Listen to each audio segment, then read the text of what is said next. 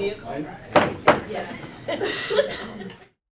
morning. We are back on the record. The time is 8:01 a.m. The date is June 10th, 2025. The commission and staff are again appearing from the commission's Bollinger Room in Helena, Montana. This is day 2 of the scheduled public hearing on docket 2024.05.053 involving the application of Northwestern Energy for authority to increase retail electric and natural gas utility service rates and for approval of service schedules, cost allocations, and rate design. To begin today, I will first ask for public comment. Please note that this session is being recorded and all comments are received will be public records. So please do not include confidential or private information in your comments. To ensure we get to witnesses who have traveled to be here today, we need to impose a time limit on public comment. We have 5 commenters who are registered to speak in person and 6 commenters who are registered to speak online. By a show of hands, how many people do we have in person who would like to provide public comment today? I count 3. So perhaps not everybody is here. We have 1 hour reserved for public comment this morning, so each commenter will have, with only 3, I'll give everybody 4 minutes each. You can go to 5 and I won't get too excited, and that would include online. We will begin with commenters in the room and then move to commenters online. For commenters in the room, I will call on those who are registered first, and I'll do that from my list. And invite commenters to approach the designated speaking area. Please don't wait until the person before you is done. Please get in line. We'll save some travel time that way. Everybody will have more time for their comments. So, for each commenter, please state your name and the town where you are from. We do not need your physical address, just the town. If you are speaking on behalf of an organization, please identify the organization. If you have written comments, please submit them online to the Commissioner's Ready portal or by emailing pschelp@mt.gov.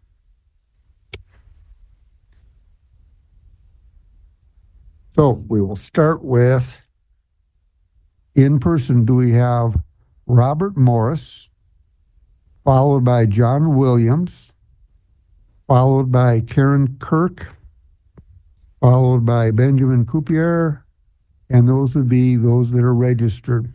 So please state your name, spell your last name. Good morning. Can you hear me okay? Yes, just fine. Thank you. My name is Bob Morris, Morris. I live in Butte. I'm representing myself as a ratepayer of Northwestern Energy. I am the Lance Energy Chair at Montana Tech, and I have 40 years of electric power system engineering experience. Montana utilities have a demonstrated track record of providing reliable and economical energy. In February 2025, the U.S. Energy Information Administration reported Montana's average residential electricity rate is the 7th lowest in the country and 29% below the national average. Our gas rates are the 3rd lowest in the country and 38% below the national average. Our state is blessed with a mix of natural resources, including coal, hydro, natural gas, and wind.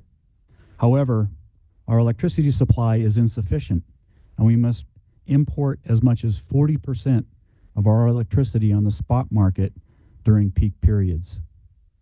This increases our costs and puts our electric system at risk.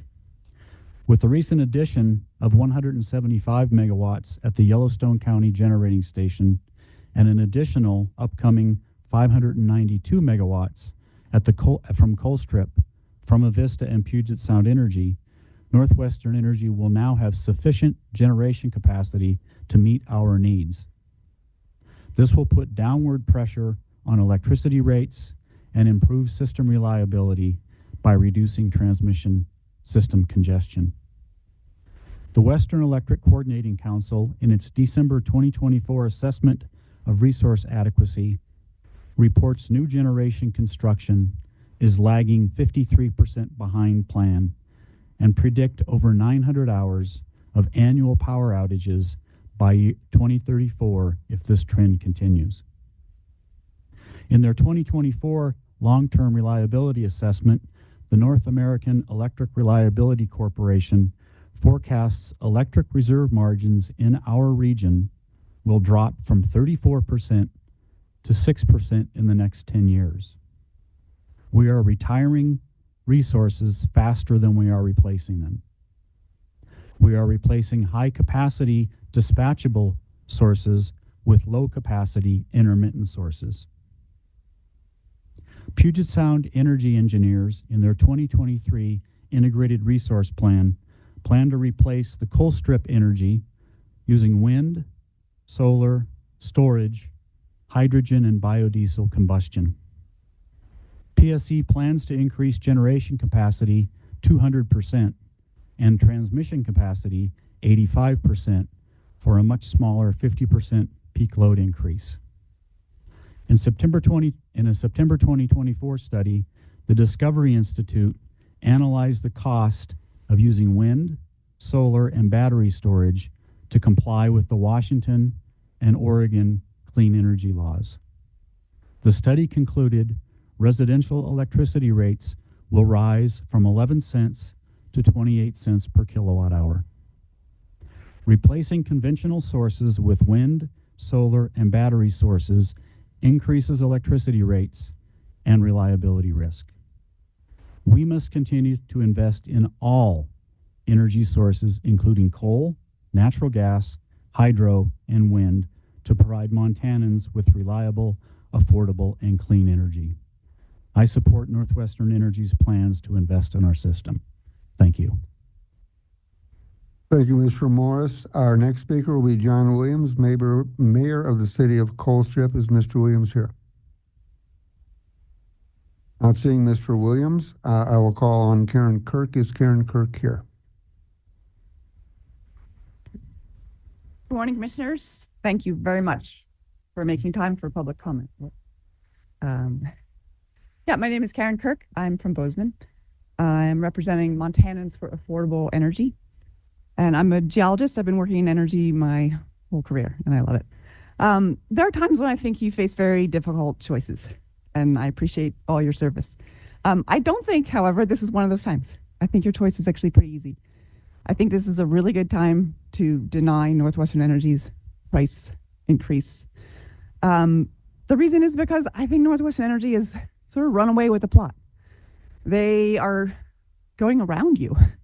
You're elected for a really important reason, to stand between powerful corporations and regular people in our wallets. And you're here to sort of be that interface so that they can't just do whatever they want. Repeatedly, increasingly, they're doing whatever they want. They built an entire power plant without your permission. That can't feel good to you. I didn't appreciate it either. They raised the rates by using kind of a weird little loophole and playing with the timing a little bit, and that probably doesn't feel very good to you either. I also don't appreciate it. So I think you have great authority here to do what you're elected to do, what we all elected you to do, which is to stand firm. Don't let Northwestern Energy run away with the plot and subvert your authority. In terms of resource planning, I think we should take a harder look at Northwestern's strategy. Over time, they show kind of one playbook, which is to double down on coal and natural gas, fossil gas. I don't think it's strictly true that if you change your resource mix to more diverse resources, that it necessarily makes your price go up. Prices go up for all kinds of reasons. There are places that have a lot of renewables and have low energy prices. There are places that have a lot of fossil fuels and have high energy prices. I don't think you can make that correlation like, oh no, if we get away from coal and fossil fuels, we're going to have higher energy bills. It just doesn't seem to be the way it's working out. We have so many examples of utilities all around the country making innovative decisions, energy storage, adjusting the price of energy based on peaks. You know, peaks kind of drive everything. There are ways to manage this. Northwestern Energy is not using any of them because why would they? They don't have to, because they subvert your authority and do whatever they want. So I would like to see you fulfill your role and require Northwestern Energy to play by the rules, to use you, not just to go around you, and to be more innovative, not to just consistently double down in their sort of well-worn path. this isn't a hearing about pollution, but pollution is not free. It's not really factored into these things, but it takes a toll. And the reason why other states are making laws to get away from coal is because they understand that that pollution has a real cost, a real price tag. And who that affects most are the people at the lower end of the income scale. There's a big impact on missed school days, missed work days, asthma attacks, emergency room admissions. Very tight correlation with burning of coal and those health impacts. That's never factored into the equation, and I'm not asking you to do that, but do keep that in mind. That is a real cost that we can avoid by using more innovative methods. I will wrap it up. I really appreciate your time. The first time I ever gave public testimony was to the Public Service Commission. It's literally one of the highlights of the things that I get to do, so thank you for your time. Thank you. Has John Williams joined us? Not seeing so being the fact. Benjamin Coupier. And the next commenter who can get in line if they're so inclined is, you'll be the last of the in person. So please spell your last name, and you also have 4 minutes. All right. Thank you, Mr. President. Commissioners, my name is Ben Kuiper. That's spelled Kuiper. I am a Helena resident. I'm here representing myself, and I took personal leave today to come speak to you. I just wanted to urge you to resist the rate hikes. As you know, Montanans have been shouldering half a decade of inflation. Coupled that with the increase in housing costs and the increase in childcare, it's making it very hard to make ends meet. I have friends who I went to school with who were born here, who had to leave Montana because they can't afford to live here and they want to seek better wages and a better economy. So I just want to ask you to resist these wage hikes. Or these rate hikes. I know that the economic concerns that I've brought to you aren't your doing, but these hikes are not going to help matters. So thank you so much for your time and attention. Thank you, Mr. Coupier. We will move to the online commenters. I'll read the list here, and we'll. So if you get your mute button off, get ready to go. Chris Engett, Katie Whitmoyer, Daniel Brooks, Karen Jerusi, Mary McNally, and Lindsay Wancor. First is Chris Engett. Chris, are you on? Yes, I'm here. Can you hear me? Yes, loud and clear. Awesome. Thank you. My name is Chris Engett. That's Enget, and I'm from Billings, Montana. I'm a combat veteran and a Purple Heart recipient, and a proud Montanan. I've been in Montana for over 35 years. I served in Afghanistan and understand firsthand what it means to protect others, to prepare for the unexpected, and to build systems that can withstand stress and hardships.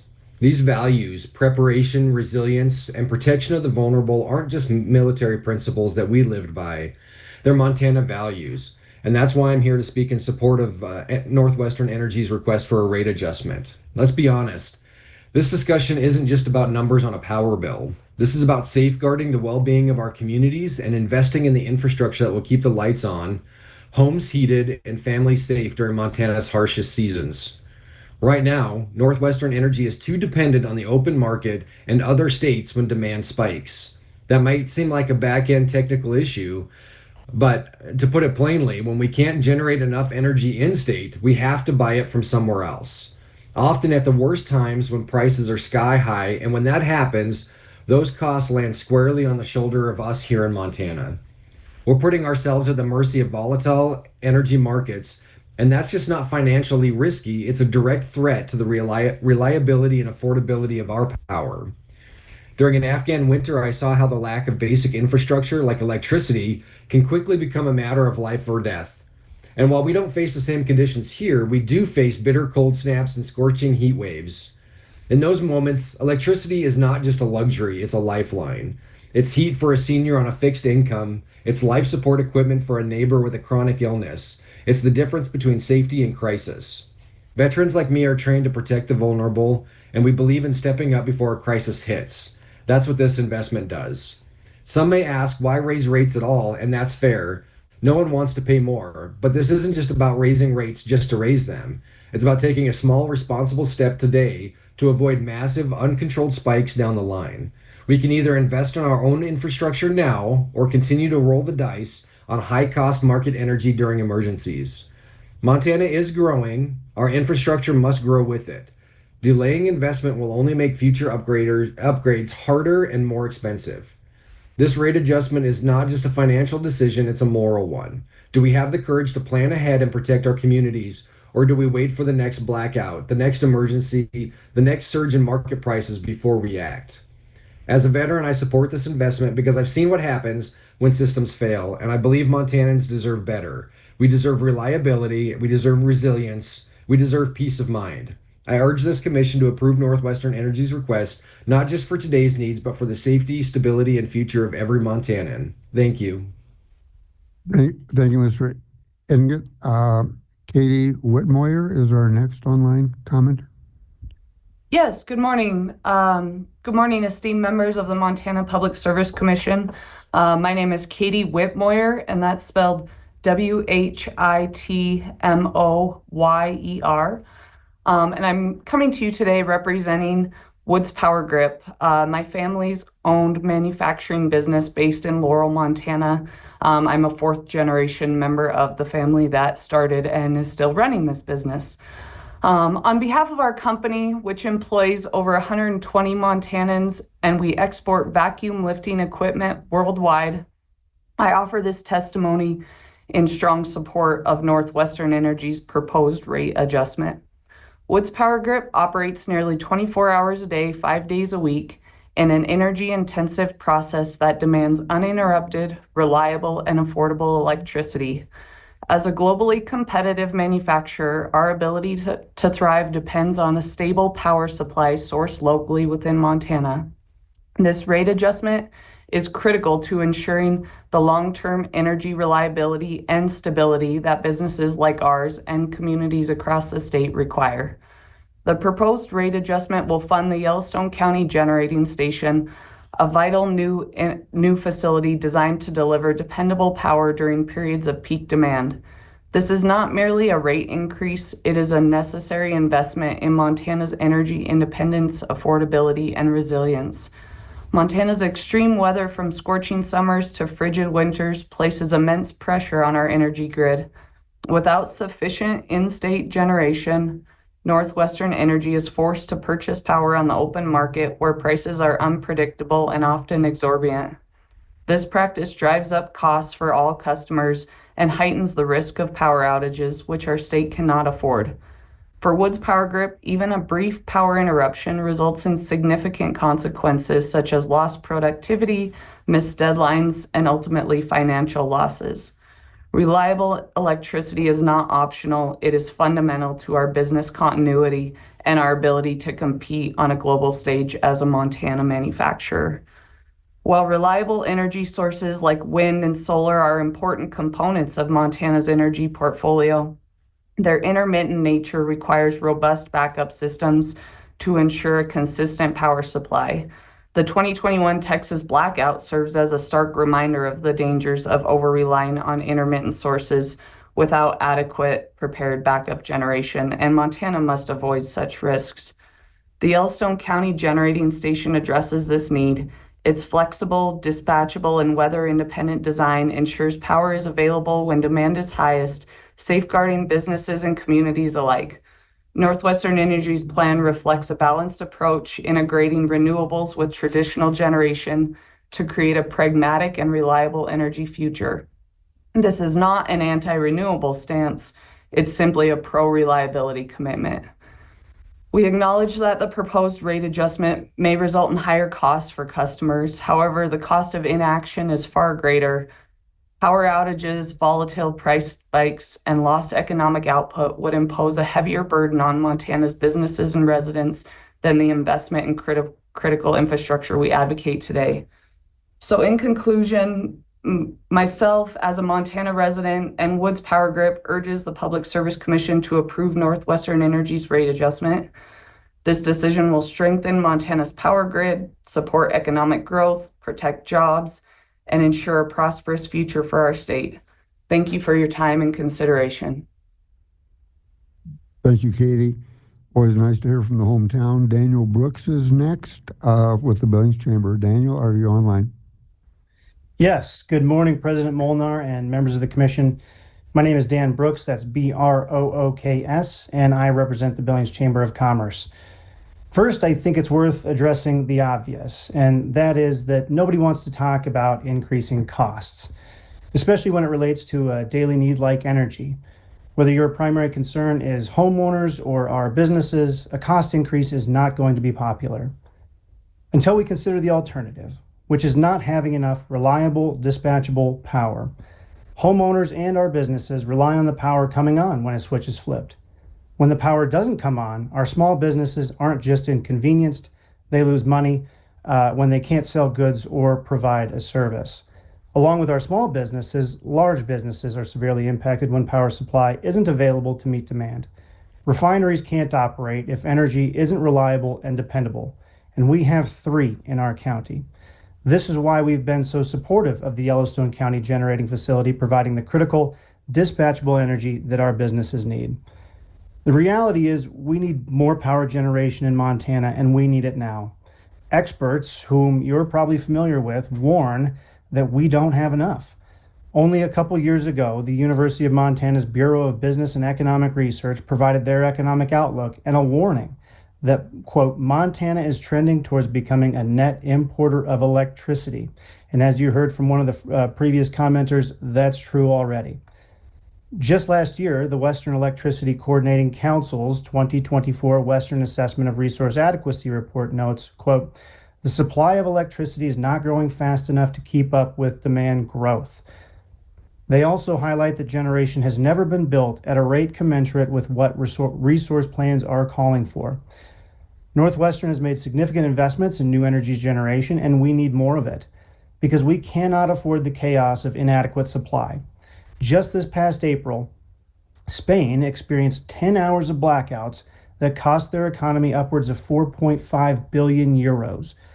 Fortunately for them, it was spring in Spain, and only 7 people lost their lives. A similar blackout during a Montana winter would surely be more tragic. The Billings Chamber urges you to approve this rate adjustment, not because we want higher rates, but because we can't afford the alternative of inadequate energy supply. Our hospitals, refineries, farms, ranches, and small businesses all depend on keeping the lights on. This is a necessary investment in energy reliability in our region's economic future. Thank you for allowing me to testify and your consideration on this issue. Thank you, Mr. Brooks. Our next commenter is Karen Giarrusi. Karen, are you online? Can you hear me now? I can hear you loud and clear. Please Great, proceed. thank you. My name is Karen Giarrusi, Jarussi. I'm from Billings, Montana, and I'm a customer of Northwestern Energy. I want to ask you to not include the cost of Northwestern Energy's Laurel methane plant in rate making at this time for a very simple reason. The plant is unlawfully built on land zoned for agriculture, and ratepayers should not bear the cost of a risky business decision to push construction through without first getting proper zoning. This may not seem like a big deal, but zoning is a critical foundation, whether you're building a coffee kiosk or a methane plant. And they just cavalierly plowed past this requirement, and I think we should not bear that burden. A case is currently pending in district court in Yellowstone County challenging the plant's zoning. I have a law degree from University of Montana, and I was a career federal law clerk for almost 20 years. I have read all the briefs and reviewed all of the factual materials in the Felder case. My testimony is based on that, and I'm happy to supplement it if there's anything you'd like more information about. I'm trying to keep this within the time limits. To begin with, no one disputes that the land upon which this plant or a portion of this plant was built was zoned for agriculture by the city of Laurel in the 1970s. We have city zoning maps, all kinds of factual records, and nobody really disputes that. In fact, Northwestern Energy recognized this in 2021 when it submitted a zoning change request to the city to change its zoning from ag to heavy industrial for this plant. In November of 21, the zoning request got mired down because the city wanted more information. Rather than wait, Northwestern Energy abruptly withdrew its application and started construction on the plant just a few months later in April of 2022 with no zoning approval in place. Evidence obtained from a Freedom of Information request and other sources shows that as early as 2021, the county commissioners of Yellowstone County were working hand in hand with Northwestern Energy to make sure this project went through. Members of the public who opposed it were told that it was a done deal and that their comments were meaningless. It was just pro forma. The commissioners were in regular contact with Northwestern Energy to coordinate messaging. Commissioner Oslin actually appeared in a promotional video on the Northwestern Energy website, and another commissioner bragged about touting the plant on public radio. So clearly they're on the plant's side. So when the zone change got stalled down in 2021, I believe, based on all the evidence I've seen and the natural sequence of events of why Northwestern Energy would proceed with a $320 million plant without zoning, that there was some sort of an understanding that the county would find some way for Northwestern Energy to get the zoning it needed without having to delay construction or face any kind of a public hearing. And here's how they did it in a nutshell. First, in 2022, after Northwestern had already started construction on the plant, the city and the county just decided that they were no longer going to recognize city jurisdiction. 1 minute. Pardon me? 1 minute. Okay. There have been varying legal reasonings given for their decision to do this, but there was never a public hearing. There was never any notice to neighboring landowners. They just simply made this decision between the two of them. Zoning is a legislative action of the city. You can't just decide not to follow it, but that's what they did. And there are statutes that allow the county to take away that city jurisdiction and end it, but they admit that they never followed that statute. They just decided they weren't going to enforce it anymore. So next, with city zoning out of the way, they began treating Northwestern Energy's land as unzoned county land. And so that automatically made Northwestern Energy's plant construction lawful because it's unzoned land. They don't respect city zoning anymore. Finally, in July of 2024, the county enacted its own agricultural zoning in the area, just as the city had before it. But since the county didn't recognize the earlier city zoning and viewed the plant as built on unzoned county land, the plant could be approved as a lawful, non-conforming use and grandfathered in by statute, again, without any hearing or any due process for neighboring landowners who have relied on this zoning for 40 years. Karen, please begin your summary. Okay. The bottom line is that Northwestern Energy, do I only get 3 minutes? I thought I would get 3 to 5. You got 4 already, so you're... Oh my goodness. Yes. Okay. Well, the bottom line is that the Felder case is fully briefed. There's going to be a decision anytime now. And if the plaintiff's views are upheld, then Northwestern Energy lacks zoning. It needs to do what it started in 21, which is apply for zoning, go through a public hearing, which will be the first hearing that's ever been held on the impacts of this plant on the community. And they knew for a fact during the entire time they were constructing this plant in 22, 23, and 24 that zoning was disputed. But as is often the case, they plowed through. And I don't think it's fair that ratepayers bear the burden of this risky business maneuver until zoning is fully and finally decided. I'm not asking you never to rate base it. I'm just saying, why should we pay for it when they knowingly proceeded with construction without zoning? And there's a case pending that could be ruled up on any day now.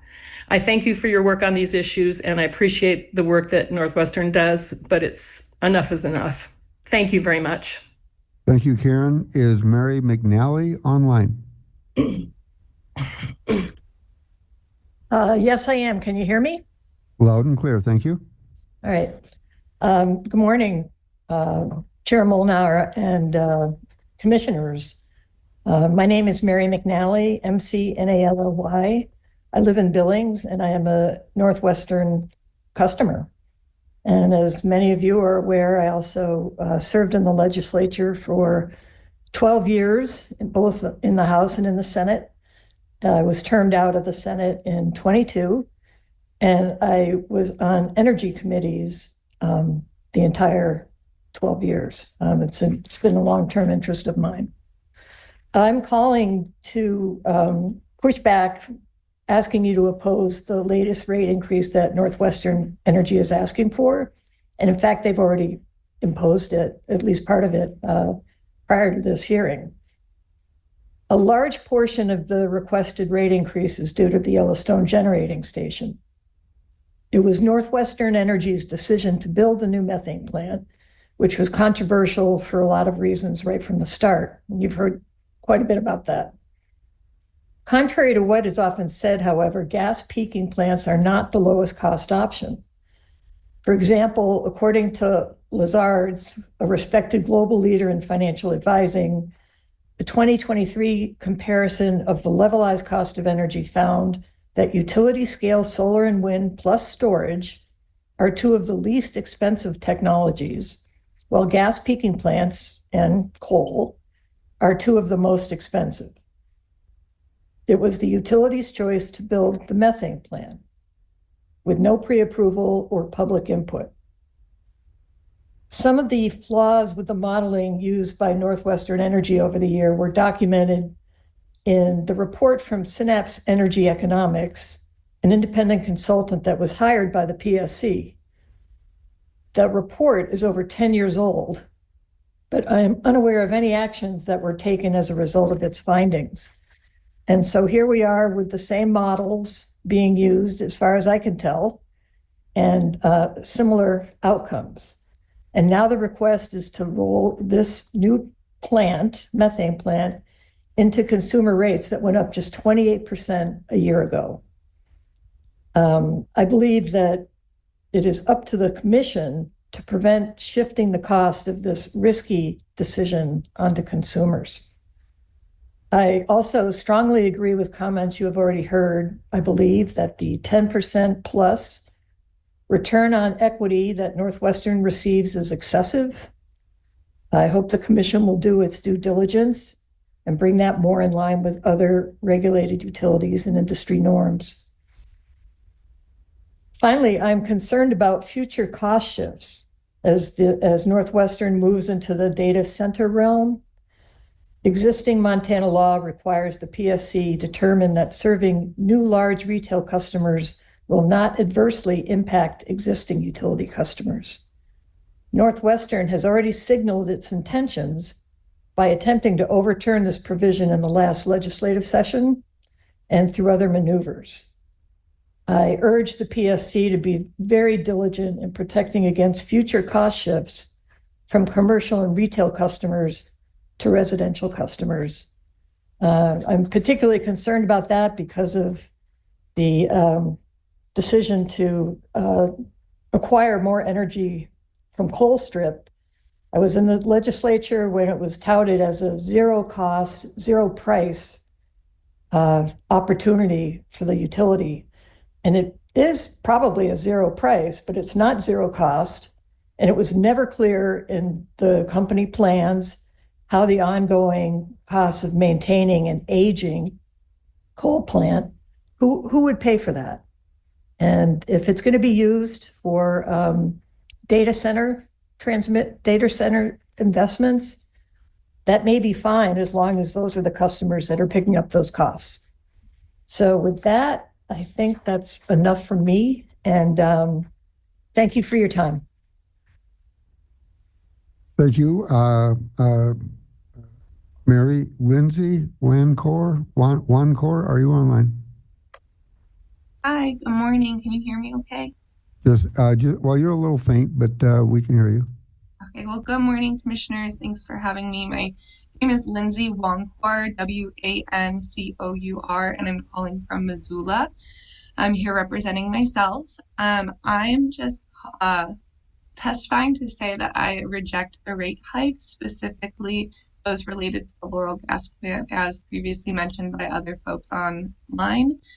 I am seeing a lot of people my age, so I'm in my 30s, who are still unable to buy a home. They're still living paycheck to paycheck.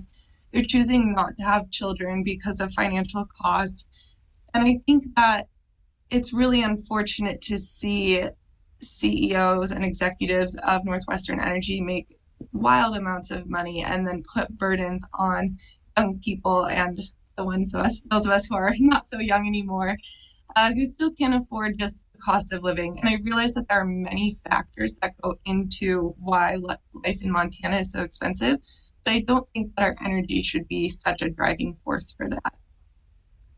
I think with so many people unable to like live a life of comfort and like just stability, living paycheck to paycheck, as I mentioned, it leads to a lot of people leaving the state because to go to places like Michigan where you can afford a home easily and your bills are more reasonable. And that's a lot of economic loss for Montana as well. You have really bright, brilliant people who want to help this state thrive, choosing to go to states that maybe they don't care about as much or they're not as invested in simply because of financial drivers. So, like I said, I support a lot of what was said by other people opposing this rate hike, and I just want to highlight really the loss that comes to our state when rates continue to increase at these, or our energy bills continue to increase at these rates when our paychecks don't match that. So thank you for your time, and I know you have a really tough job ahead of you, and I appreciate all the thought that you're putting into these comments. Thank you, Lindsay. That ends the online. I'll make one more run. Is John Williams either online or here in person? Not seeing John Williams. This will conclude our public comment. Seeing no further public comment online. Are there any questions? Well, I will do that when we start up again in 23 minutes. So the public comment for today is closed. We will resume at 9 o'clock.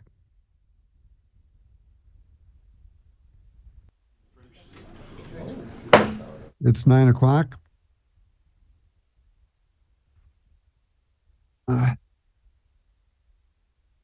All parties are reminded that they've already been sworn in. If anybody here is new that has not been sworn in, please raise your hand.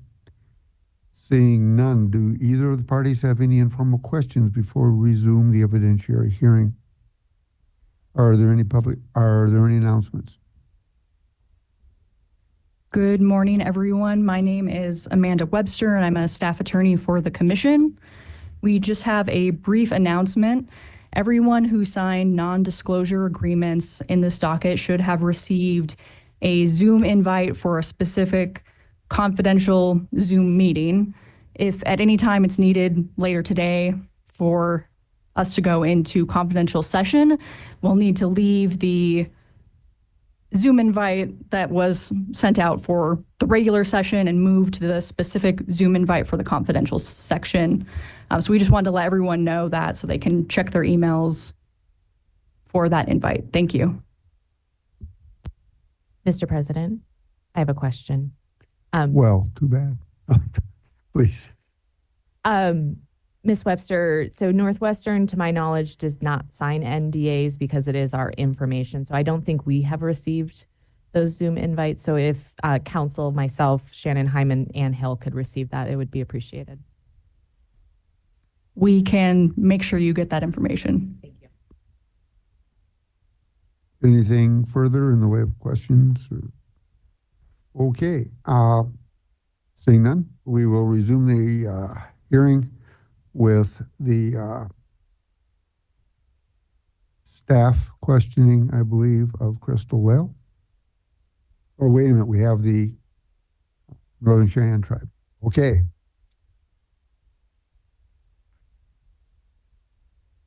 What do I do? Is he here? Hello, I'm here. Okay. Say again. Can you guys hear me?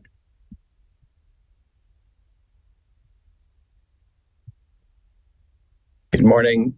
Good morning. Are you My name is Brian Chestnut. I'm an attorney for the Northern Cheyenne Tribe. I've been called to duty here in the last minute because my colleague Anna Brady, who also represents the Northern Cheyenne Tribe, fell ill late last night and is unable to participate. So I will be asking questions of Northern Cheyenne Tribal President Gene Small. Okay.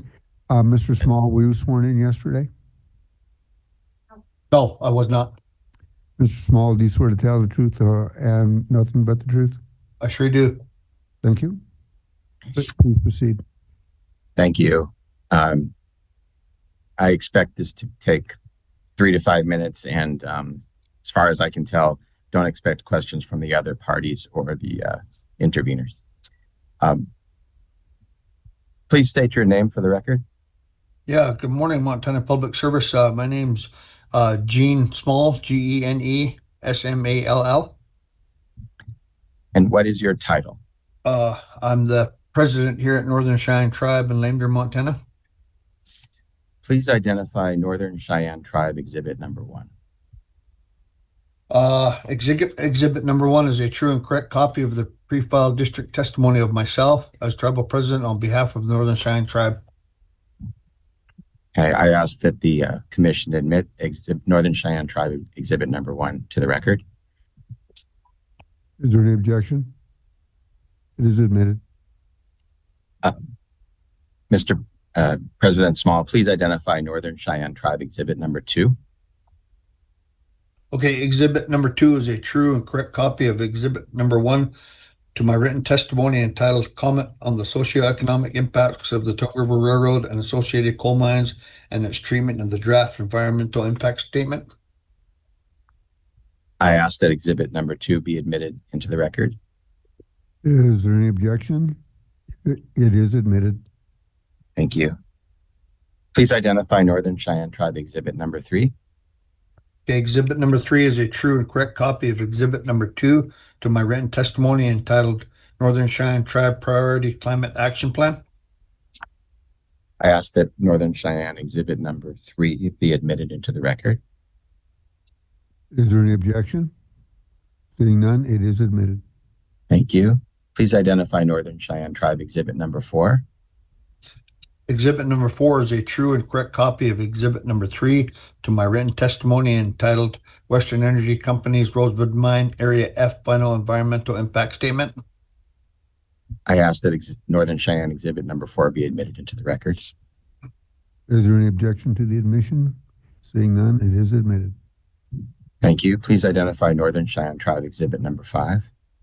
Okay, exhibit number 5 is a true and correct copy of exhibit number 4 to my written testimony and entitled Henneman ETAL Mortality Risk from United States Electricity Generation 2023. I ask that Exhibit Number 5 from the tribe be admitted into the record. Is there any objection? Seeing none, it is admitted. Just a few more. Please identify Northern Cheyenne Tribe Exhibit Number 6.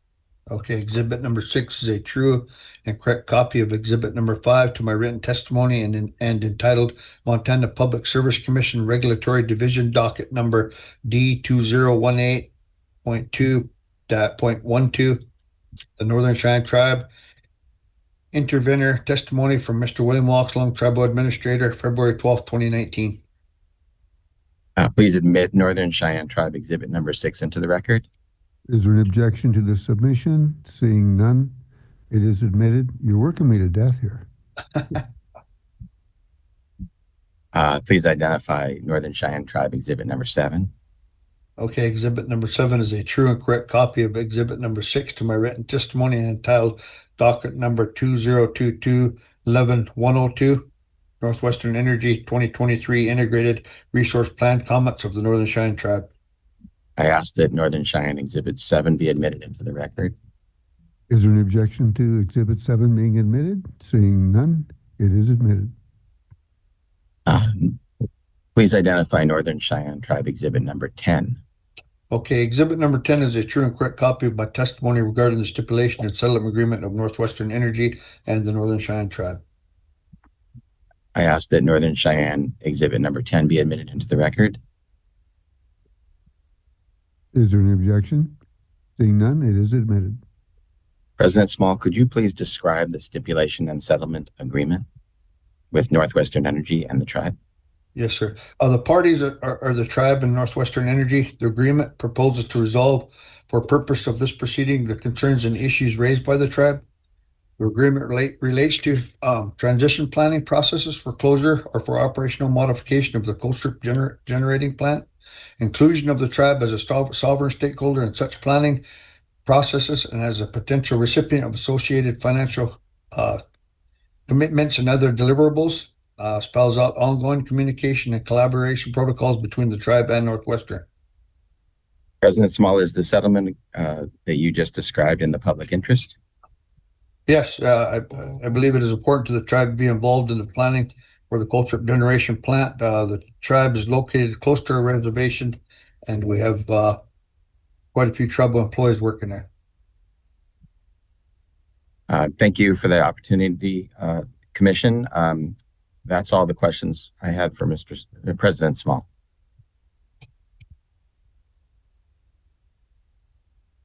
Mr. Brown, do you have any cross-examination? No questions, thank you. Mrs. Harbine, do you have any cross-examination? No, thank you.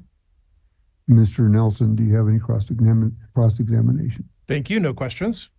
Ms. Chilcott, do you have any cross-examination of this witness? Do not. Thank you. Mr. Rivera, do you have any questions of this witness? No, thank you. Mr. Uda, do you have any questions of this witness? No, thank you, Mr. President. Ms. Brady, do you have any questions of this witness? I believe she's out, right? Okay, I'm going to take her off. Ms. Mowry, do you have any questions of this witness? Also out. Well, pardon? And Northwestern, do you have any questions of this witness? No questions. Thank you. Yeah, are there any questions from the commissioners? I have one. Mr. Small, as I understand the settlement, you're asking for that we leave a docket open, allowing you to discuss these issues further with Northwestern. Do we really need a docket for you to be able to discuss these issues with Northwestern? Or can we simply dispose of this matter and you continue your conversations, and if you need us again, we can come back up? I'm not sure to that. Brian, can you answer that? If I may, President, I don't think the settlement calls for a docket to be open. I think that that's something that may arise later. I think the settlement speaks for itself as filed, but I'm not aware of a statement in there that calls for a docket to be opened. Not open, but remain open. It's my understanding from reading it, and it could be that all this has gone beyond after I read it. So you're saying that this will be the final disposition of this question, and you can and will remain in conversation with Northwestern on these issues independently? Yes. Okay. Yeah. Thank you very much for that clarification. Does staff have any questions of Mr. Small? No questions. Okay. We'll close that off. That closed. Okay, I'm going to temporarily excuse Mr. Small. Thank you, sir. Would it be okay for the Northern Cheyenne tribe to be excused from the matter, from the hearing? Without objection, that would be fine. Is there an objection? Thank you. No objection. No objection. You are excused. All right, thanks, Montana Public Service Commission.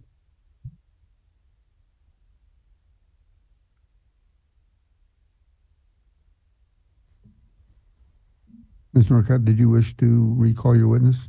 Yes, thank you, Mr. President. Northwestern recalls Crystal Lale.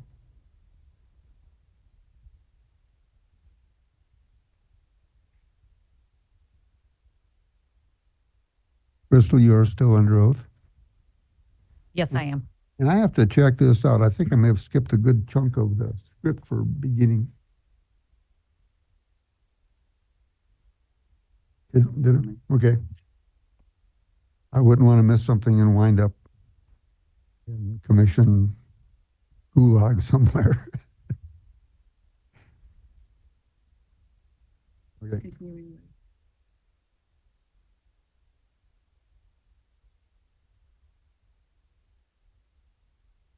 Look, she has to shuffle through this stuff too, and she's getting lost. So. Okay, we're back on the case in chief.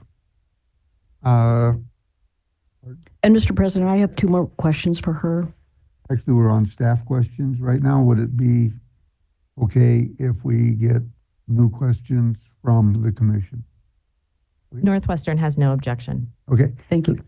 Commissioner, proceed. Okay, thank you. So I'm real big on things being in layperson's terms because the public's listening, our constituents are listening, and they need to understand so that what comes out in the press, they can kind of balance that with reality. So anyway, on CDL5, and I don't think you need to go to any of these pages, but you said as a publicly traded utility, we have two primary sources of external capital, debt and equity investors. Ability to attract new capital under reasonable terms is dependent on our ability to offer risk ratio opportunity. And you explained on 9 how through Northwestern Energy shows a profit, the amount though it shows a profit, the amount falls short of the return investors expect on invested assets based on the rate of return authorized by the Montana Public Service Commission. So I wanted to put that in layperson's terms, and you tell me if I'm wrong. So providing life-sustaining energy to hundreds of thousands of people is not a mom and pop business. You know, where mom and pop put up a little collateral, maybe get a little loan from the local bank, and they're kind of on their way. You have to attract investors willing to put forth millions of dollars for long-term assets, and you need to get the best possible rates on your loans by showing your ability to repay the lender. So credit ratings matter. And Fitch, Moody, and S&P, they are the largest, most reputable credit rating agencies, and they are the ones you referred to. And their most important qualitative factor is the regulatory environment, which includes how we regulators conduct ourselves. So obtaining loans at a higher interest rate will increase the cost of long-term debt, which is ultimately paid by customers. Is that correct? Yes, it is. So the importance of this cannot be overemphasized, and that's why I'm kind of stuck on it. But I will get this done quickly. So to your knowledge, do these top credit rating agencies and your lenders, do they pay attention to what's in the newspapers and on the radio? Like if they hear or read negative reviews by protesters, politicians, maybe utility regulators, does that adversely impact credit ratings and or lenders' rates by making the company appear to be at higher risk? They definitely pay attention to, as I think we talked about a bit yesterday, dockets here in front of this commission, and also what's in the news media, jurisdictions that are a bit more noisy in the coverage, I guess is the way I would say it. They pay attention to that just in assessing the overall risk, which again is that qualitative. So when you say that, it's hard to put the numbers on it, but they definitely assess the perception. They look at, quite frankly, our J.D. Power's customer satisfaction scores, how are customers thinking about us. All of those things go into thinking about the overall risk assessment of the company, and then that risk return on capital, which is how much do I demand over a base treasury rate to give you capital. So yes, Okay. They think about those things. Okay, thank you. My last question. You talked and wrote about the regulatory compact. Can you explain the regulatory compact to the public? I'll try to your point on layman's terms of what this is. And when you think about our obligation to serve customers, so we have an obligation to serve. This is why you don't have two different utilities that run electric wires to your house. So that wouldn't make a lot of sense, or two gas pipelines. So in that sense, we do have a monopoly, and that term is used a lot. But within that compact, we have an obligation to serve. And then within that, the regulators, we can't change our price to customers. We had a conversation about that yesterday, absent working through this commission. So when we talk about prices increasing, and here we're talking about 2023 investments, some from 2022 and 2024 investments, we can't go ask our customers to pay for that absent going through this commission as a part of that regulatory compact, because we are a monopoly in that sense. And this commission sits in the place of competition, where other businesses, your small mom and pops, if their input costs change today, they're likely changing the price to you tomorrow. Think about your gas stations, eggs, all the things, right? So they change that tomorrow. In our world, we can't do that absent working through this commission. But the flip side of that compact is this commission has an obligation to, one, make sure we're doing our job well. We talked about reliability yesterday, safety, the decisions we're making for the long term. This commission, of course, sits in the spot of thinking about 30 and 40-year decisions all the time. And what are we making that those are the right things? And then if we do that, that we get the opportunity to earn a return on that invested capital. Most of your customers aren't going to understand that the one place we make money is a return on invested capital. We don't make money elsewhere, but that fair opportunity to earn that return is the flip side of your obligation to consider both. Are we serving customers the way we should? Are we keeping the lights on and the gas flowing in the right sorts of ways? Are we doing that at a fair price? But meanwhile, we should also have a fair opportunity to deliver a return from an investor perspective. And that's how I think about broadly the regulatory compact and the relationship between us as a utility and being regulated by you as the commission. Hopefully that was layman terms. That was excellent. I think so. So as part of that contract, are we regulators allowed to let utilities under-earn? I would say that, are you allowed? Yeah, that's not a good word. The way I would maybe frame that is because of, again, all the conditions we talked about yesterday, that between rate reviews, when you have stated rates, there may be factors that contribute to earning less than are authorized, or maybe there would be scenarios where you might earn more than you're authorized.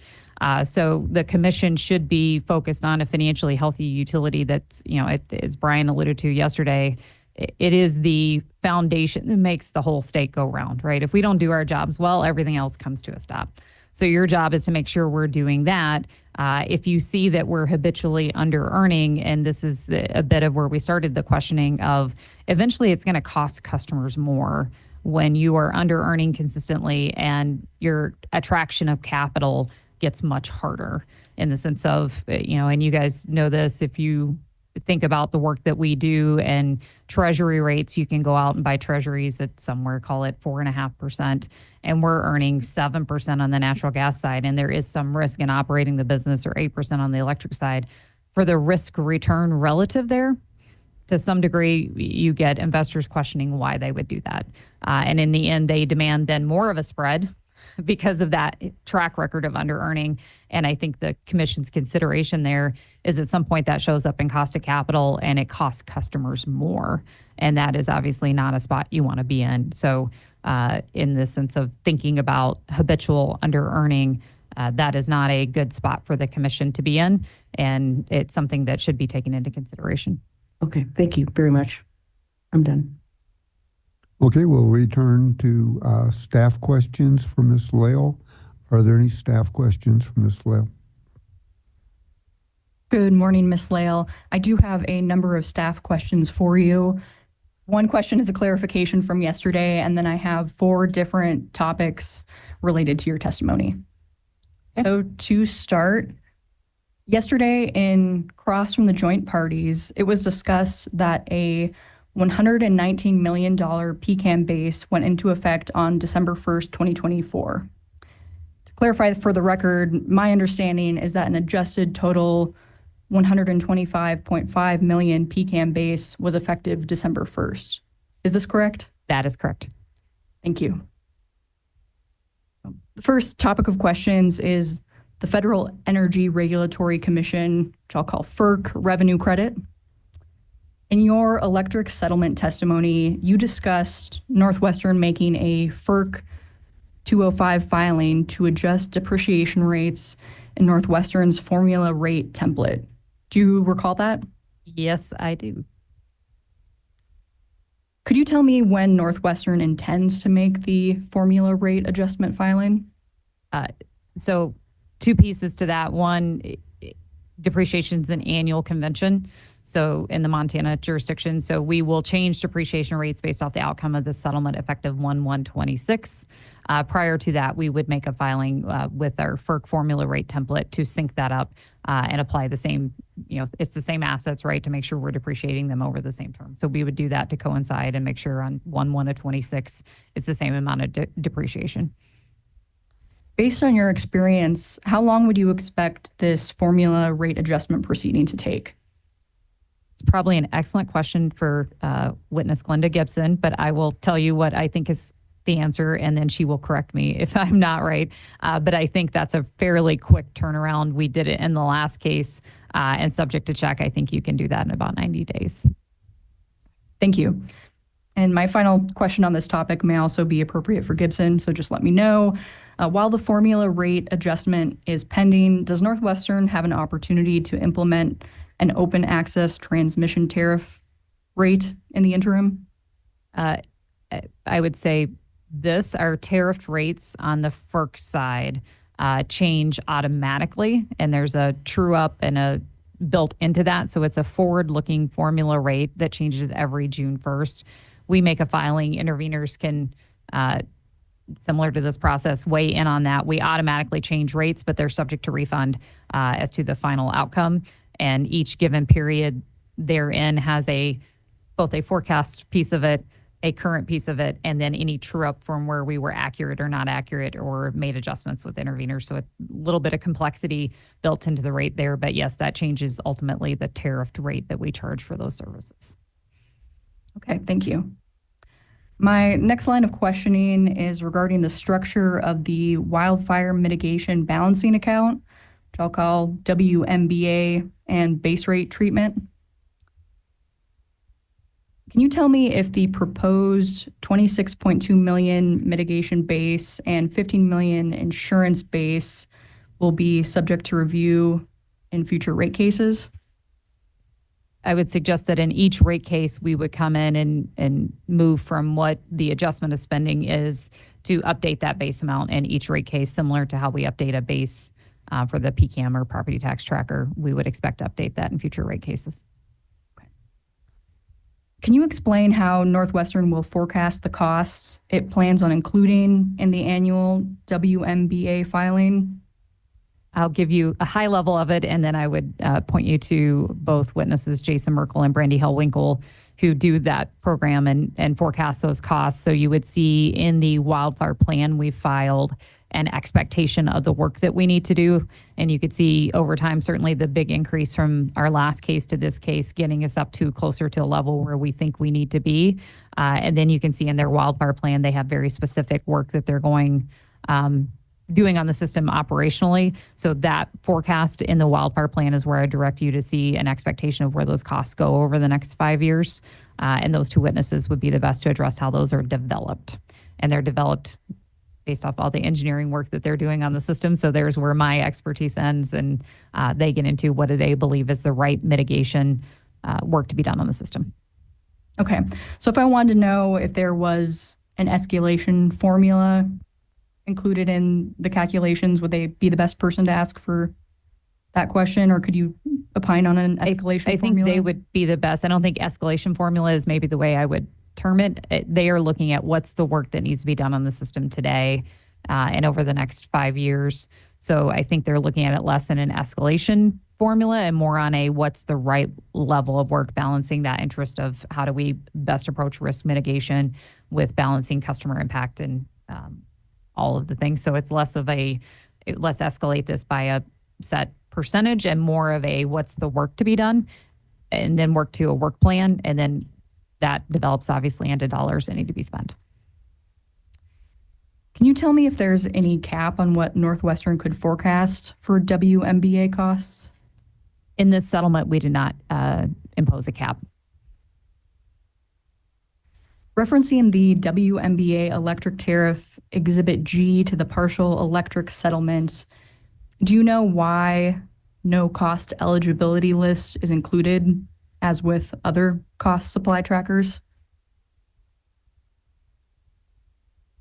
When it comes to Exhibit G, Charlie Lane may be a better witness, but I would tell you when you're thinking of the cost eligibility, because that's contained within the wildfire mitigation plan, it wasn't duplicated here in the tariff. Okay. Do you know what internal controls ensure that forecasted WMBA costs reflect prudently incurred costs? So each year we will capture those costs. And again, there's 5 categories in the wildfire mitigation plan. There's considerable detail and filed in this case as to what are the costs that are captured in each of those. Think vegetation management, situational awareness, the work that we're doing on the system.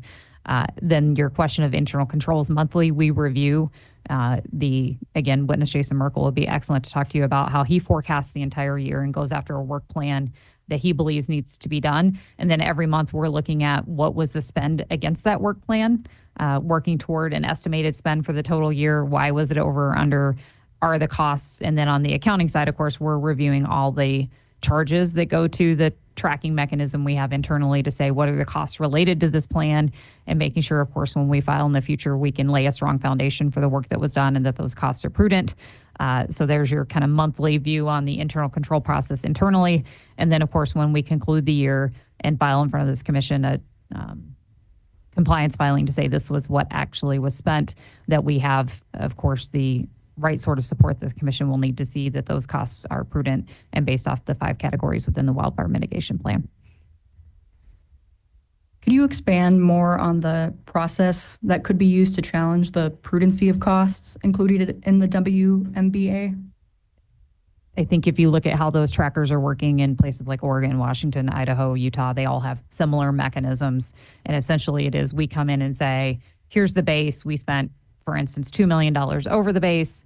That included, these are the types of spend. And obviously the challenging of prudency would be, we didn't think you needed AI cameras to look at, detect smoke detection or whatever that is. Then obviously the questions would be, are those costs in line with, I guess, in my view, the wildfire mitigation plan that we have on file with you? Are they consistent with that type of costs? And are they reasonable for the mitigation received? Can you tell me how insurance premiums are set for Northwestern's wildfire liability coverage? That's a really complex topic, but I'll give you the, as Commissioner Bukacek said, the layman's version of that. So we work with our insurers, the first 2 layers. We have a tower of insurance. And when you think about that, if you just think about your personal insurance, you probably have auto insurance, you have homeowners insurance, and then you have an overall umbrella above that. You should anyways. We think about that in our corporate insurance in a similar way, that you have elements to that, and then you have layers above that. So your first 2 layers are 2 energy or utility mutual insurers that are focused on really providing insurance products to the utility space. And I think those formed a couple of decades ago when it became hard to insure utilities. So when they think about, your question of how are wildfire premiums set, I will tell you that in our renewals last year, there was significant conversation, and there always has been around operational practices, but with those insurers with regard to what are the operational work you're doing on the system, and of course how they think about ultimately the litigation risk that's embedded, because that's where we have a $2 million retention, and then after that, any claims that we would incur go through that insurance process. So they are looking to understand our operational processes and making sure that what we're doing there is prudent. They are looking, and I think we talked about this a little bit yesterday, the liability construct, and certainly that factors into how our insurance premiums are set. And then also, obviously, commission supportiveness overall of wildfire work, et cetera. All that leads into premiums that we get from them, and making sure that 2 things, we believe we're adequately insured because that protects customers. Of course, when you look at utilities that have had fire events, if they believe they're through their tower of insurance, your access to capital is very problematic. And obviously, you look at the utility in particular that have went through bankruptcy, PG&E, their customer rates are 3 times what the average national is. So all of that ultimately impacts customers, and your question of how do they set insurance premiums around wildfire and how do they think about our business, all of that goes into their assessment of risk and then actual losses and losses at other utilities, and it's extremely complex. But the most significant factor in our increases last year was certainly how they were thinking about trying to quantify that risk, and what is an appropriate premium for taking on that risk of insuring utility work. So hopefully that answered your question somewhere in there. Yeah, thank you. I appreciate that description. Are you familiar with Northwestern's distribution system infrastructure program? Yes, I'm familiar with DSIP. Okay. Can you tell me whether any of the activities and expenses Northwestern's intends to include in the WMBA are the same types of activities and expenses included in the DSIP? That would be a Jason Merkel question. Okay. Thank you for your direction there. My next topic is Yellowstone County Generating Station, which I'll call YCGS, cost overruns. Were you involved in reviewing and approving capital expenditures for YCGS? Yes, I think you heard Brian say yesterday, we all look at the capital program and review costs there. So at a high level, I was, yeah. Could you briefly expand on your role in the process of selecting resources that bid into the 2020 RFP? That I don't do. So Okay. that's the supply team selecting what resources come out of the RFP. The supply team handles all of that. Were you involved in negotiating the Burns and McDonnell engineering procurement and construction EPC contract specifications and pricing? No, I was not.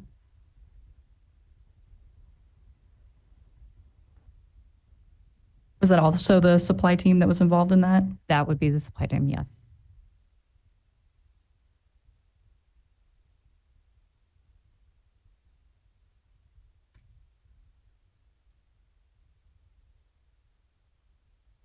So I know you weren't involved in the contract as you just stated. Were you involved in any meetings with Burns and McDonnell or with Northwestern's internal team to evaluate change orders?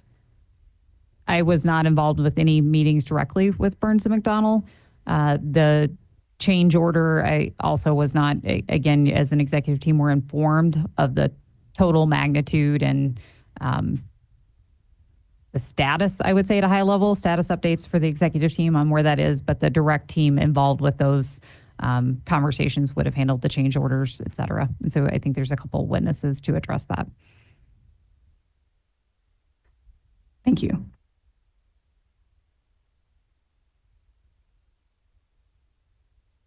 And so would that be the same for the executive team's involvement in dispute resolution meetings? Yeah, again, the supply team directly was involved with those dispute resolution meetings and those managing the project, and then they would provide a high-level update to the executive team.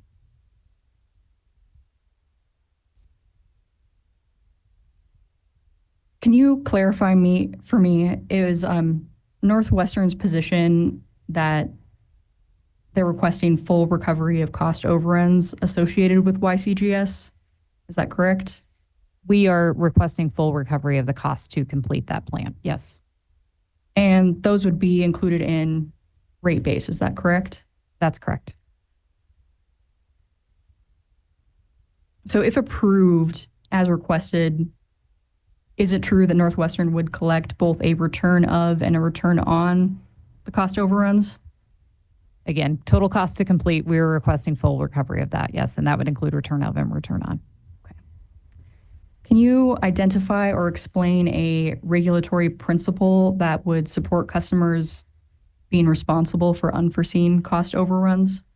Sure. I think the standard is actually a prudency review of what does it take to construct an asset.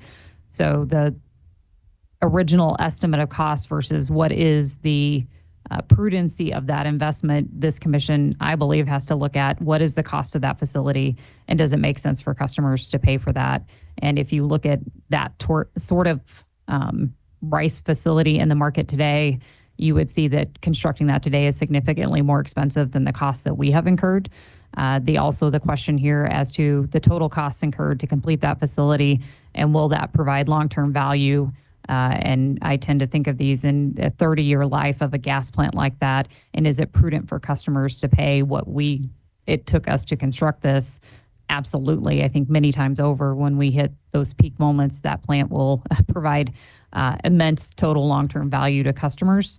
So I think the commission's job here is to look at the actual costs incurred and determine if that is the right answer from a customer perspective and if that full amount should be rate-based. Obviously, we feel strongly about that. And if in the alternative, if you'd like us to sell that plant for more than we constructed it for, those plants are extremely valuable today in the market. Thank you. My last topic of questions for you is regarding business risk and credit ratings. When the credit rating agencies evaluate a utility, do the credit raters review a utility's management of contract change orders and cost overruns? Again, they look at a high level, our operational practices. One of those would be, what does that look like? And in this sort of thing, again, there's plenty of utilities you would see out there that in an individual project may be more than they originally estimated. I can tell you from discussions with their rating agencies last week, there's no concerns as to our ability to manage. We have a $2.7 billion capital plan over the next 5 years. There's no concerns as to our ability to manage that. So as part of the qualitative factors you discussed yesterday, do the credit raters like Moody's, S&P, would you say that they would evaluate the specifics of construction management? Again, they would look at our ability to execute upon our capital plan year in, year out. And you look at what we've done over the last 5 to 10 years, what we have in our capital plan going forward. The rating agencies have expressed no concern to us as to our ability to execute on the significant investment that needs to be done on the system for our customers.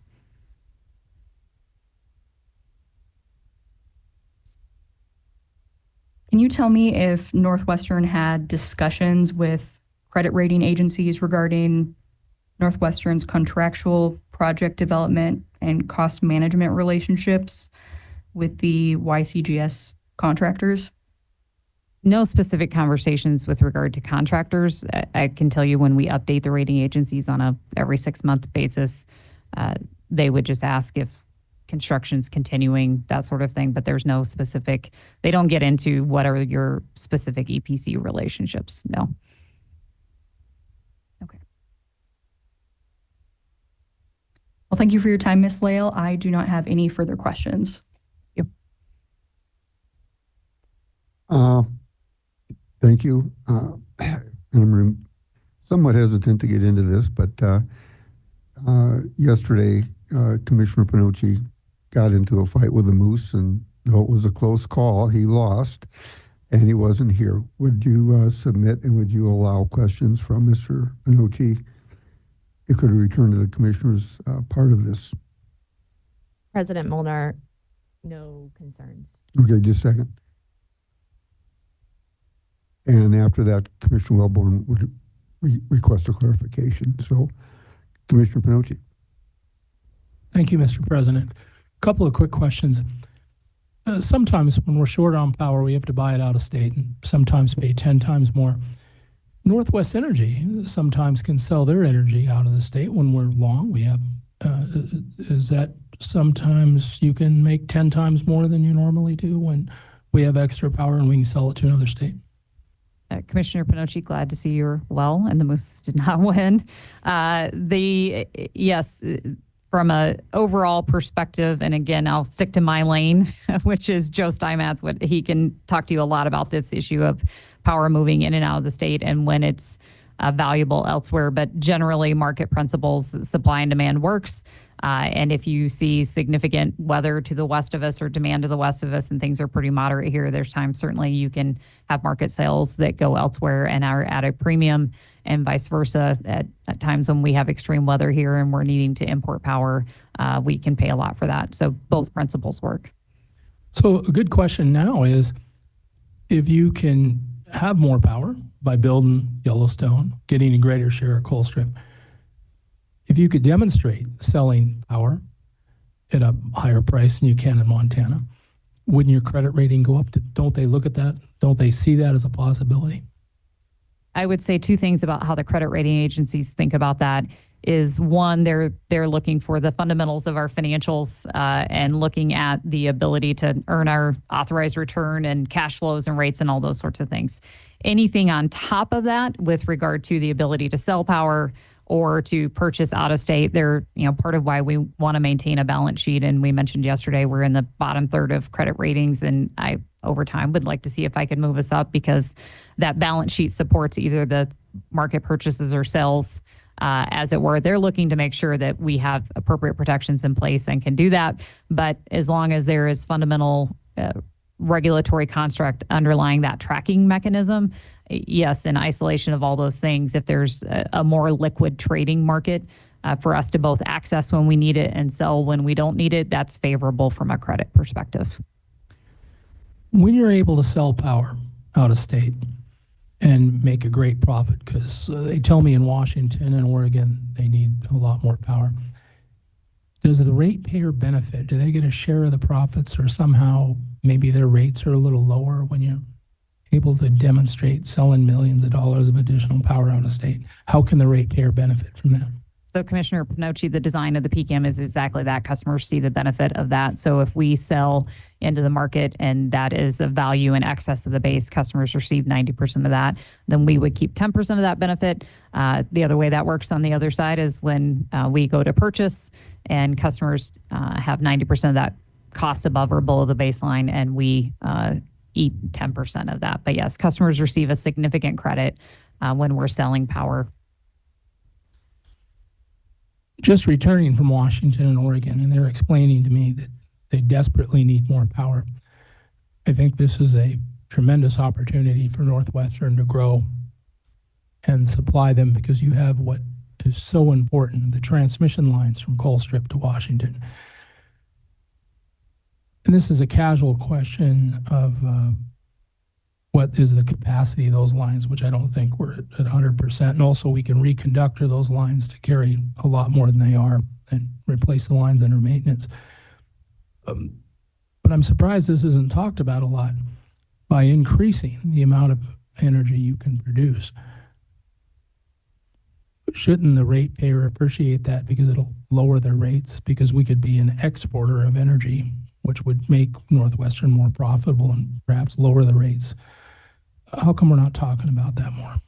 I think the reason we're not talking about some of those things more is it's extremely complex, and then you have energy policy decisions that may be different between states. So I think two things I would say. This commission has decisions in front of it, and we most of all first make decisions about ability and to reliably serve customers here. So that's step one. That's the basis for Yellowstone, and also as we think about Colstrip, et cetera. So then the next piece from that is, Montana being energy independent in the sense of when you need it most, you're not absolutely reliant upon importing power. You have power here. It matters to keeping the grid stable here. So that's step one. Then you're going to step two, which is those jurisdictions may be making different decisions around their mix of assets. And there may be times where they need additional power. And if we happen to be long at that time, can we move that power elsewhere, and can that benefit customers? I think, again, step one, reliably serve Montana. And step two, if we're happen to be long at the right times, being in the EIM, and then the ability to move that power west. The Colstrip transmission system is a key piece of that. And there's also discussion in the future of upgrades between the joint owners there. But there's also constraints when you get to the other end of the system with the BPA system to move that power.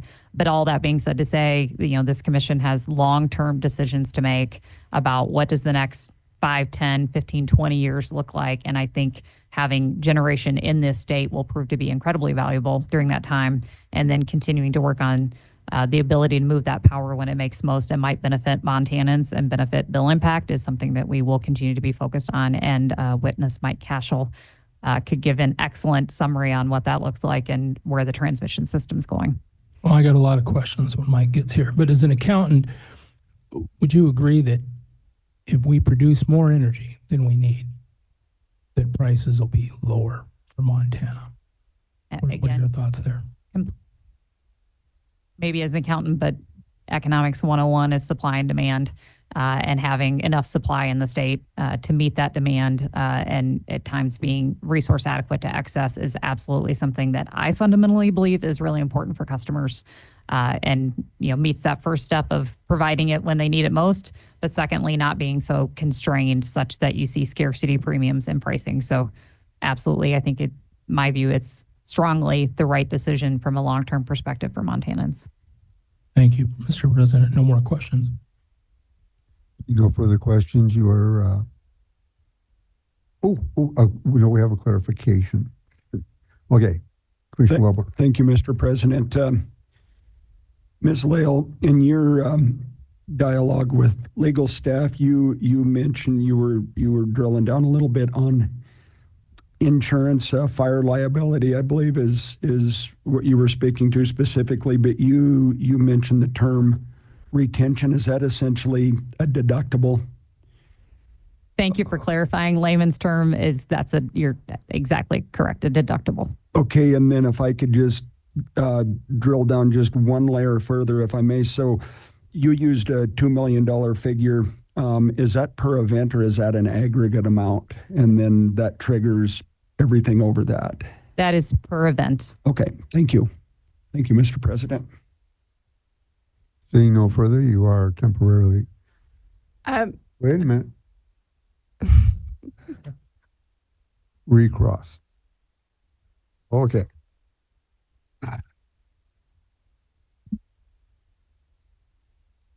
Never easy being me.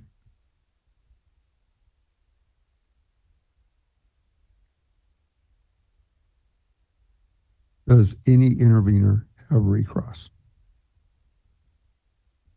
President Molnar, commissioners, the joint parties have some recross. Proceed. Thank you. Good morning, Ms. Lael. Good morning. You had a colloquy with Commissioner Bukacek this morning about the regulatory compact. Do you recall that? Yes.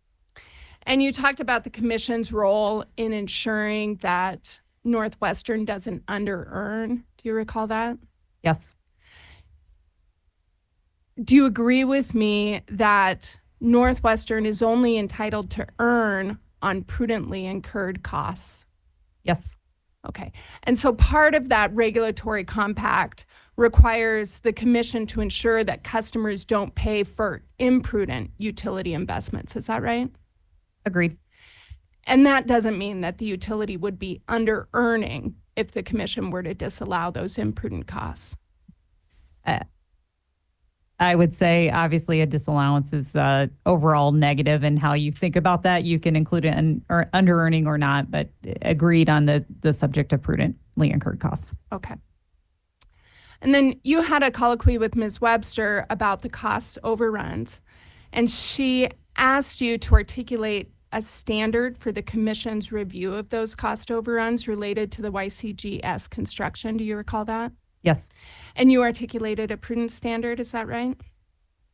To be clear, I articulated a non-legal standard. Okay. And the word A layman's prudence term, was... yes, yeah, but okay. prudence. Okay. I can appreciate that. And I think you said that the commission should consider the fact, or Northwestern's position, that it would be more costly to build a plant like YCGS today. I did make those comments, yes. Okay.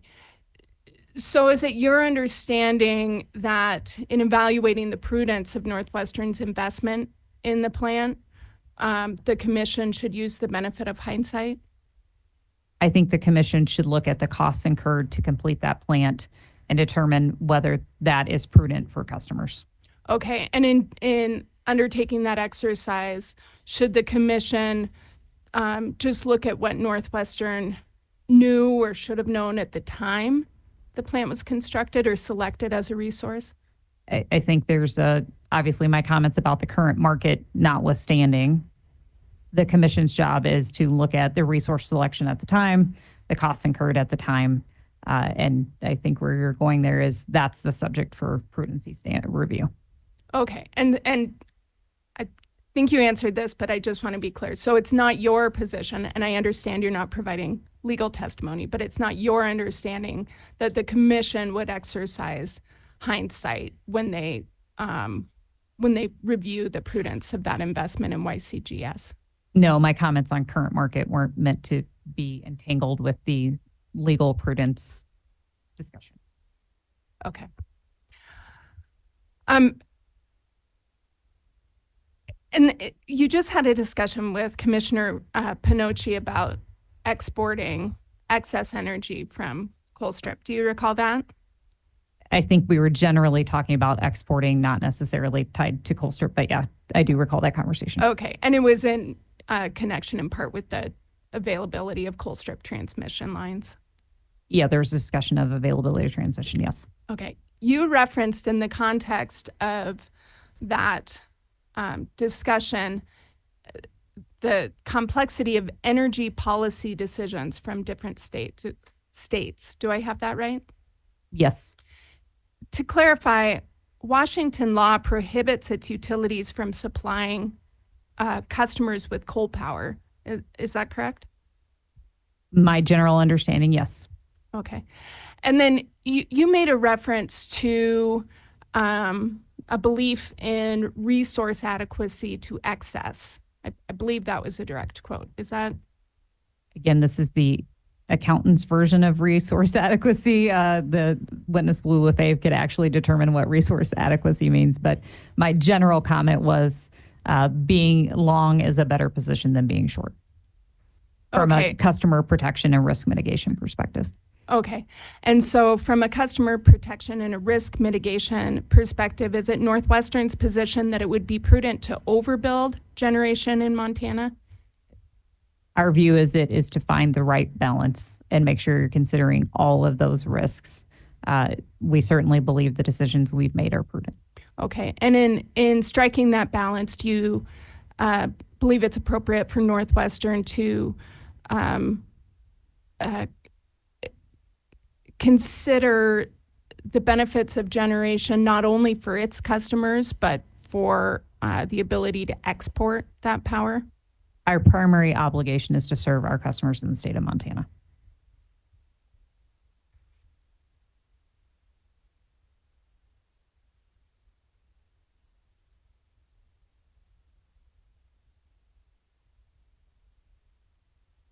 And this morning in your discussion with Ms. Webster, you referred to a, I think it was a quote, big increase in annual wildfire mitigation costs. Do you recall that?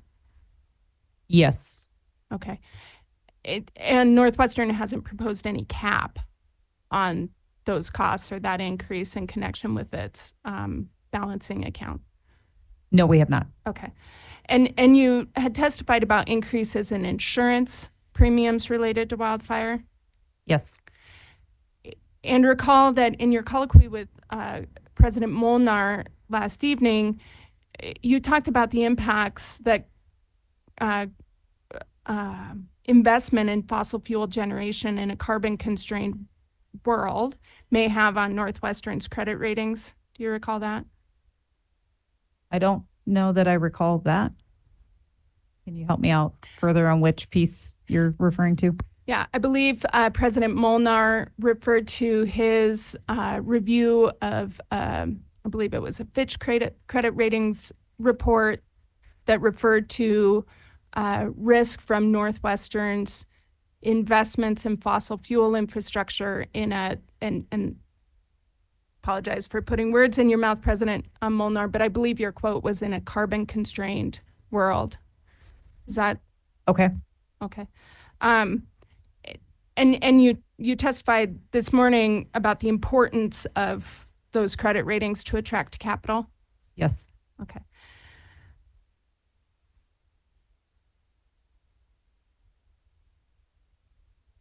And I believe you've acknowledged that climate change has an impact on worsening wildfires.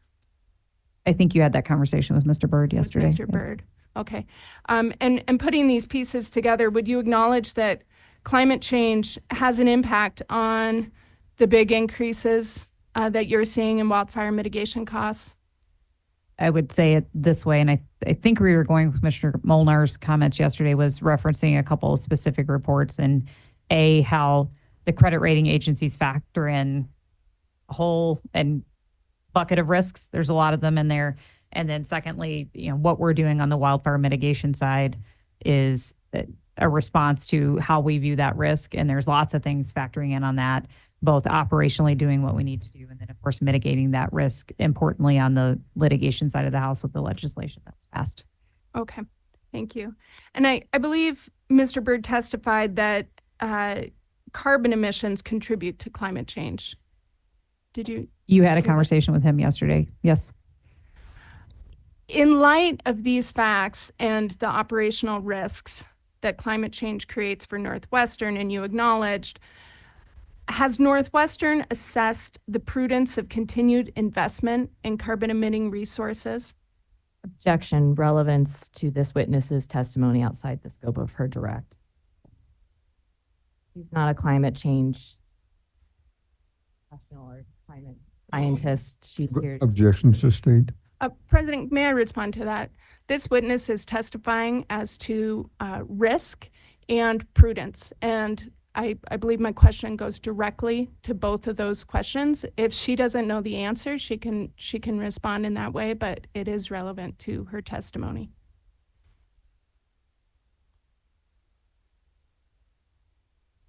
It seems to me that she is not a climate expert.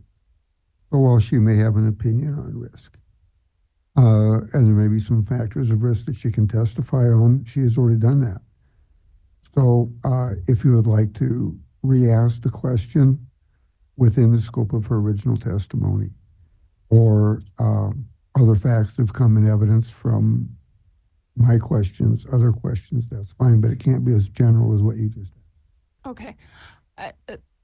Then let me ask you, to whom at Northwestern should I direct the question about an assessment of prudence of Northwestern's continued investment in fossil fuel resources in light of the acknowledged climate risks to Northwestern's operations? My response would be, you had that conversation with Mr. Byrd yesterday, and he very clearly said, we are over 60% carbon free today. That's top of the heap as far as where we're at.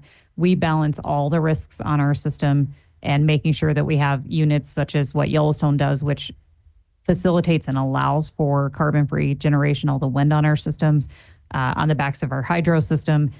Our job is first obligation to serve, making sure we're doing that when it's 30 below, balancing all those risks. You had a robust conversation with him yesterday, and I would tell you that he, I think, gave you the very clear answer of how we think about balancing all of those things and making sure we're serving our customers.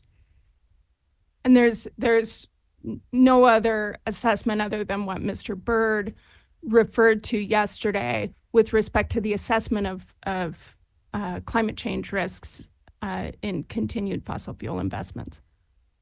I think he gave you the answer, and you would hear from me the same answer, and that is the overall assessment of how do we fundamentally make sure we're doing what we have to do in our obligation to serve and balance all of those risks. I understand that you view one risk more highly than the others. Our obligation to serve means we have to consider all of them. Okay, so I'm hearing you testify as to your assessment of that risk and how Northwestern balances that risk, which goes to my earlier question. Does Northwestern consider the impact on climate change due to carbon emissions when it makes investment decisions on fossil fuel resources? Again, Mr. Chairman, I'm going to object. Ms. Lael is not a climate scientist. She is part of the executive team that broadly looks at all of the decisions that are made by Northwestern.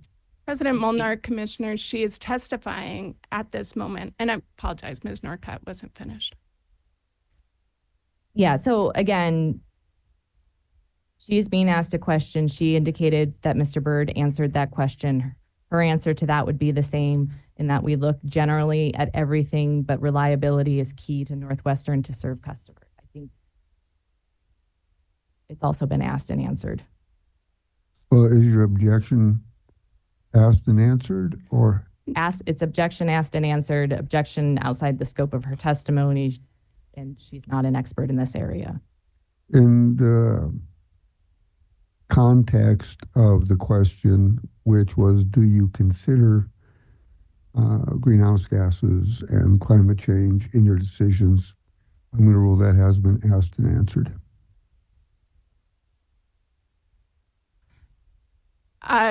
Okay, President Molnar, would it be permissible for me to ask the witness to restate her answer so that I can formulate my future questions, because I missed it?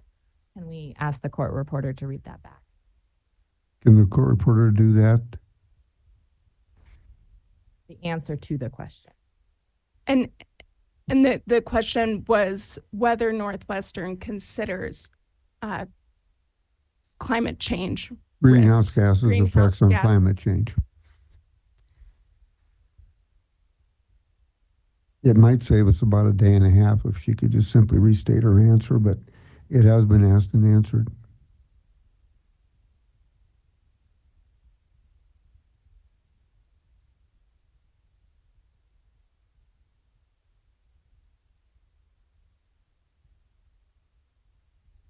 last time I asked a court reporter to read something back, they said it would take too long and I should go look it up myself. I'm still looking.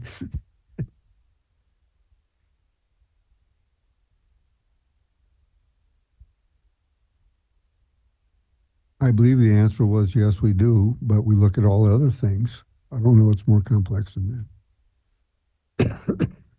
It wasn't as weighted as you were, I believe it wasn't as weighted as you like to look at it.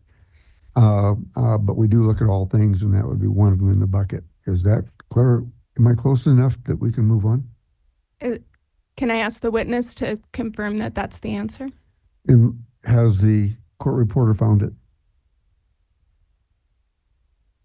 He's doing a word search. I would say, and I would certainly say in general, Commissioner, nope. Yeah, you got told. I think he gave you the answer, and you would hear from me the same answer, and that is the overall assessment of how do we fundamentally make sure that we're doing what we have to do in our obligation to balance and serve our customers. I understand that you view one risk more than the others and our obligation to serve. I believe that is correct. So please move on. Okay, and where would I find documentation of the analysis that incorporates climate change risk? I think Mr. Bird also answered that yesterday in that individually, the resource selection, you have witnesses that will walk through how resource selection was done as it relates to YCGS and your questions there. Okay, thank you. No further questions. Thank you, Ms. Lael. Thank you. Is there any further recross?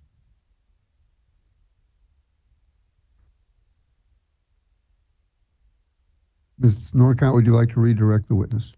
Thank you, Mr. President. I do have a few questions. Keep them brief. No, as you see. I will try my best. So, Ms. Lael, let me take you back to yesterday. And you were asked some questions by the joint parties about the base rate revenue increases due to this case. Do you recall that conversation? Yes, I do. Is there any value to focusing on base rate revenue? I think in this case, and we've had a lot of conversation around this, is pretty technical and hard for customers to understand all the work we do here. Base rates are a component of what ends up on the total bill, but of course, customers focus most on what's that total bottom line number. There's also, to make it more complex, the revenue amount that we get to out of this whole formula, ends up being a different number than bill impact. So a bit of, I think, confusion. You know, our overall first ask on the revenue side was, I think, 8.3%. You had a nice exhibit that showed that. We ended up at a 1.7% at the settlement position of our position of revenue increase.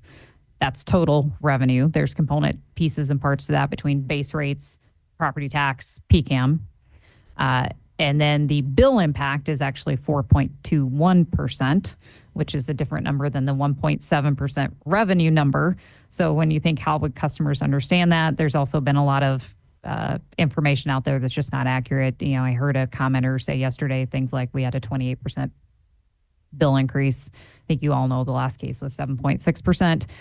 Somewhere in there, customers don't understand that. This one, there's been a lot of conversation of different numbers like 17%, and the settled approach, which of course comes down from our original ask, is 4.2%. So all that being said, to say difficult for customers to cut through that, but what they see in the end, the commission has to consider all of those components of the bill. What they see is a 4.2% bill impact from an average residential perspective. Thank you. And so in your conversation yesterday with the Joint Parties Council, was the focus on the revenue increase from our rebuttal filing or the settlement?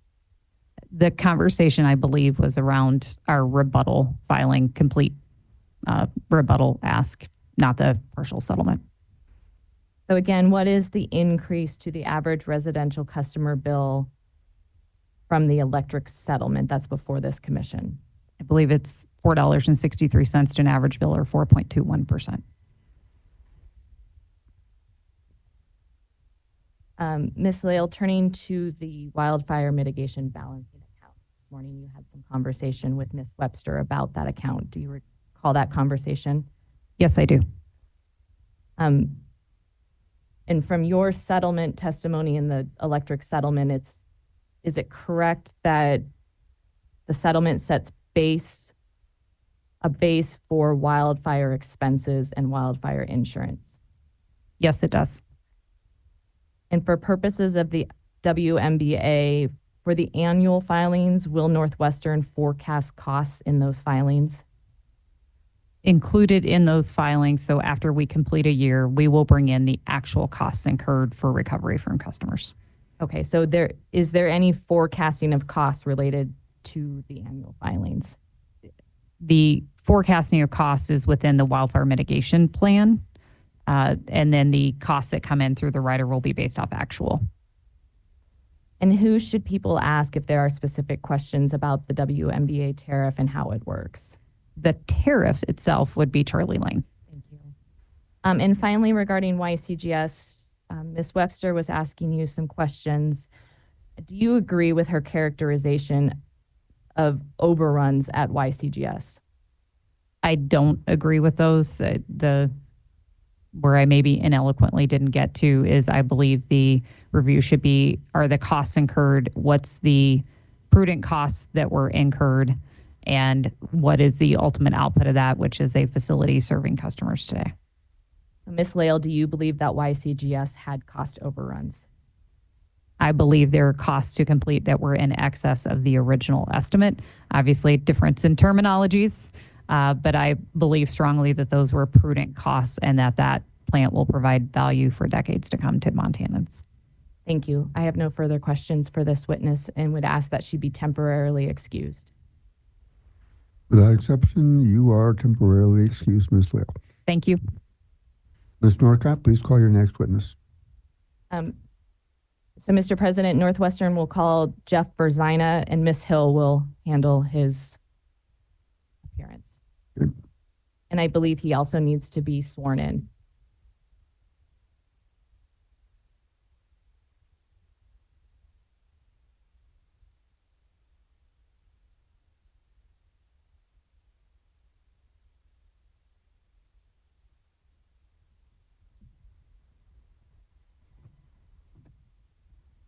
Is Mr. Berzina in the room?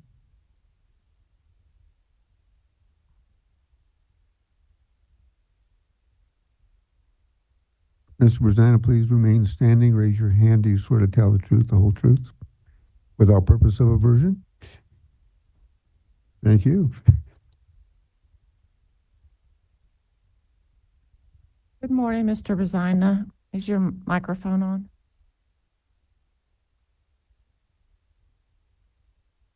Could you state your name and business address for the record? Yes, Jeff Berzina. That's JeffBerzina. Business address 3010 West 69th Street, Sioux Falls, South Dakota. On whose behalf are you testifying today? Northwestern Energy. What is your role with Northwestern? Controller. You have before you two testimonies that you filed in this docket. Do you see your direct and rebuttal testimonies before you?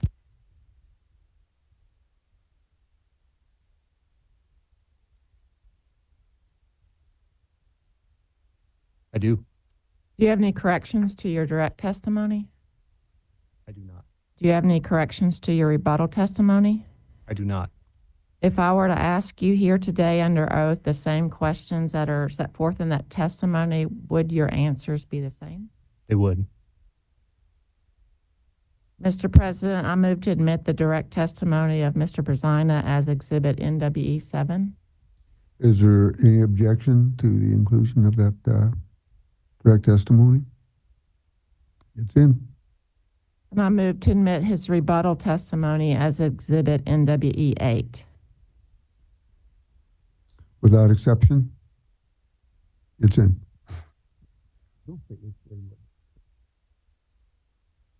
Admitted and admitted. Thank you, Mr. President. I tender this witness for cross-examination.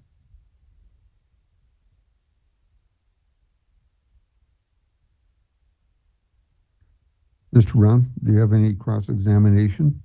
Thank you. No questions. Ms. Harbine, do you have any cross-examination? Yes, thank you, President Molnar. Commissioners, good morning, Mr. Brusina. Good morning. In your rebuttal testimony, you updated the plant in service amounts to include known and measurable adjustments in 2024. Is that correct? That is correct. Okay, so I hope my question is a simple one. Where do I find the breakdown of what those costs are? The costs as far as what in total Then is in specific to any sort of asset or I'm interested in the asset specific known and measurable adjustments. Asset specific, I would say that we file information that would include my FERC plant account in several of my exhibits and statements.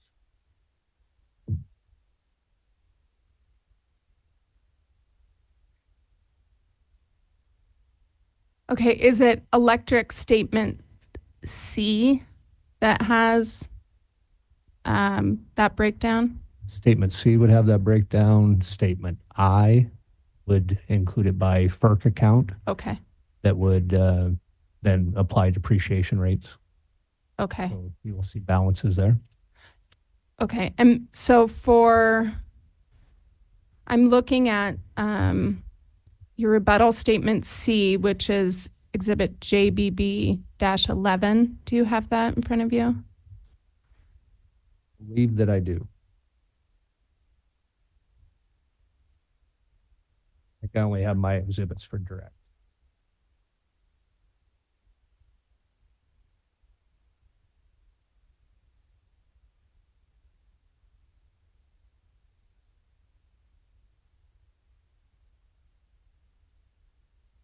You're pointing me to JBB 11? Yes, JBB 11, page 15.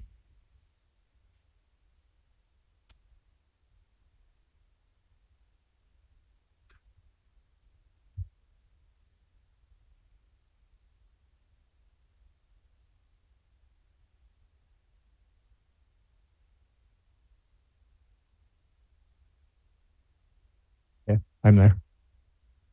Okay, the last category on that page for generation plant, I see a CU4 capital items row. Do you see that?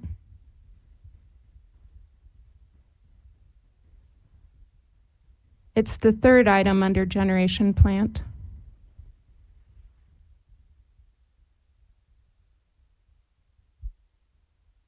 Yes, I do. Okay. And in parentheses there, it says Talon INV. Does that refer to a Talon invoice? Yes, it would. Okay. And then in the third column, it says fourth quarter. And in the fourth column, it's rounding to $6.5 million. Is that what you see there? Yes. Am I interpreting this correctly, that Northwestern incurred roughly $6.5 million in capital expenses related to Colstrip Unit 4 in the fourth quarter of 2024? Subject to check, I would believe that's accurate. Is there anywhere in the record that provides a breakdown of what is included in that Talon invoice for $6.5 million? I don't recall if that was submitted through a data request or not. Okay. Can you direct me to the appropriate witness to ask that question? Would it be Mr. Hines? As far as CU4, it would probably be Mr. Barnes. Okay. Okay. And do you have any knowledge of what's reflected in that $6.5 million? Not specifically, but the information I have, no. Okay. Thank you.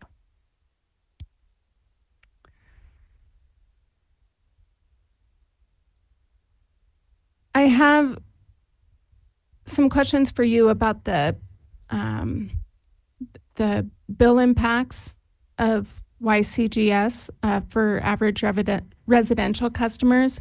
I'm wondering if I can walk you through some of Northwestern's settlement exhibits so you can help check my math. I don't know if I'd be the one to check the math on doing rates. I wouldn't be the witness that is working on the rates. I'm sorry, I didn't catch that. I'm not the witness that is putting together rates and would be the right witness for that. Okay, should I direct those questions to Charles Lane? I believe so, yes. Okay.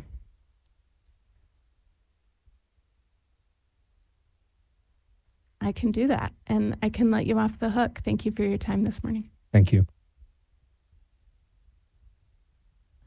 Mr. Nelson, do you have any questions for this witness? It'll be Mr. Stoffel here. Yep, we have a few questions. Thank you. Good morning. Good morning. Looking at your rebuttal testimony, page JBB 6, the question starting on line 6 there. Do you have that in front of you? I do. So there you note that the annual depreciation expense for YCGS increased from the company's direct filing to rebuttal by $172,377 for a total of $9,263,286, right? Correct. And so that represents the return of the company's investment in YCGS being included in the revenue requirement. Is that right? It would, yes. And then you agree that the company did not include the corresponding adjustment to the accumulated reserve for depreciation for YCGS in the calculation of the revenue requirement. Is that right? They included the actual accumulated depreciation balance at 12/31/2024. Which was zero, right? Correct. And so in the company's proposed revenue requirement for YCGS, it includes both the return of that $9.2 million and a return on that $9.2 million, correct? In the calculated revenue requirement, that's correct. Thank you. No further questions. Ms. Chilcott, do you have questions of this witness? Renewable Northwest does not have any questions for this witness. Thanks, Mr. President. Thank you. Mr. Rivera, do you have any questions for this witness? No questions, thank you. Mr. Uda, do you have any questions for this witness? No, thank you, Mr. President. Do any commissioners have questions for this witness? I have a couple. Okay. They're pretty simple. I like those. Well, I'm a simple guy, so it fits. When you were talking about rate base, what would be the depreciated rate base cost for CU4 if it were to become a stranded cost? What would consumers have to pay?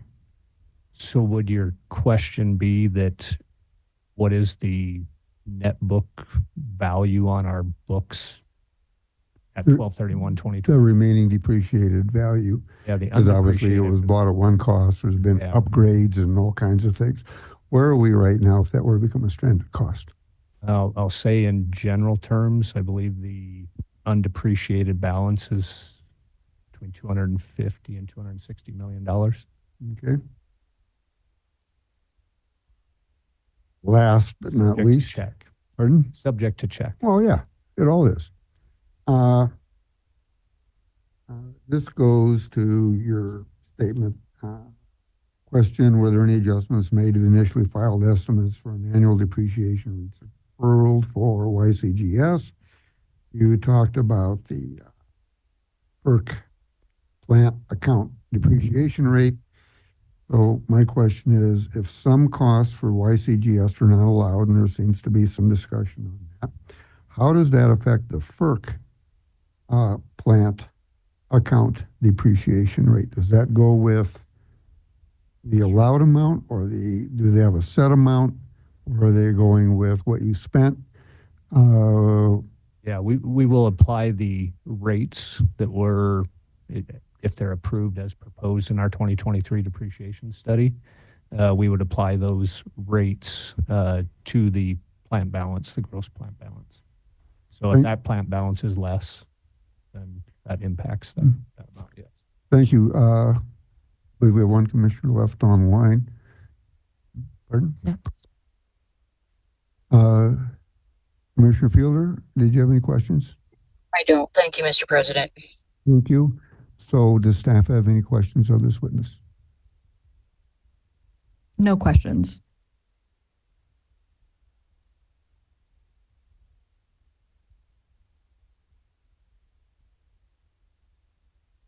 Northwestern, do you have any recross? Does any of the interveners have recross? Northwestern, do you have any redirect? No, Commissioner. Sir, you are temporarily excused. Thank you. May he be permanently excused? I hate to let him out of my sight, but okay.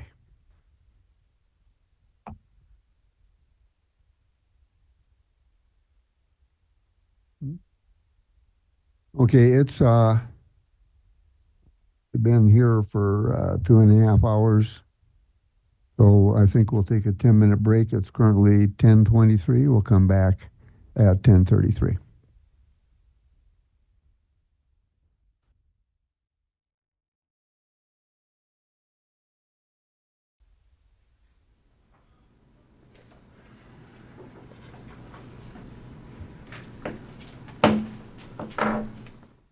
We are back in session.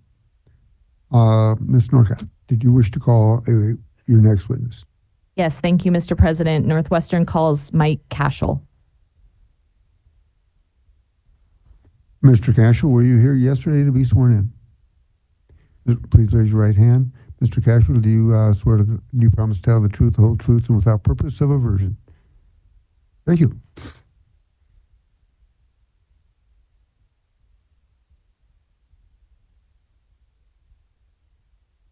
Mr. Cashel, if you could just make sure the microphone is on by pushing the white button.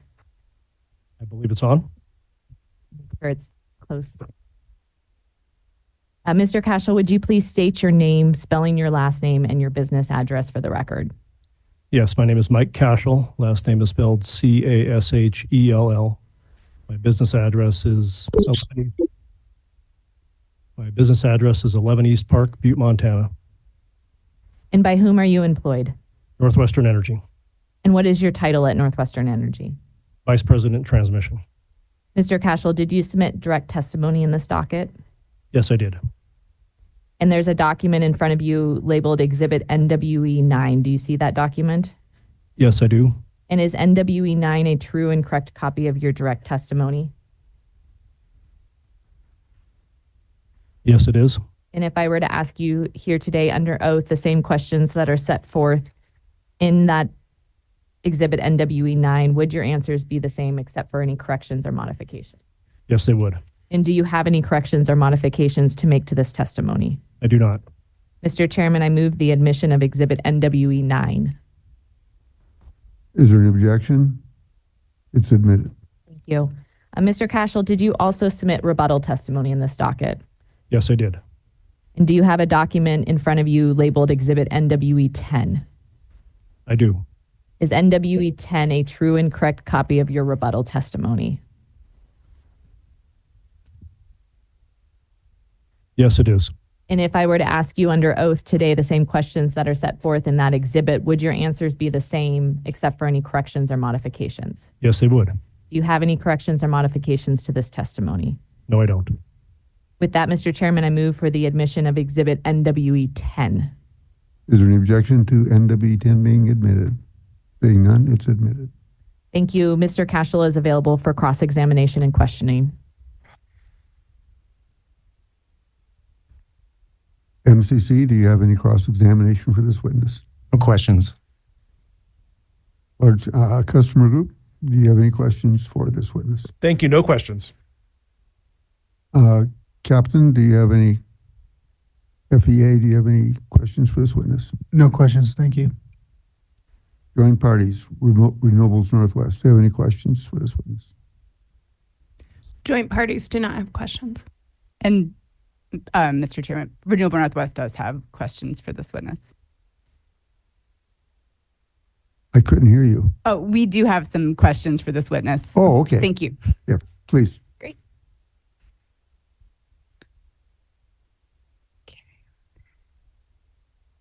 Good morning, Mr. Cashel. Good morning. My name is Barbara Chilcott. I'm an attorney for Renewable Northwest.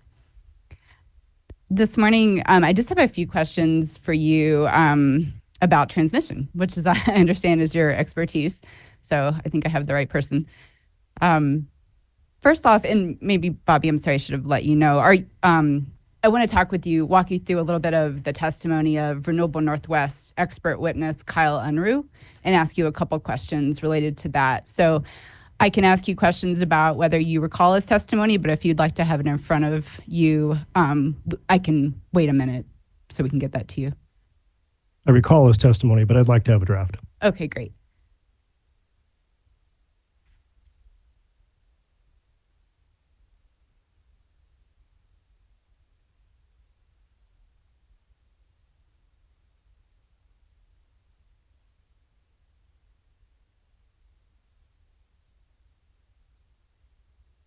So, Mr. Cashel, it sounds like you are familiar with the pre-filed expert testimony of Mr. Unruh filed in this docket on behalf of Renewable Northwest, which is marked as RNW1. I am familiar with it, yes. Great.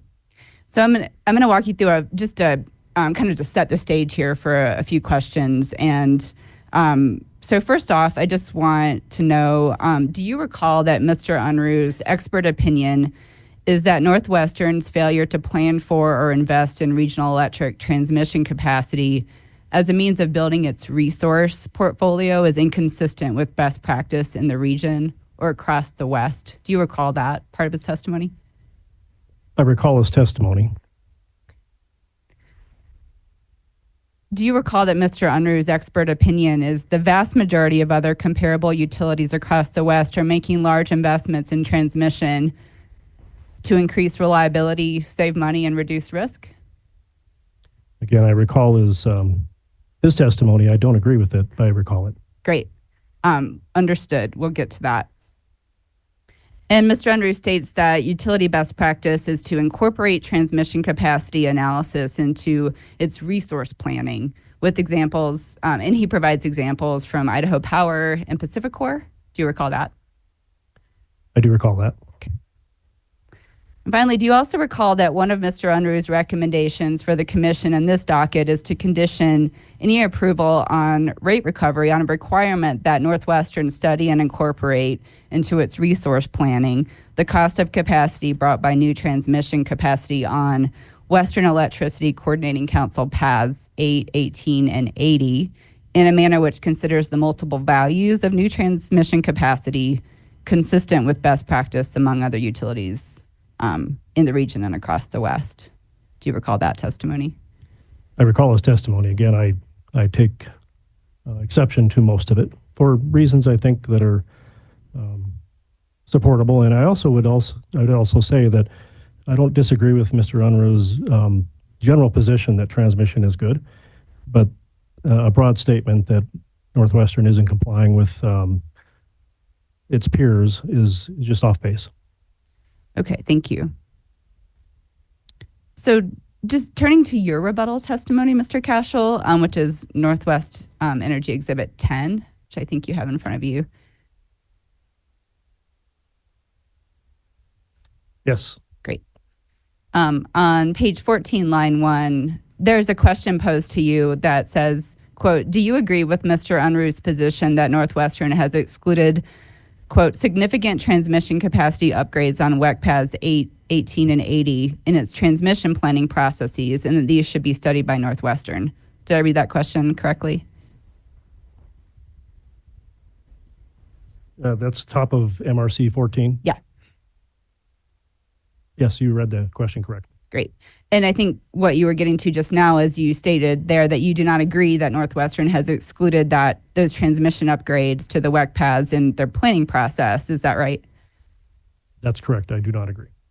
However, I think what Mr. Unruh is getting at is that in his testimony is that which we just covered, discusses his recommendation related to incorporating transmission into Northwestern's resource planning process. Is that right? Objection, counsel's testifying to what a witness is going to say who hasn't said it. Do you recall Mr. Unruh's testimony to that effect? So I'm not sure I recall his testimony specifically, but the question that I'm answering in my testimony goes to transmission planning. Right. Mr. Cashel, to what extent has Northwestern's analysis of WEC path capacity expansion and its transmission planning informed its resource planning process? Its resource planning process? Well, again, I'm not responsible for the resource planning at Northwestern Energy. So that's a question I'm sorry, need to get closer. I'm not responsible for resource planning at Northwestern, so that's a question better stated for maybe Mr. Lefebvre. Mm-hmm. Just so I understand kind of how the transmission planning works with the resource planning, I guess, can you just explain for us and for the commission, like how do those two planning processes talk to each other, or how is transmission planning that you're responsible for incorporated into resource planning, if at all? What I can explain is transmission planning, and then as far as how that is incorporated into resource planning, again, that's a question better directed to Mr. Lefebvre. Transmission planning, we follow our FERC tariff for local area planning in accordance with FERC Order 1000 and, of course, FERC Order 890. So we analyze local area issues, and then we also look at our regional interconnections and determine if there are impacts to the regional interconnections that also need to be mitigated. I'd point out that the whole premise, Mr. Unruh, is forwarding that increases in path capacity to any of the WEC paths should be considered. I don't disagree with his position. What I would say, though, is that upgrading any of those paths, WEC 8, 18, 80, they're very difficult to accomplish. And the reason for that is we don't have total control. Northwestern doesn't have control over each of these paths. They're owned by multiple parties, and any upgrade that we might make in order to try to upgrade a path has to also be done by potentially other parties. And it's part of the regional planning process that those things are looked at. So from a regional standpoint, Northern Grid is the regional planning entity that looks at regional planning efforts. And I would say that Northwestern specifically has tried to upgrade several of its WEC paths to provide opportunities for generators, for instance, within Montana. And those have proven to be very difficult to do because even though there's a lot of requests for transmission capacity in our transmission interconnection queues, when it comes time to actually commit and make long-term decisions around transmission service, we haven't had any customers that are willing to do that.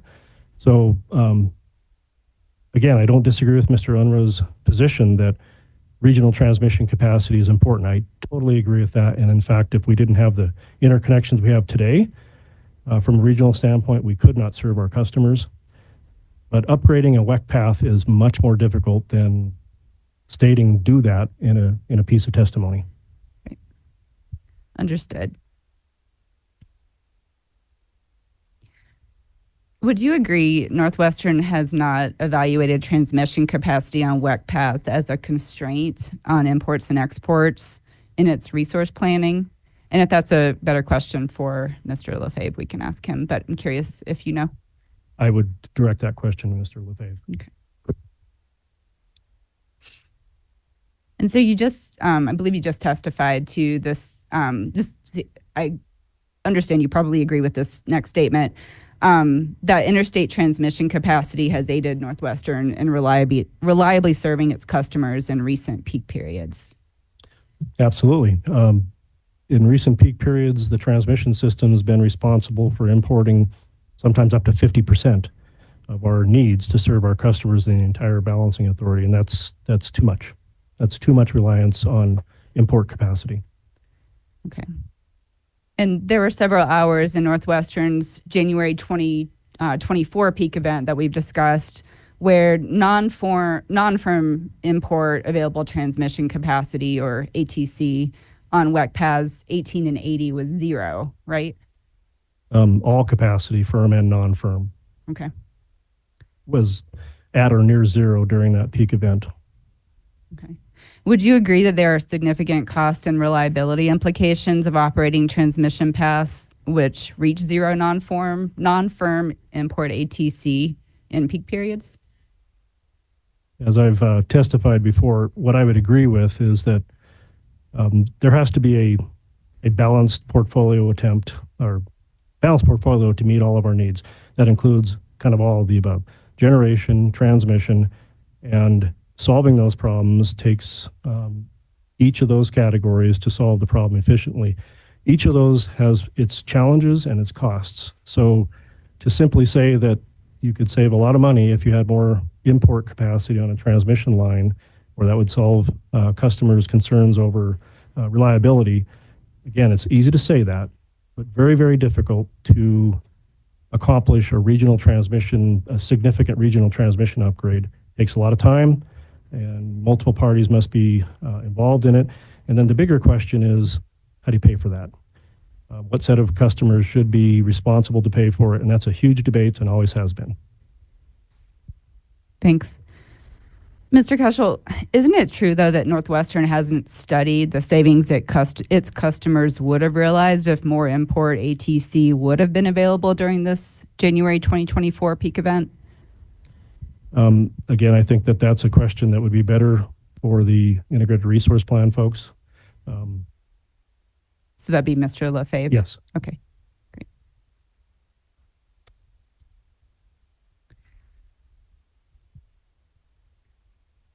Turning back to, Mr. Unruh's testimony, and I think you might not need to pull this back up. His opinion is that upgrades on WEC paths 18 or 80 would provide Montana ratepayers with access to cheaper electricity on most days of the year, and particularly in peak periods. Do you agree with that?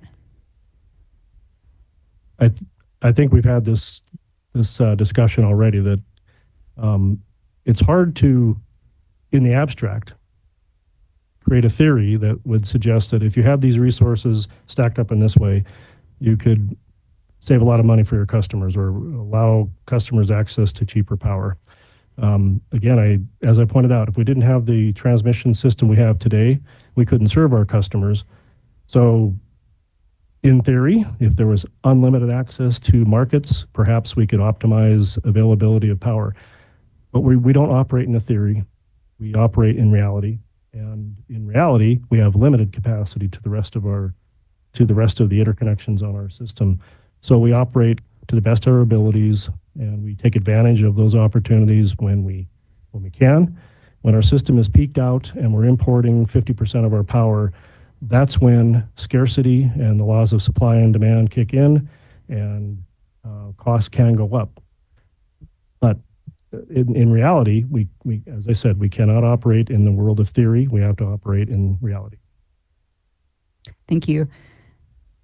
Generally speaking, do you anticipate that there would be cost and reliability benefits from increased transmission capacity to constrain paths like Path 18 and 80 in peak periods and ordinarily throughout the year?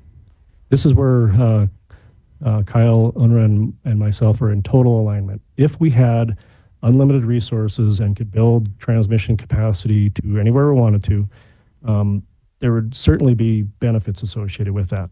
However, we have constraints. We have constraints from a capital standpoint. We have constraints recovering our costs. We have time constraints. We have permitting constraints. So totally agree and am in alignment with Mr. Unruh that regional transmission has benefits, but there are boundaries within the potential that we have to recognize. Great.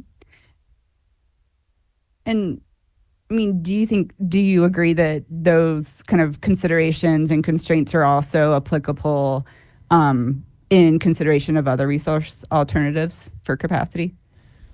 Yes, and I guess I would also point out that Northwestern is not only in the past, but today we are trying and we are working diligently to see if there are some regional transmission opportunities that could benefit our customers. And we announced a couple of those opportunities late last year. The North Plains Connector project, we are interested in that and could potentially take up to a 10% ownership in that. we have announced that we are looking at a pathway on Path 18, one of the WEC paths, a partnership with Grid United to analyze the potential for us to actually invest in that path again. Again, there's lots of things to consider, including permitting, the buildability, all those sorts of things. But we are, as a company, very interested in increasing our regional transmission footprint. Okay, thank you. And then finally, I think this is my last question. Just for purposes for the public and for the commission, can you explain what cost and reliability benefits you would anticipate from increased capacity, transmission capacity for customers? Again, it's hard for me today to say we could get this benefit or that benefit.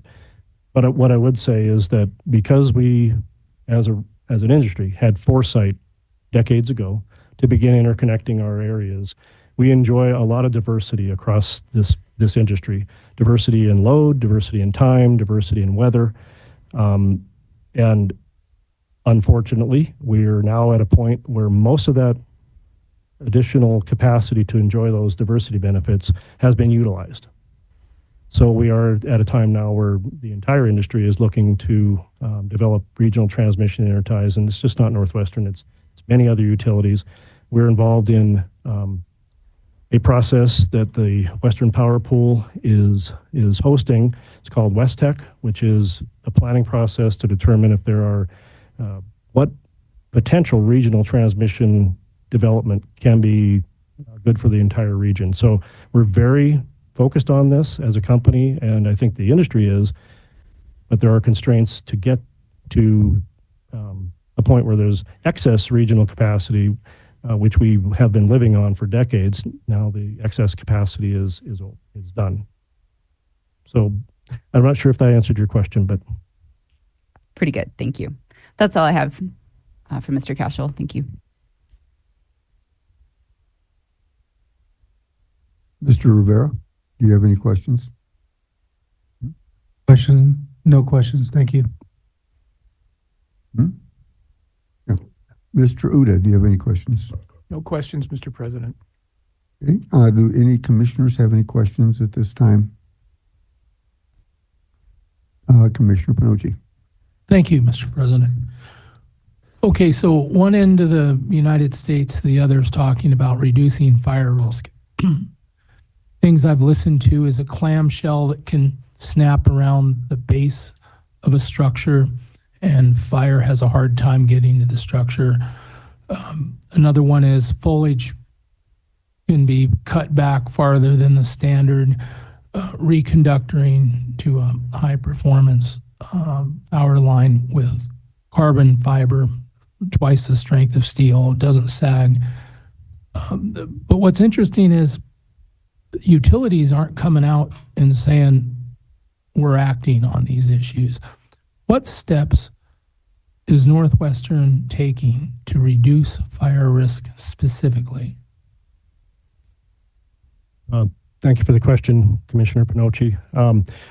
I would say at the outset that you should probably direct your detailed fire mitigation questions to Jason Merkel. However, I would suggest that Northwestern is doing a lot in terms of fire mitigation. Our entire fire mitigation plan is directed towards our distribution and transmission system reliability. It's the safety and reliability of the system is important to us and to our customers. So again, the fire mitigation plan is very in-depth and detailed, and I would say that we're doing a lot around protection of our systems, protection of our customers' interests. If you have any specific questions, I can try to answer them, but we just filed a recent version of the fire mitigation plan. We have public safety power shutoff plan that we utilize, and so I think we've done a lot in this area. The shutoff plan is good for certain. We see in California that if the shutoff plan could have been implemented, it could have saved billions of dollars. So that's good. Is there anything specifically like a clamshell around the pole or, reconductoring? you are doing some reconductoring with carbon fiber, aren't you? So, and again, thanks for the question. We are doing reconstruction with advanced conductors. We haven't done anything with the, well, if I may not be quite sure of the one you're referencing, but we have done advanced conductors, and in fact, it's become our standard going forward when we do rebuilds or do a line segment.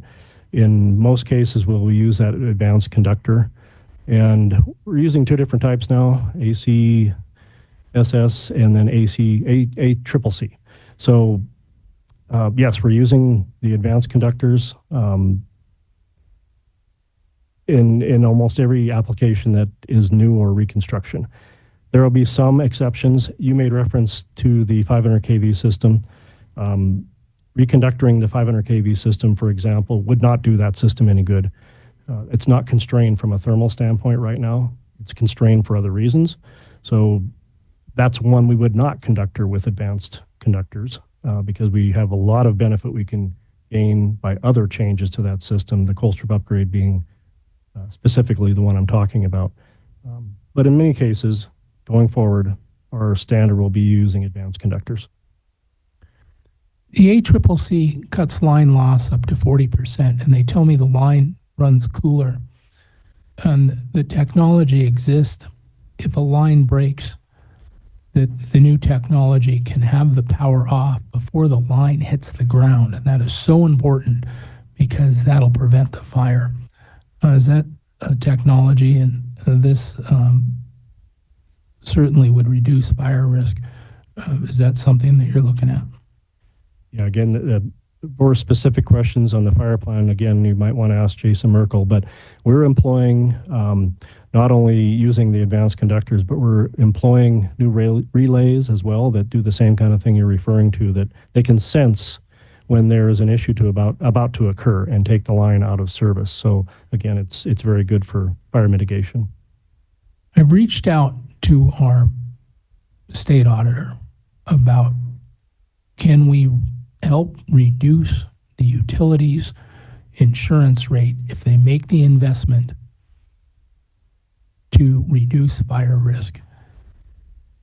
Is Northwestern or are you reaching out to the insurance companies to ask for that, to see if it's available? And the reason this is so important is the ratepayer has to pay for these insurance costs that are rising rapidly. In some cases, just returning from this Western conference, insurance companies may refuse to insure a utility.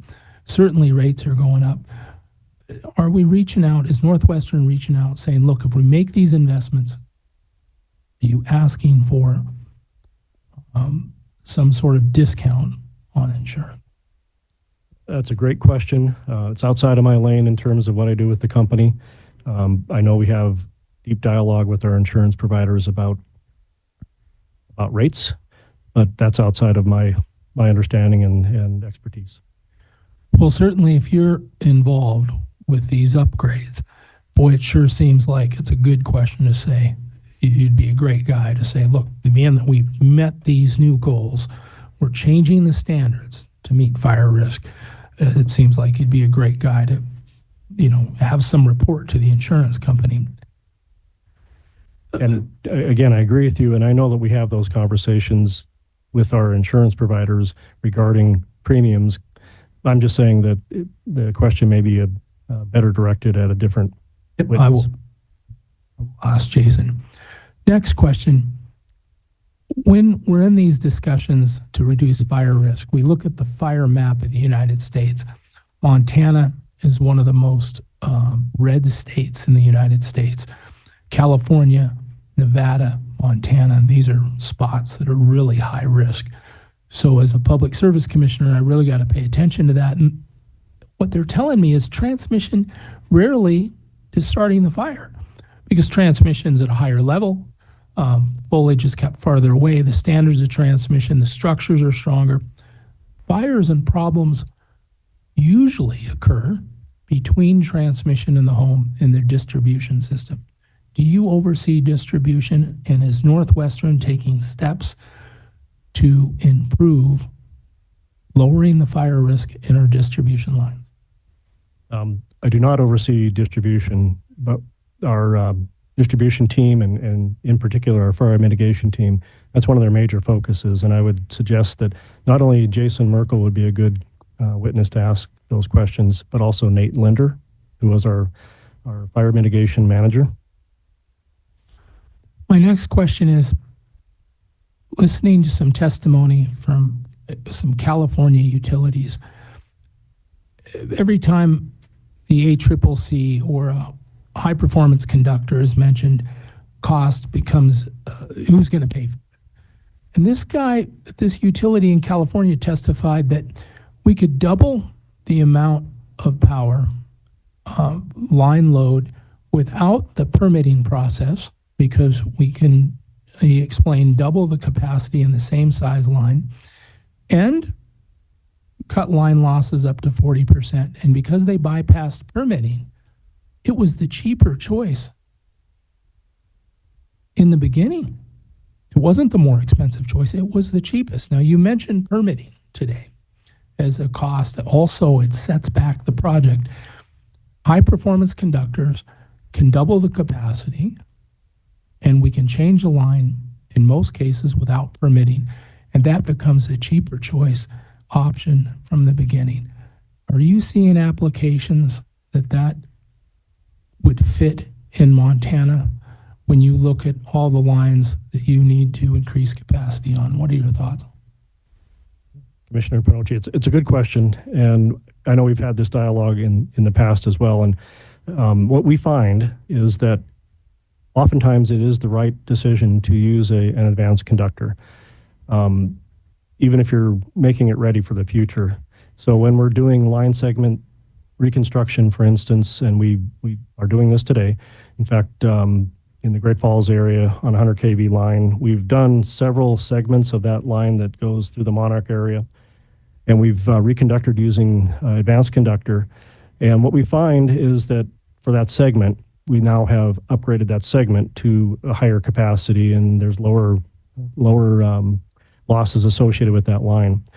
But in order to gain the entire value of it, and by the way, we had to, in that case, and in many cases, we had to reconstruct the entire structure of the line too. So all the lines, structures had to be replaced, those sorts of things. So you've got a section of line that's reconstructed, it's brand new, it's got a higher rating, and then you're limited by the next section. So what we're doing is a section at a time where it makes sense, and we're taking advantage of the conductor and the increased capacity and the losses. But the simple fact is, and the analogy I like to use is, if you're remodeling a home and you remodel the bathroom, you've got a nice bathroom, but the next constraint you might run into is, okay, in terms of the internal wiring, you have new wire in the bathroom, but the kitchen now needs to be remodeled to take advantage of the ability to rewire it. That's what we're up against when it comes to remodeling our transmission system, reconstructing it a piece at a time. Eventually, we will have a system that's rebuilt and has all the benefits of the advanced reconductoring, those sorts of things. But it takes time and it takes money to do that, and effort. So realizing those benefits will take time, and in not all cases will it make sense to do that, but in many cases it does going forward. An example I can think of is, in 1969, you could get a Chevy pickup without seat belts, and then in 1970, seat belts came, then a shoulder harness, then airbags. If they're going to challenge the Public Service Commission to help reduce fire risk, I think the standards have to change. One of the questions that came up is, when should we ever use a steel core conductor? A power line with a steel core will always sag, and it always seems to run into problems where a carbon fiber core made by several different companies now, the sag is greatly reduced to almost nothing. So the question is, that's come up in California and Oregon and Washington, is when should we ever use another power line or conductor with a steel core? Do you feel that it's just best to phase them out completely because we end sag, which is a huge problem with reliability? What are your thoughts there? As we've discussed, I think it makes really good sense to when you rebuild and you have the decision to make on what conductor, take advantage of the advanced conductors. There might, to your point, there might be a little higher cost to begin with, but it does pay dividends over time. But you have to also recognize that in order to put in the new conductor and upgrade the system, there's going to be other costs associated with the structures and so forth. So taking it in a measured, balanced approach is what we're doing today. For all rebuilds, we consider it, and most of the time we use it, whether it's an advanced conductor with carbon fiber or not, we're using that technology as our standard going forward. Testimony given, maybe testimony is not the right word. An example a utility said is that reconductoring the high performance conductor, they got away from modifying the structures, that they could use a line that had more capacity without modifying the structures. The other thing they mentioned is carbon fiber can stretch farther from pole to pole, so they need less structures. Removing a structure pays for a lot of line. And again, they say it's the cheaper choice. Do you see the possibility of carbon fiber conductors using less structures because it can stretch farther? Again, it's the cheaper choice. What are your thoughts there? I think every situation is unique, and what you're describing is certainly possible in certain circumstances. I'm just saying that we're taking a measured approach, and we're taking advantage of the new technology wherever we can. It just makes good sense to do that. It also makes good sense to utilize the structures that we have and the conductors we have when there isn't a need for the increased capacity or just a situation just doesn't call for it. So we are prioritizing where we upgrade our system and what advanced conductors we will use. But in general, like I said, the idea for us going forward, our standard is to use advanced conductors because of the advantages that they provide. Thank you, Mr. President. No more questions. And boy, if I can assist in getting an insurance break in any way, I certainly would like to help. Thank you. Thank you. Thank you. Commissioner Bukacek, please. I'm assuming that's why your hand was up. Okay. So I appreciate this back and forth with Commissioner Panocci and appreciate his interest and passion. And as you said, you have to balance the cost of using advanced conductors in any given unique line consideration, and ratepayers will ultimately pay for it.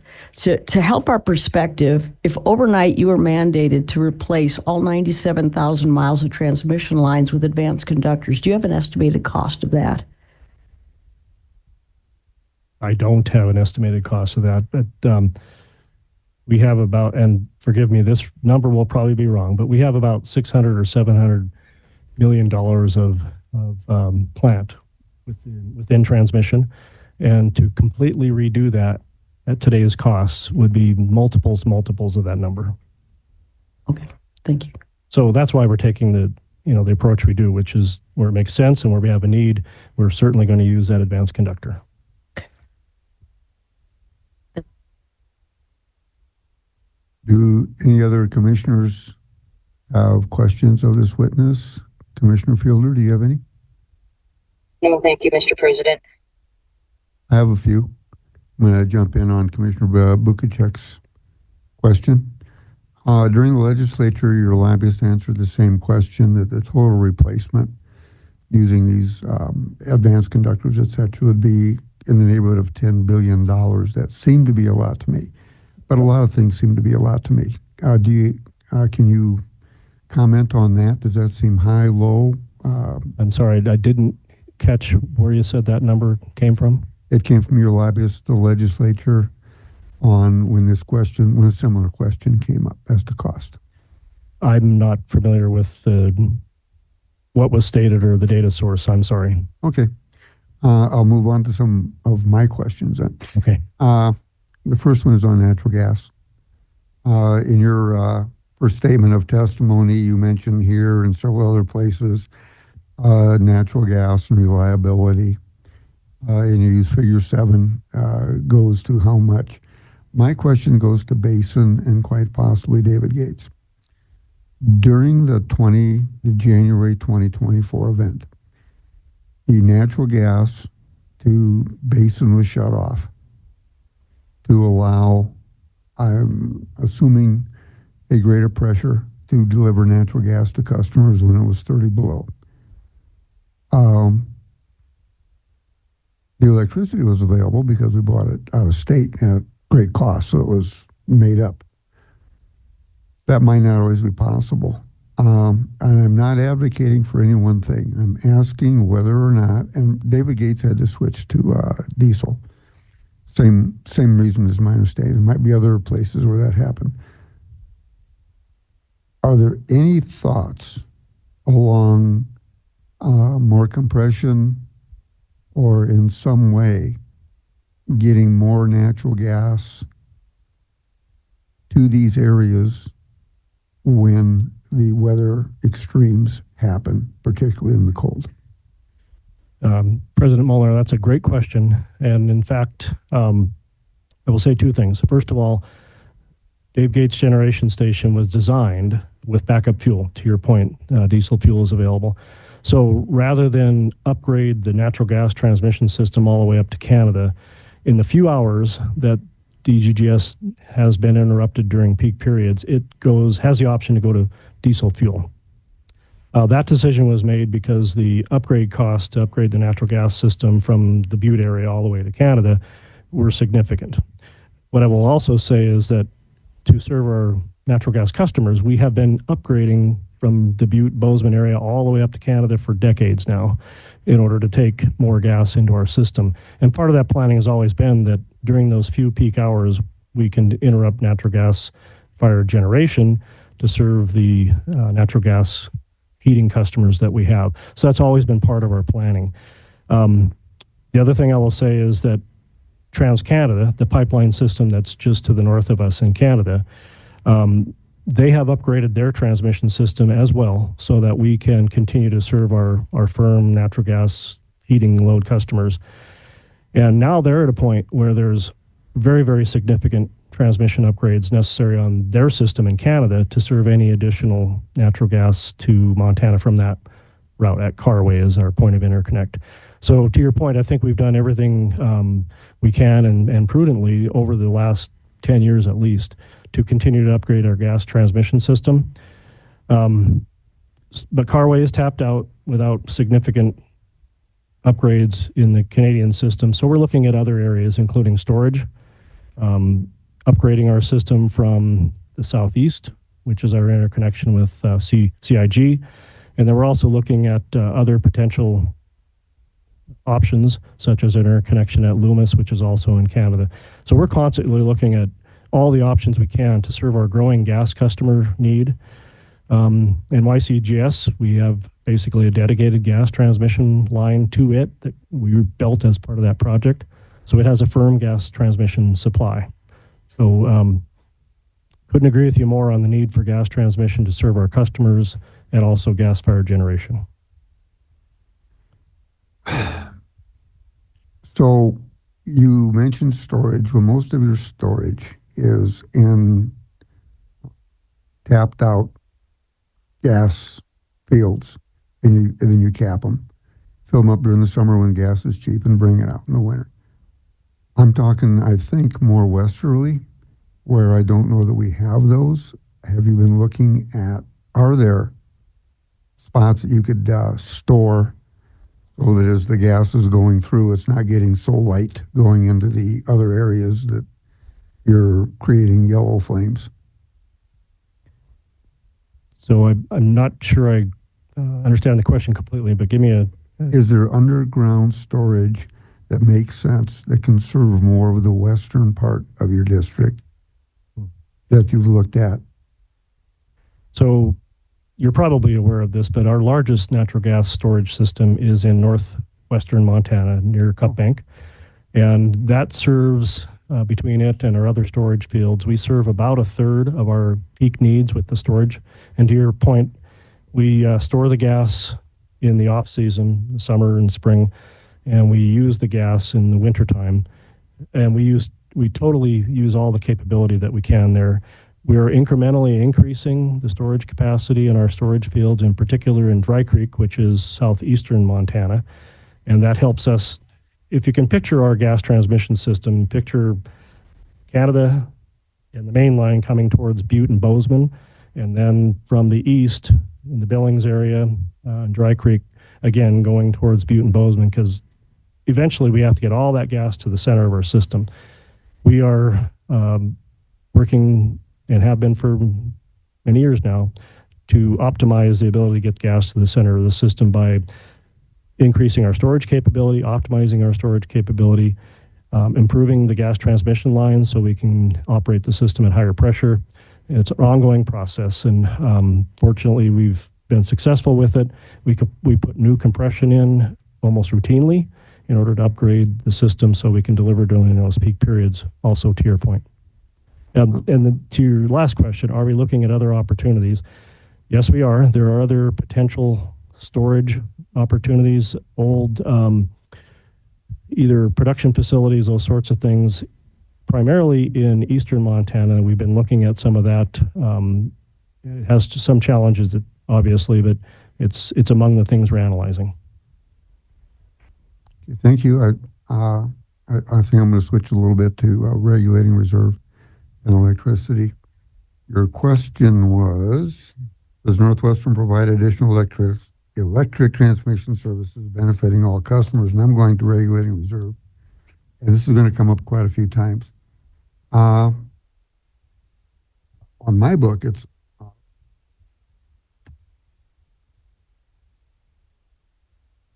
and this is in my direct testimony, is that right? I believe so, yes.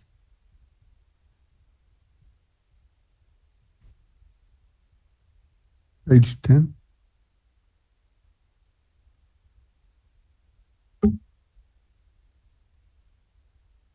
Okay, the question was, does Northwestern provide additional electric transmission services benefiting all customers? So, and you say in there that to support the continuous flow of electricity, Northwestern provides ancillary services such as scheduling, system control, dispatch, regulation, and frequency response, and contingency reserve. So,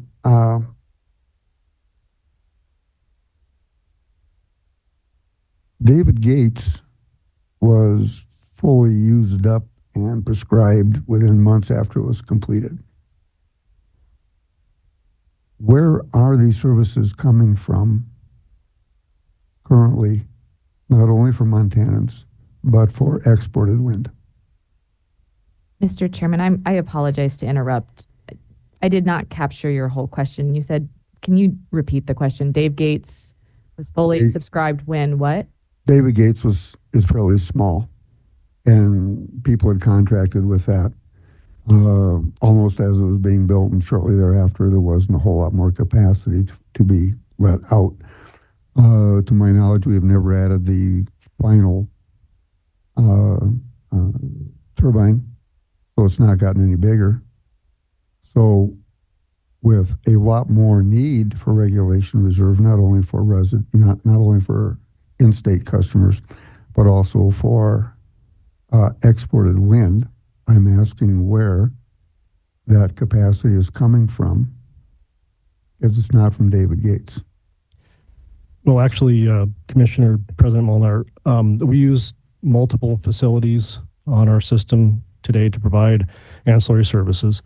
And my testimony in the past and also the testimony of Joe Steinmetz kind of goes into how we do that. But we use Dave Gates Generating Station. We use the hydro system. We use Colstrip.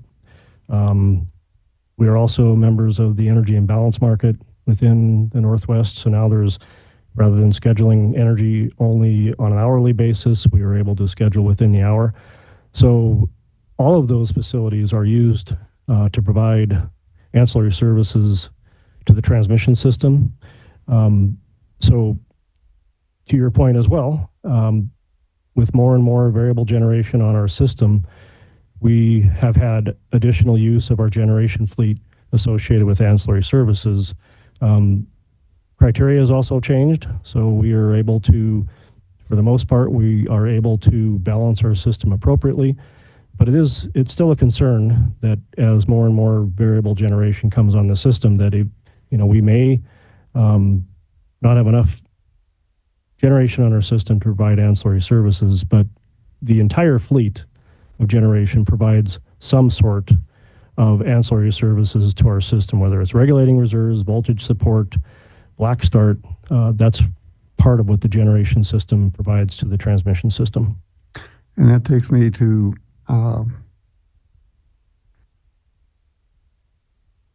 David Gates, and to a lesser extent, but still a large extent, Yellowstone generation plant will provide rapid response and load following. That's almost impossible with hydro because it's run of the river, and it's not very possible with coal strip either. So if you're using those for regulating reserve, please tell me if I'm wrong. What you're doing is to get down to where the variance is caused by load and by intermittent, you're simply increasing the amount of energy in the line to get the percentage of variation down. Is that correct? So I didn't quite follow that. I guess what I would say and try to respond to that was that the variation in load and generation, we are required to balance that out, and we do a pretty good job of it. And we haven't violated criteria for many, many years. You might recall that as part of the justification for Dave Gates Generation Station, we were in violation of WEC criteria. With the generation sources we have today, our participation in the energy imbalance market, all of those things, we are able to provide the balancing that's necessary with the current set of resources on the system. Most of which, of course, are from a wind and variable generation standpoint. Almost all of our variable generation on the system is qualifying facility in nature. So it's part of the is what in nature? QFs. It's part of what we use to serve our customers, the qualifying facilities.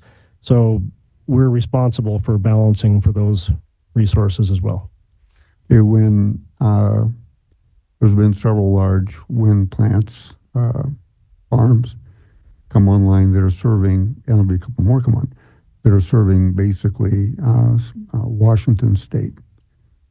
And when that crosses the bus from Townsend to BPA, there's a very narrow amount of variation that's allowed.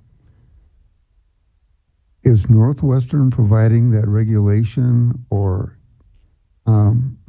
I realize it's probably on the transmission lines of Puget, but who's providing the regulation, and where's that regulation coming from?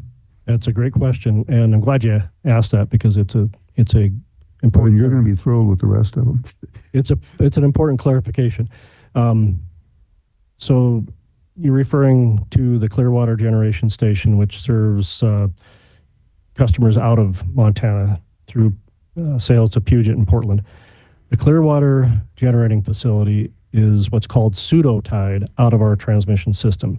So in other words, what that means is Northwestern is not carrying the variability associated with that plant. We pseudo-tie it directly to Portland and Puget. So all the variation in that facility is handled by them because it's pseudo-tied out of our system. Was a very important part of the negotiation we had for the interconnection of that facility. So I'm glad you brought that up. That was a good clarification for me. Okay, so we're not providing services with coal strip anything. We're not providing balancing any ancillary services of the balancing nature for the Clearwater project. That makes things a lot easier for me. Might get by with a few fewer questions.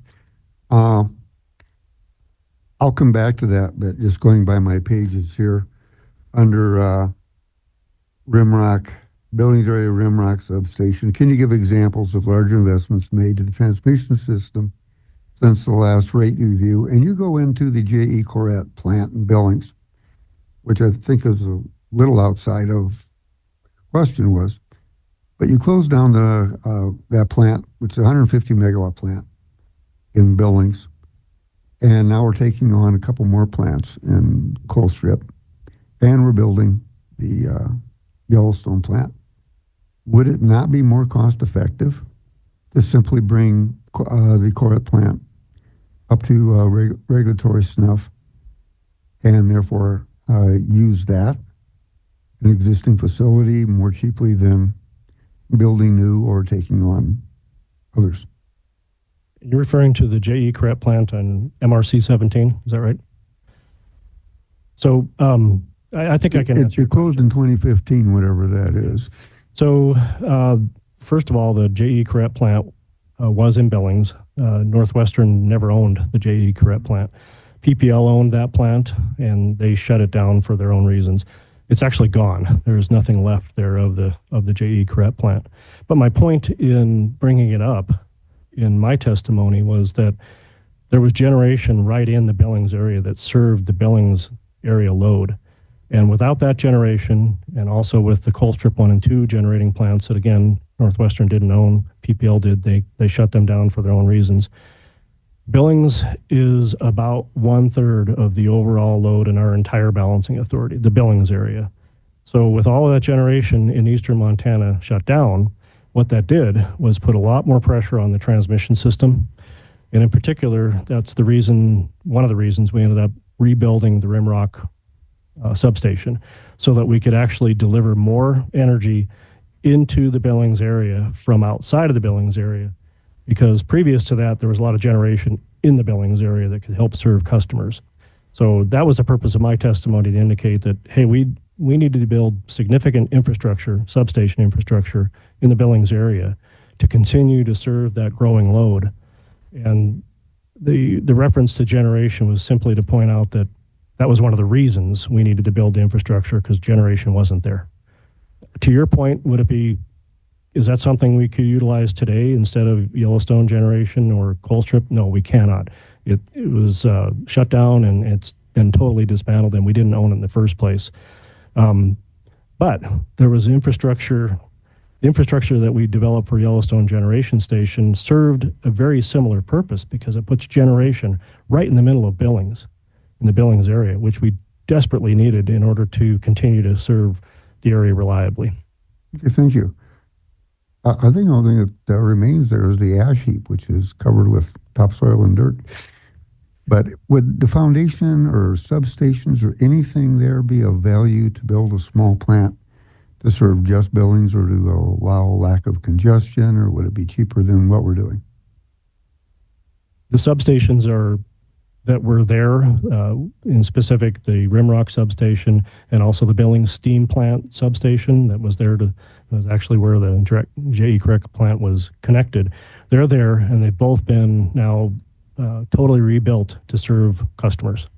And I would also submit that since we have Yellowstone Generation Station in Laurel, it serves the purpose of, between that and the upgraded substation equipment, it now serves the purpose to reliably and critically serve eastern Montana and Billings specifically. Okay. This comes under your heading of transmission revenue credits. Why is Northwestern, the question was, why is Northwestern recommending to maintain its historical transmission revenue credit methodology? In its docket, and the part I have highlighted is Northwestern is recommending that the test year for revenue credits, in this case, be the average of the actual 21, 22, 23 FERC transmission revenues received by Northwestern from wholesale customers. Again, this proposal is consistent with prior practice. We're also proposing to use a 3-year average of ancillary services revenues, which we just covered, as a credit in the fixed generation revenue requirement. Have you read the testimony of Mr. Dismukes on this? I'm familiar with Mr. Dismukes' testimony, yes. Okay. He seems to be very positive that the amount you are collecting from the FERC does not cover the cost. And therefore, there's a wraparound cost being delivered to residential customers across Montana and other customers. He recommends that you file a new tariff to get that upgraded. Do you agree with what I've just said as a way of summarizing what he said? And if you do, how do you feel about that? Well, I think I understand what your question is, because you also brought it up yesterday to another witness. So I don't agree with Mr. Dismuke's suggestion, and for several reasons. First of all, we don't have the ability to go into FERC and very narrowly ask for an ancillary services update. In order to get that, we would have to actually file what's called a full 205 FERC proceeding, which would open up our entire transmission system and costs to a proceeding. As part of our formula rate discussion, it's a very good thing. The formula rate is excellent because we are able to update our costs annually at the FERC basis. And we'd welcome that, by the way, on the Montana Public Service Commission standpoint, if we could update our costs as well as our revenues. So Mr. Dismuke's suggestion that we could go in or just assume that we made an ancillary services update and update our costs for the MPSC, number one, are incorrect because we can't go do that without doing an entire FERC rate case. And then number two, I think that, and you want to probably talk to Glenda Gibson as the witness on this, the impacts are not that great when you consider the overall cost of the transmission system. The impacts would not be that great. So I would say that, again, it'd be one of those things, as we talked about with the Renewable Northwest group. In theory, we could we could be forced into a situation where we calculate new ancillary services and pass those costs or that updated cost through, but then there'd be a gap and a mismatch, and I don't think that's the right approach either. FERC isn't the only ones that dabble in transmission costs. We do as well. So could you not get an update far more cheaply and expeditiously from the commission so that what you call a not that big a deal is not a deal at all for the customers that you serve in Montana when you are serving others out of state with the same services? I'm sorry, I didn't quite follow that. Can you restate your question? Mr. Demuke says it's about $5 million. You're saying? I would say that, again, I would ask you to direct that question to Glenda Gibson. But I would say that my understanding of the numbers is it's far, far less than that. It's less than $1 million that potentially we could recover. And there's no guarantee, by the way, that we would actually get that treatment at FERC. Just like any other proceeding, there are interveners involved and differences of opinion. And I'm not sure that we could get, even if we went in and tried, I'm not sure we could get the result that Mr. Dismuke suggests might be there. So you're saying, just for my own clarification, I'm not trying to put words in your mouth, that he's correct that there is an undercollection. He is not correct in that it is $5 million. It is far less and quite possibly less than the cost of getting the situation reinvestigated by FERC. No, I would not say there's an undercollection because we have two different regulatory environments here. Even though it would be a really wonderful thing to have them completely lined up, they are not lined up. We have, in the case of FERC, we have a partially projected formula rate. Ancillary services are not projected, and we're able to update those costs annually.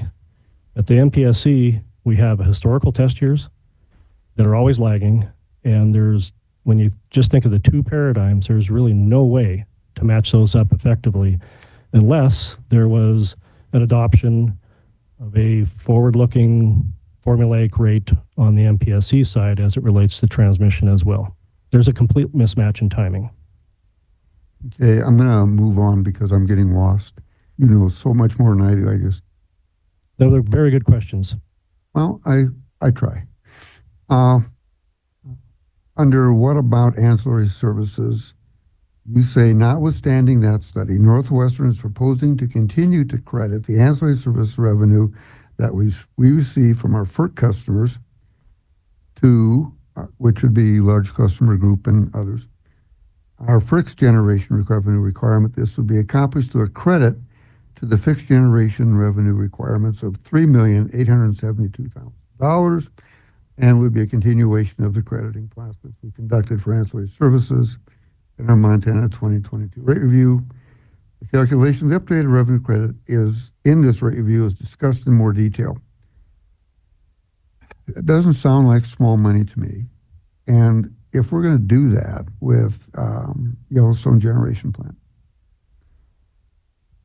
I'm not seeing how this money flows back where the customers are more traditional customers are not paying for a plant through rate basing that is providing services to others, whether it be large customer group or exported energy, where those that are receiving that energy are compensating based on the concept, I think it's the 1974 energy bill from Congress, certainly been reaffirmed twice through the Supreme Court and just recently through FERC in the 1920 question, that the cost causer is the cost payer.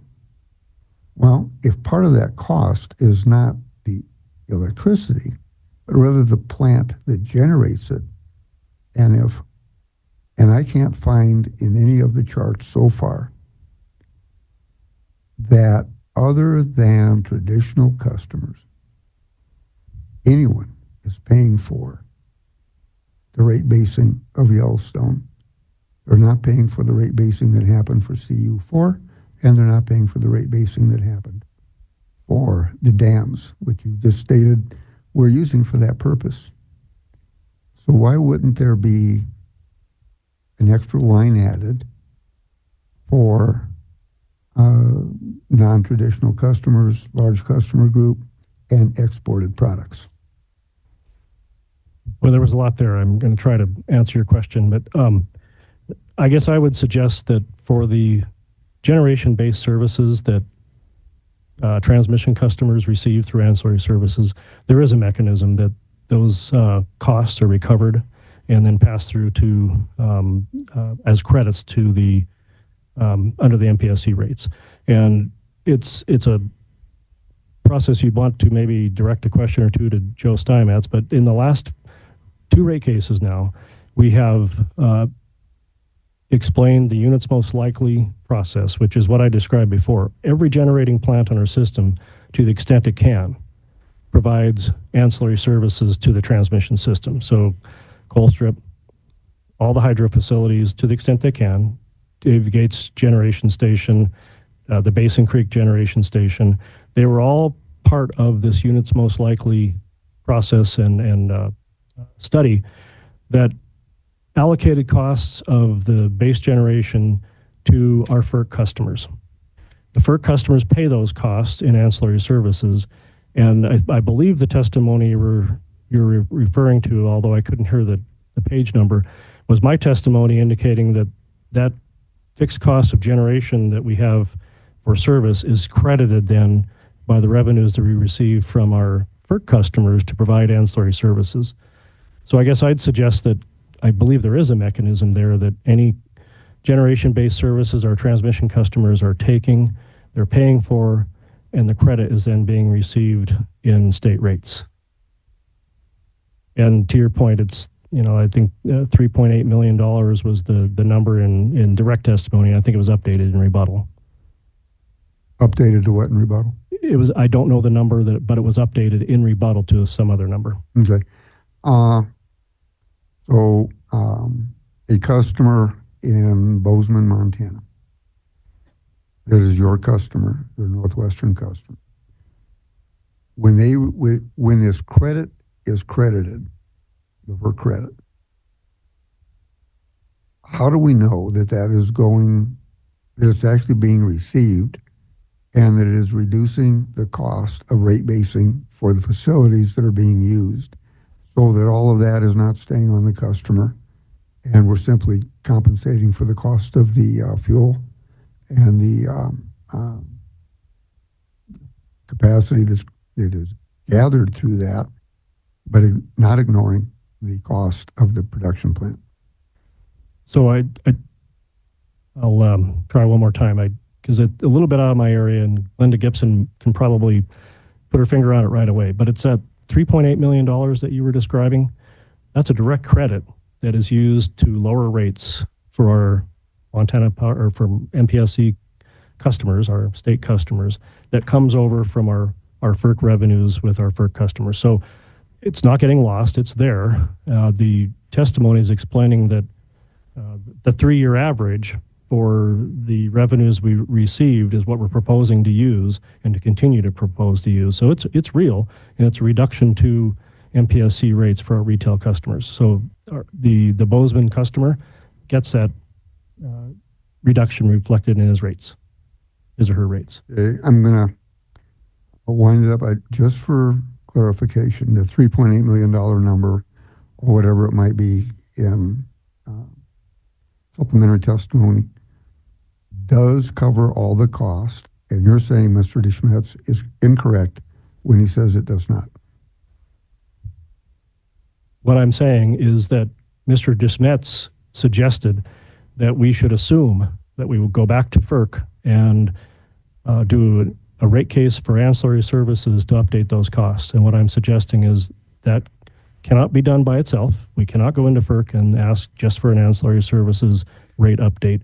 We would have to open up our entire transmission rate for a new rate case. That involves time, cost, and I don't recall Mr. DeSmuke's testimony as to what he felt that would unveil. But I would suggest that it's not $5 million, much less than that. And again, that's in kind of in the world of theory, because we cannot do that. We cannot go in and do an ancillary services only rate request at FERC. Final, this is just kind of a follow-up on that. So you're stating that in your reading of Mr. Smook's testimony, that you do not recall him saying that there was an under-collection. It's been a long time since I read Mr. DeSmuke's testimony, and I'd have to look at it again to see what he actually said. Thank you so very much. Is there any questions from staff? Thank you, President Molnar. Just a few, Mr. Cashel. Dovetailing into what President Molnar just asked you about, regulation and frequency response is one of the ancillary services that Northwestern provides, correct? That's correct. And could you, three, under the tariff. Sorry, I didn't mean to interrupt you there. What were you saying?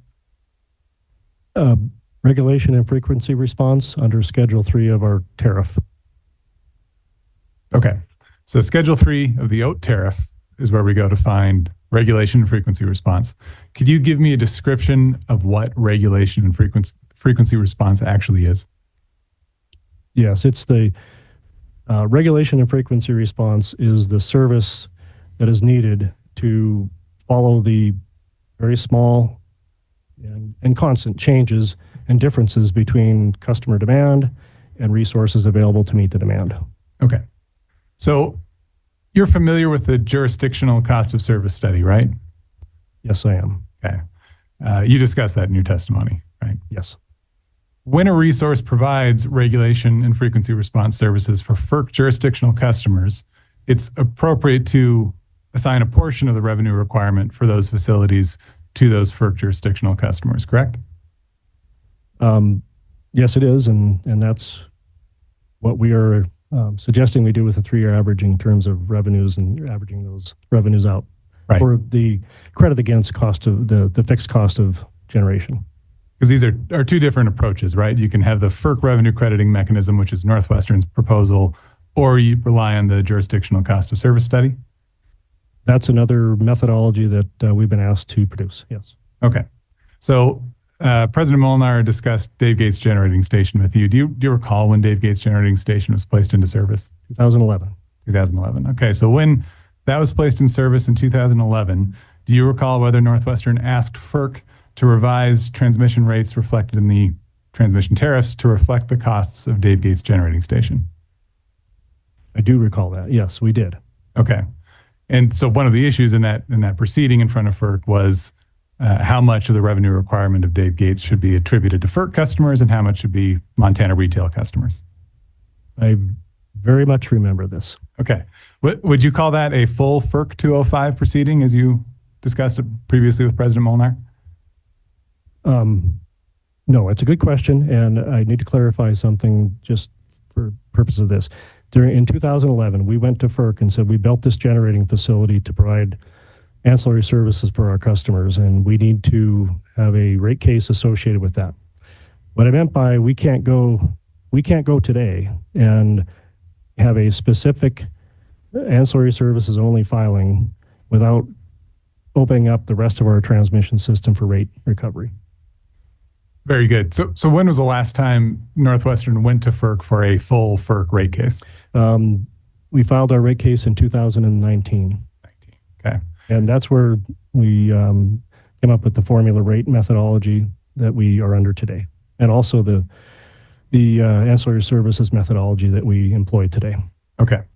So between 2011, when Dave Gates Generating Station was brought online and rolled into Northwestern's transmission rates, the 2019 rate case that led to the FERC formula rate, has the method FERC uses to allocate costs of those facilities between FERC customers and Montana retail customers changed at all?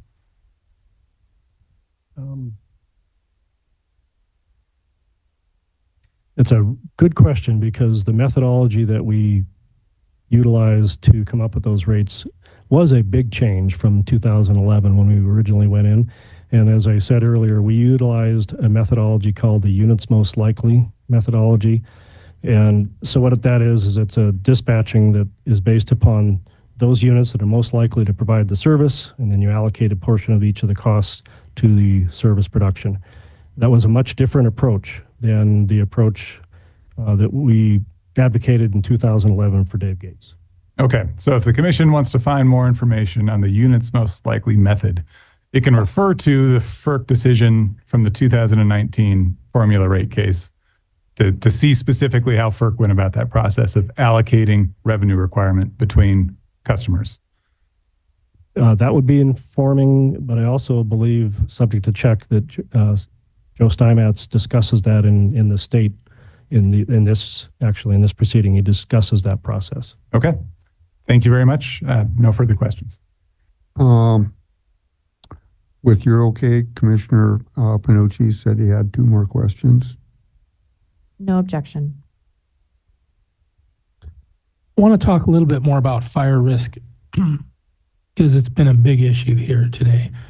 I heard testimony yesterday that it's increased by 7-fold from one end of the country to the other. I've never heard that before, so that was interesting. So we look at what my fellow colleagues brought up, reconductoring everything to the high-performance conductor and working across the country. That has never been brought up before. What has been brought up as a mandate is any new construction or replacement would be the high-performance conductor. An example of this is when we decided to make it a law that every car had to have an airbag. You didn't have to go take your 69 SS Chevelle and put an airbag in it. We just didn't do that, and nobody's advocating that across the country. They're having me speak across the country on this, so I just don't think that's relevant. Would you support a mandate that says any new construction or replacement construction would meet new standards to reduce fire risk, such as the communication in the line that tells us where a tree branch is touching so we can get out there and cut it down, where a bird is building a nest, the ability to measure temperature in the line would prevent a problem? Would you support, just your opinion, a mandate saying new construction would meet these new standards? And remember, the whole country's asking us, what are we doing to reduce fire risk? Because it's cost us billions. Most expensive fire in the history of the United States took place 2 weeks after I spoke in San Francisco. Would you support a mandate that would raise these standards on what a conductor can do? Well, I guess what I would say is that we meet all the standards that are out there, and creating a new standard is usually the product of either some sort of legislative process, or in the case of like NERC, there's a new standard that's promulgated that has the opportunity to have discussion around it, that sort of thing. So to the extent that a standard like that is adopted, whether it's by state law or by federal law or regulation, I I think it would have, there's a lot of reason that something like that should be considered. I'd also say that usually a standard, before it's adopted, there's a consideration of cost of the standard and the benefit. So a cost of benefit kind of look that's done. So I don't know if we'll ever get a standard that says all new construction has to be this advanced conductor. And one of the reasons I state that is that, as I alluded to earlier, not every situation necessarily would make sense. For example, the 500 kV system that I talked about, it doesn't make sense for us to reconductor the 500 kV system if we were to build a new section of that, for instance, with advanced conductor, because that's not the limitation of the 500 kV system. But many other segments on our system, it makes total sense to reconstruct it using advanced fiber and the newest technologies, relaying systems, the same thing, that sensing equipment that senses those kind of things that you're talking about, a tree branch in the line. It makes sense to do that. And I almost hesitate to use this, but our former CEO, Bob Rowe, used to say, at the speed of value. So to adopt new technology that makes sense and provides value to customers, I think is absolutely the right thing to do. But I'm not sure that I could endorse every new construction has to be advanced conductor. But if we were told that, if that was a mandate, we of course would do it. Well, I guess Senate Bill 301 addressed some of these issues. So the legislature, and I work very closely with Zolnikov on that, addressed that. But there could be a standard that you would endorse. And boy, I'd love to hear that. But let's talk a little bit about this. So I get down to California and I'm up to Oregon and they want me to ask some tough questions. And this came up. Is there projects going on in California, Oregon, and Washington that is using a steel core conductor where they have to go through permitting, and that's very expensive and time consuming, where a performance conductor could be used bypassing permitting and actually be the cheaper choice, but cutting line loss by 40%. And they found several projects that are underway. In your opinion, how would we stop that? And then the bigger question is there any project in Montana that's using a steel core conductor that's underway that permitting is being used and the carbon core would be a cheaper choice? I believe that these are facts that are not in evidence, so you can answer if you so choose and in the manner in which you choose. I'm not familiar with the specific instances you talk about in Washington and Oregon, so I can't really opine to that.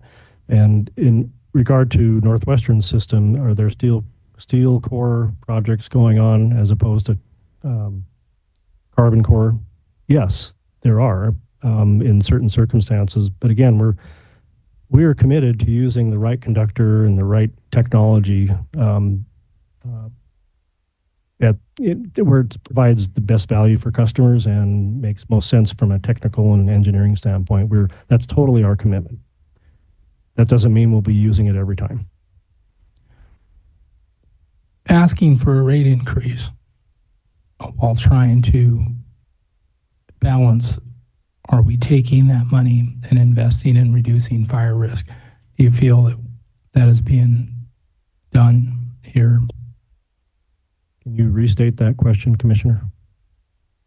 We're asking for a rate increase, while at the same time, I think the public and the insurance companies demanding that we are reducing fire risk.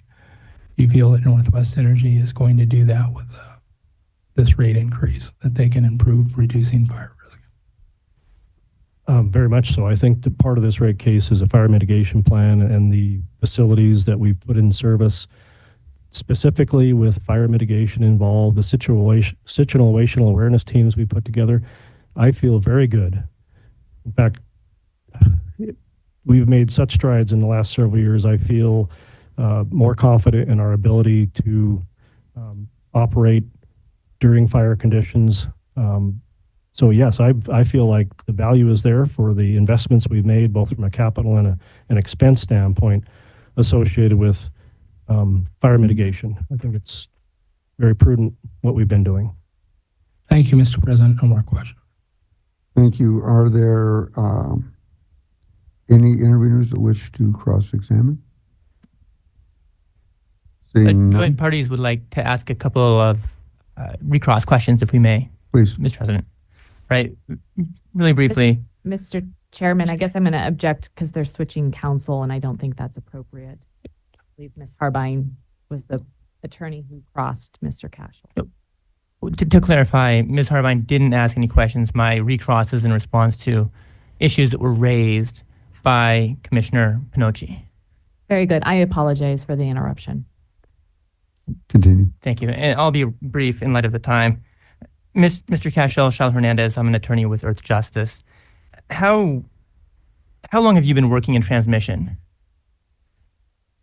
I've been in the bulk electric system part of the business for 39 years. 39 years. And Mr. Pinocci, he noted a few points. He mentioned that insurance costs are rising rapidly, rates are going up, and insurance may not even be available, and that the fire map for Montana is really bad. Mr. Cashel, fire is kind of a double risk or transmission is double risk for fire. One, you could have a fire caused by transmission, or transmission assets could be threatened by fire. Is that right? Fire is a risk of operating a transmission system. I'm sorry, just like if someone else starts a fire, it could damage your transmission system, right? And that has happened to our system, yes. Mm-hmm. And the system itself could spark a fire. Again, in the theoretical, yes. Yeah, not saying it has, but just it's a risk. In your career, Mr. Cashel, have you noticed that fire risk has increased? It's an interesting question.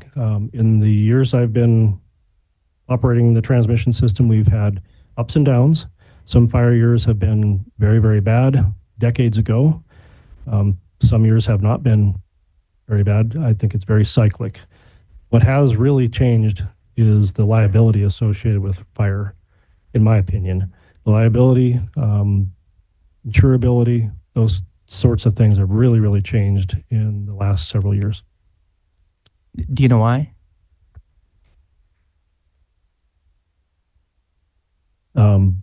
There's been some, well, it's pretty obvious. I think that some fires have occurred and legal actions have been taken. So because of that, it's a risk that's grown for our company and for others. And as I said, I can remember fires back in the 90s and fire seasons back in the 90s that were very, very significant. So that hasn't really changed over time. Fires have been part of our business. What has really changed is the legal and liability around fires from a utility standpoint. Thank you, Mr. Cashel. Mr. Pinocci just mentioned some comments by your colleague, Mr. Byrd, yesterday about the fire season itself actually expanding sixfold. Are you aware that? Did you hear those comments? I heard the comments, yes. Did you agree with that? Again, what I had experienced. I feel like we're getting far outside the scope of recross. Commissioner Pinocci was asking Mr. Cashel about wildfire risk and how advanced conductors can potentially mitigate that risk and that associated with wildfire. May I respond briefly? And I think I just have a couple questions remaining on this line, and we can break for lunch. I think this is well within the scope of the questions that Commissioner Pinocci raised. The questions were about fire risk and how to mitigate that risk and the costs associated with that. This just goes to what's driving the fire risk, if it's in fact changing, as Commissioner Pinocci mentioned. But if I might, that is not what Mr. Cashel is here to talk about. He was simply responding to Commissioner Pinocci's questions, but he's not part of our distribution or operations group that does the fire plan, is involved in that. The question is about risks to the transmission system, and I believe Mr. Cashel is well qualified to talk about that. And like I said, I have a couple more questions. I think this is highly relevant. We've heard abundant testimony about how the system is at risk and how these risks are posing real challenges to both the company and to Montana ratepayers.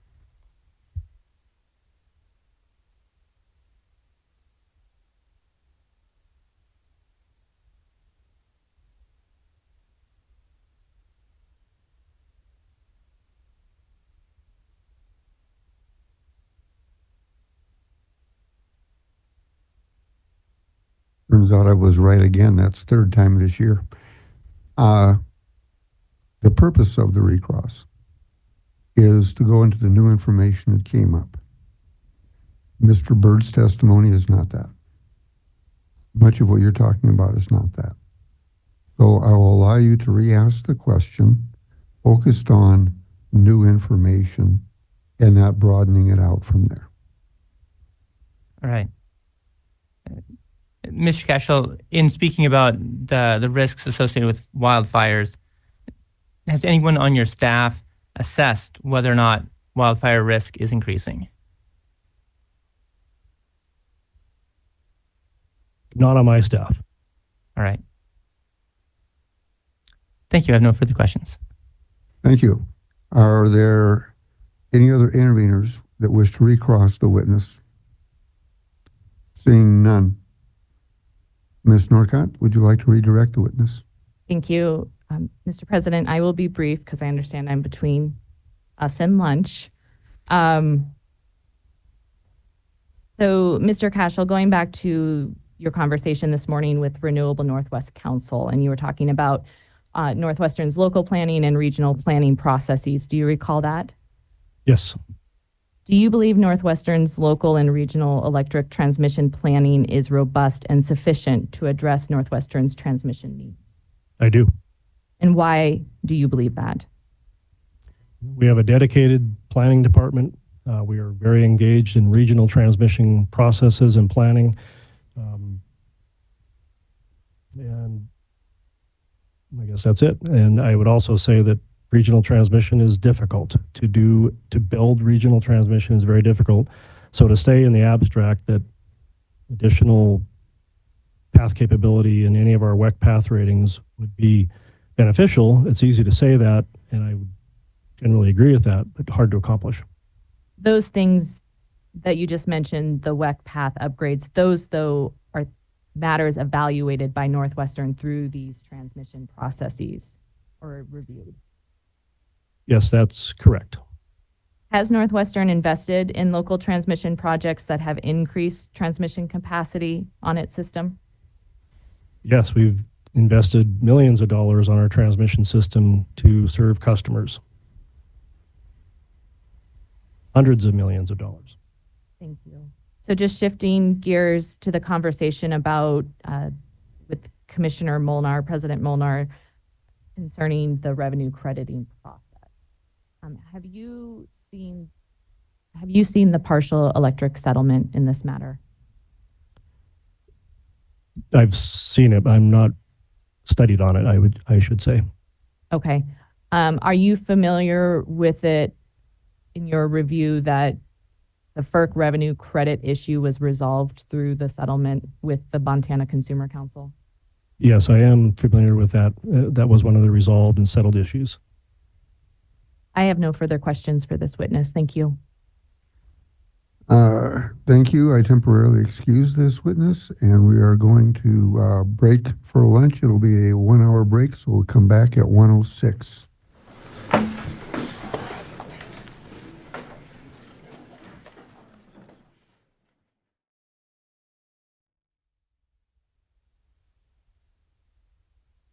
This hearing is back in session. Ms. Norcott, would you like to call your next witness? I would be happy to. Northwestern calls Bobby Schroppel. And Ms. Schroppel needs to be sworn in, Mr. President. Ms. Schroppel, do you promise to tell the truth, the whole truth, and without purpose of aversion? Thank you.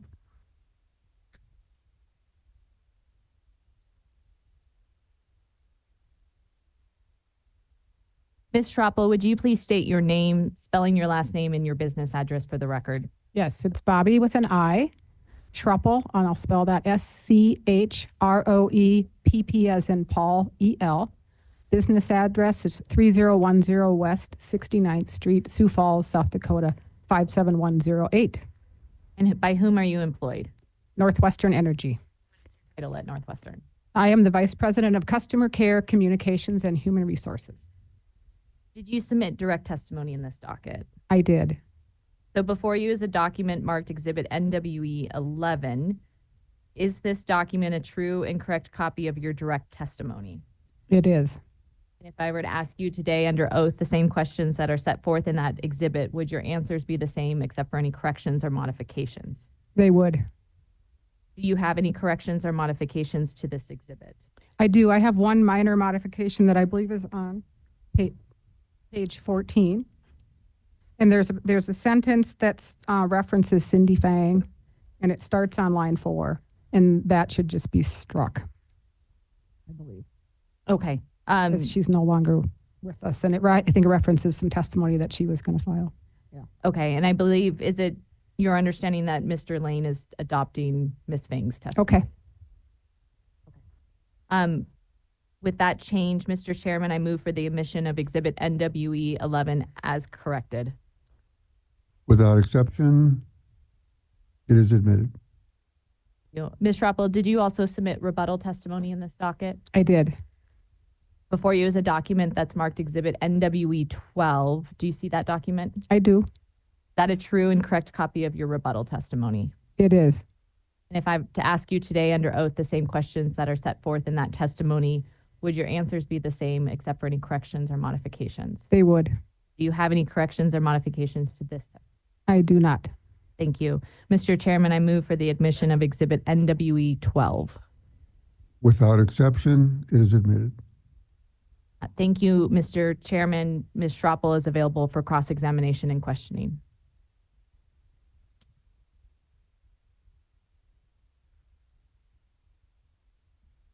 Does the Montana Consumer Council have any questions of this witness? Well, we'll circle back. Ms. Harbine, do you have any questions for this witness? I do. Thank you, President Molnar, commissioners. Good afternoon, Ms. Schroppel. Good afternoon. I want to confirm first your title. You're the Vice President of Customer Care, Communications, and Human Resources? That's correct. Okay. And in that capacity, you oversee Northwestern's bill affordability programs? I do. Okay. Or portions of them, yes. Okay. I'm going to ask you some questions today about joint parties witness Roger Colton's testimony. Have you reviewed that testimony? I have. I've read it. Okay. And you submitted rebuttal testimony addressing Mr. Colton's testimony? I did. Okay. And then did you hear Mr. Bird's testimony on Monday? I did listen in, yes. Okay. And did you listen specifically to his colloquy with Commissioner Bukacek on affordability of Northwestern Energy bills? I did. I listened to his entire testimony. Okay.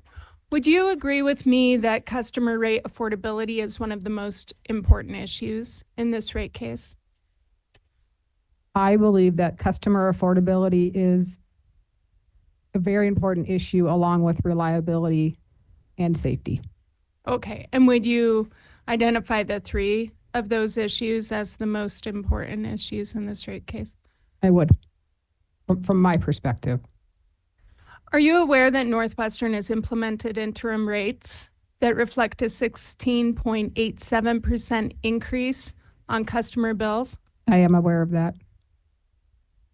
And you're aware that that contains all components of customer rates, so the PCAM, taxes, and base rates?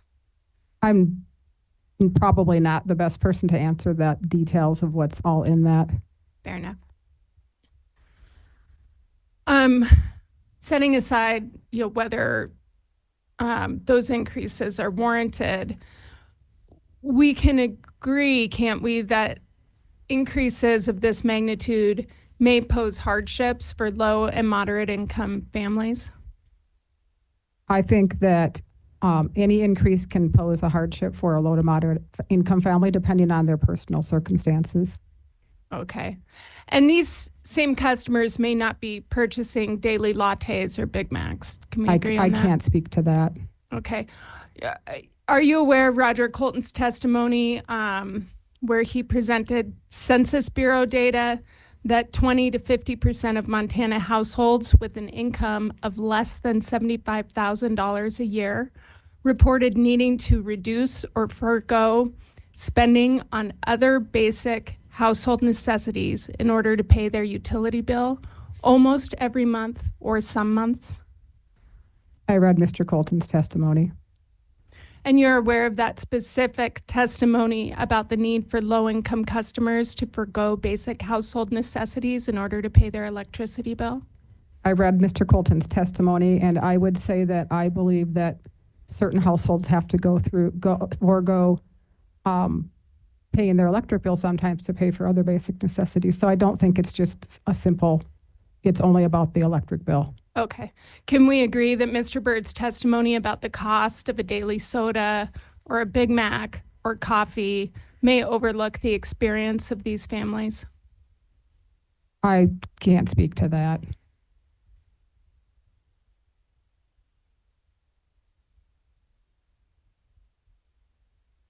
Does Northwestern maintain information on the payment patterns specifically of its low-income customers?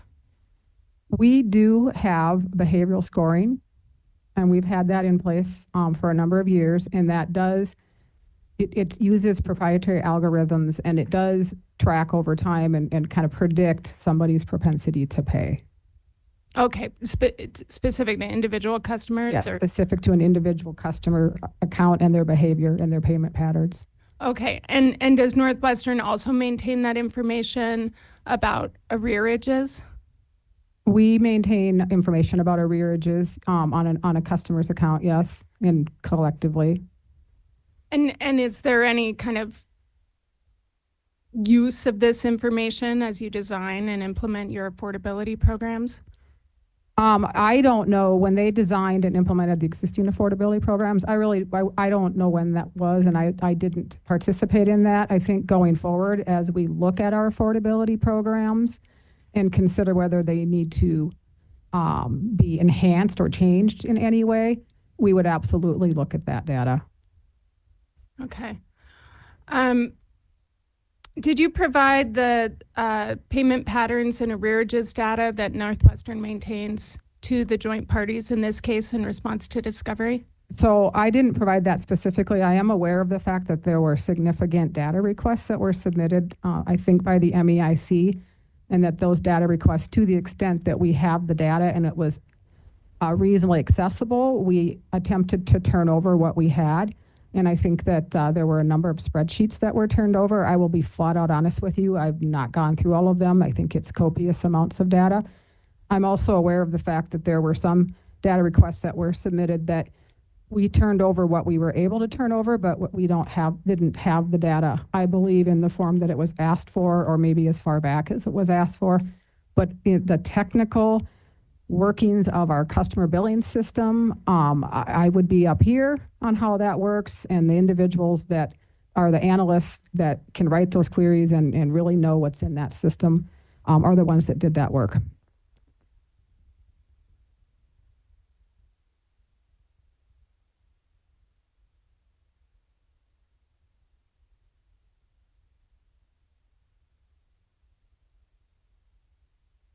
Uncollected arrearages can have system-wide bill impacts, is that right?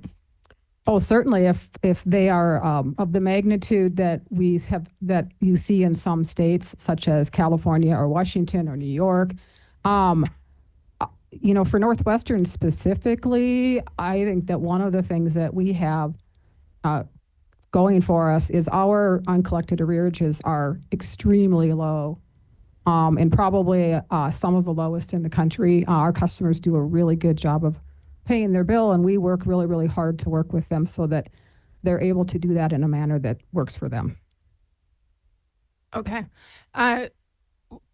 Is it true that avoiding arrearages on balance is the best way to address those system-wide impacts? Well, I think in a perfect world, if everybody could pay their bill on time every single month and you had no arrearages, that would be fantastic. But that's not reality, and there's no utility out there that lives in that world because we follow rules that allow customers, to have extra time when they need it, et cetera. So I think it would be a balance because I read Mr. Colton's testimony, and when you look at Northwestern's bad debt levels and what we spend on credit collection activities relative to what he was proposing in his testimony, it was a significant increase over what our current costs are. So while I'm really open to talking about the quality of our programs and whether, we should be looking at a tiered bill discount program and, for different income levels, 100% open to that. What I didn't agree with was a lot of Mr. Colton's analysis and taking what I think is census data that he used in Montana, where he pulled in zip codes, and I believe there's a lot of cooperative and non-Northwestern data in there.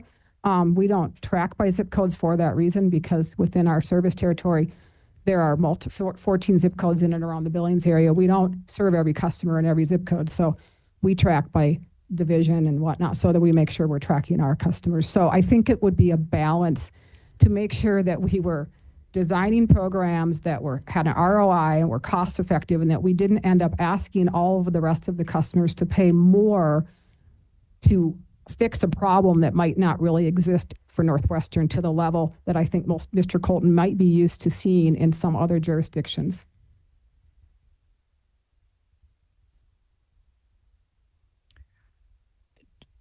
Northwestern doesn't track the number of low-income energy assistance program recipients by month throughout the year, does it? So it's my understanding that the way it works is you're getting low-income energy assistance or you're not. And if you're getting low-income energy assistance, you're getting our bill discount. I think some of those things are flags in our billing system, which means that when you are no longer on that program, it no longer would show up that you were receiving those programs. Beyond that, if there's any ability to go back into the ledgers or do any of that and resurrect any of that historical information, I wouldn't really be the person that could answer that question. Okay. Are you saying, though, just to summarize, that Northwestern cannot track the number of LIHEAP recipients by month on an annual basis? We can track the number of LIHEAP recipients. We could run a report today and tell you how many LIHEAP recipients are on there, and I believe we did turn some of that information over. Okay. I'll check that. Yeah. There's a lot. I tried to look at the spreadsheets, and honestly, there's a lot of data that was turned over.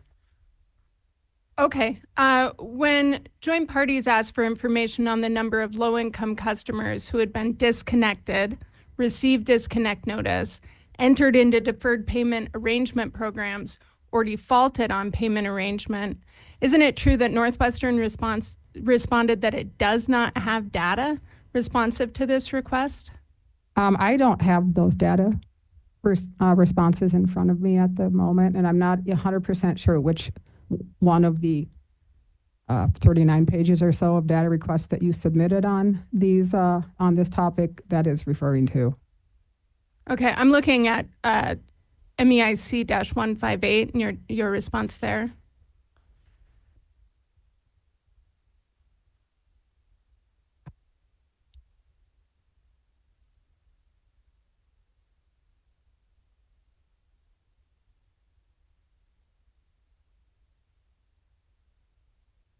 $158.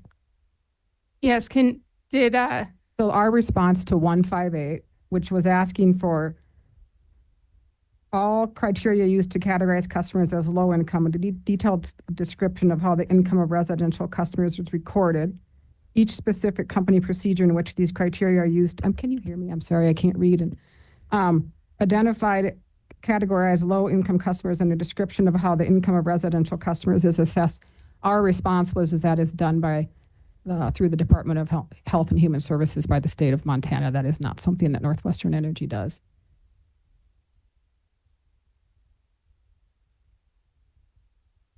Okay.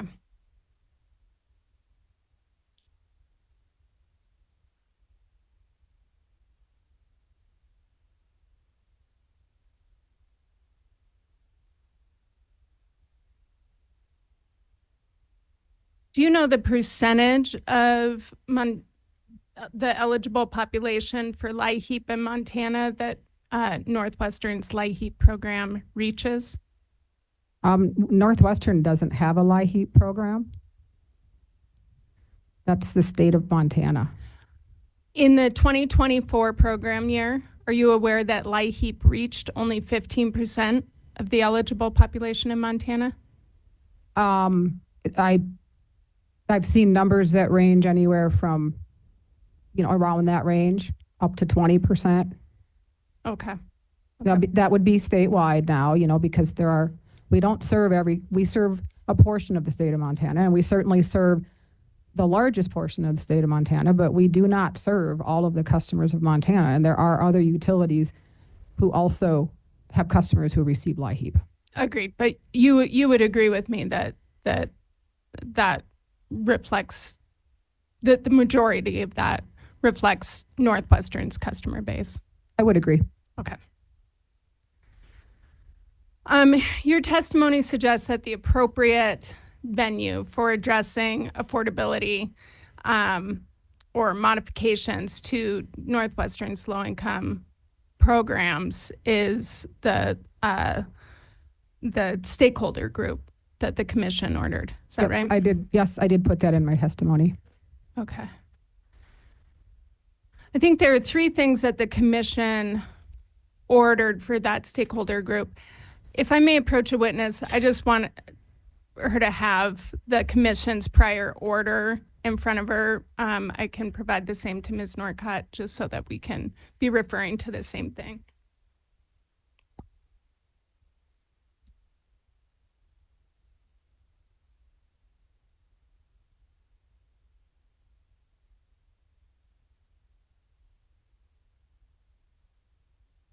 It's paragraph 82, I believe, that refers to the stakeholder group.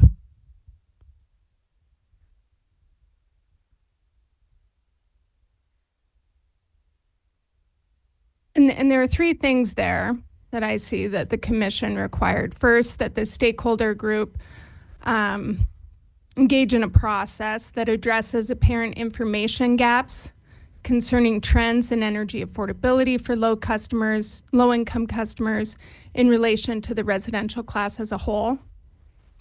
Second, barriers to participation in existing assistance programs and coordination across assistance programs. And third, the most effective outreach and delivery mechanisms for low-income assistance. Is that what you understand the stakeholder group scope? And that's in the charter for the stakeholder group. Okay. Have there been any changes in Northwestern's low-income programs since this commission order? We haven't made any changes to the low-income program, but I don't read the commission order to indicate that that's what they were looking for. The focus of the stakeholder group has been on understanding why customers don't participate, what's the best way to reduce those barriers and communicate to customers, and what are the best ways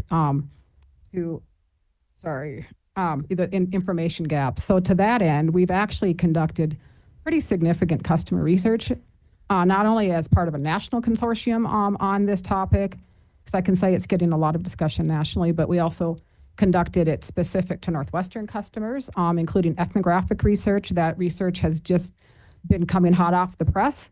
So we have interviews actually with specific Northwestern Energy customers about what it's like to try to seek out and find out about low-income programs. So we are in the process of going through all of that and talking to the stakeholder group about how we can take that research, what's missing, and what additional research we may need to do, and start strategizing around the objectives that were set forth by the commission for this stakeholder group.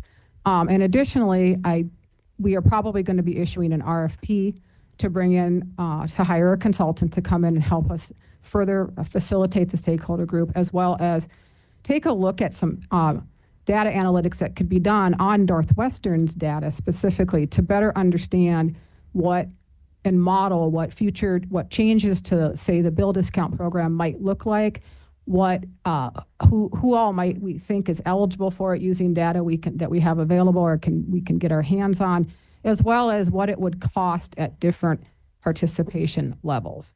Because again, I just want to remind the commission that we are not opposed to looking at and even maybe expanding the low-income program. And I want to make a comment on that, because like I said, there's a lot in Mr. Colton's testimony that I don't personally agree with or think applies to Northwestern. I don't disagree with his overall premises. And I think the other thing that is probably needs to enter into the conversation at some point is it's low to moderate income. The state of Montana, because they use 60% of median income, fortunately, customers who have a 200% of federal poverty level or lower can get low income energy assistance in our bill discount. So that's positive. But I think you're seeing families that are probably up to 300% of poverty. That there's probably needs to be some discussions at some point about what we might do collectively for those customers, knowing that the federal government's not doing anything for them. So it would have to be something that was done at the state level. But they also don't need as much assistance. They just maybe need a little bit of assistance to bring that energy burden down. Okay, so so you're talking about kind of a gradation of assistance. Yeah. Okay, that's all. Because I think we have people on our current program who are getting more assistance than they need because their energy usage is probably low. They might live in an apartment that doesn't have as high of energy usage, and then there's probably people on the program who aren't getting as much assistance. So I'd like to look at all of that to say if we're going to either look at the current money, how it's being spent, or spend more, let's do it with our eyes wide open and let's do it intelligently. And let's make sure that we get the best ROI for that money that we can get and that we don't subsidize somebody when they don't need that much assistance, because everybody's going to pay for something if we change these programs. And they already are paying $5+ million a year for the bill discount program. Okay, well, before we talk about modifications for a perceived oversubsidy, let's talk about whether the group has developed any recommendations to address the challenges to access. Has the stakeholder group produced any recommendations with respect to those 3 areas that the commission identified? We haven't gotten there. That's actually right where we're at right now based on the research that we've been reviewing with the commission, the stakeholder group. And the research actually has a whole host of recommendations that have come out of it based on qualitative surveys, quantitative discussions, and ethnographic research with customers that I think are the starting point for what the rec. So we actually have been discussing some recommendations, and I'll give you a few. One is categorical eligibility. Is there an easier way to determine if somebody's eligible for this form of assistance? Can they automatically be eligible for this form of assistance? Because in some cases, that people have to go to different agencies to get different levels or the different assistance programs. Another one that the stakeholders, I think, are super interested in, and it would probably require change to statute in Montana and certainly the support of the commission. It's being done in some states. It's what they call self-attestation. And so you allow a customer to basically attest to you what their income level is. And then there's an audit process and they agree to that if they get called to be in the audit process, they'll have to turn over paperwork. But it gives the utilities who have bill discount programs, et cetera, like Northwestern does, gives the utilities a lot more flexibility to at least get people on the bill discount program without them having to go through the process of applying for low-income energy assistance. Because I will tell you, one of the big barriers that's coming out of this research, and I don't think it will surprise you, is it can be very onerous and a lot of people just give up. Mm-hmm. And that's all helpful. So when you talk about categorical eligibility for customers who may be eligible for other assistance programs, are you talking about programs like Medicaid? Like SNAP or, yeah.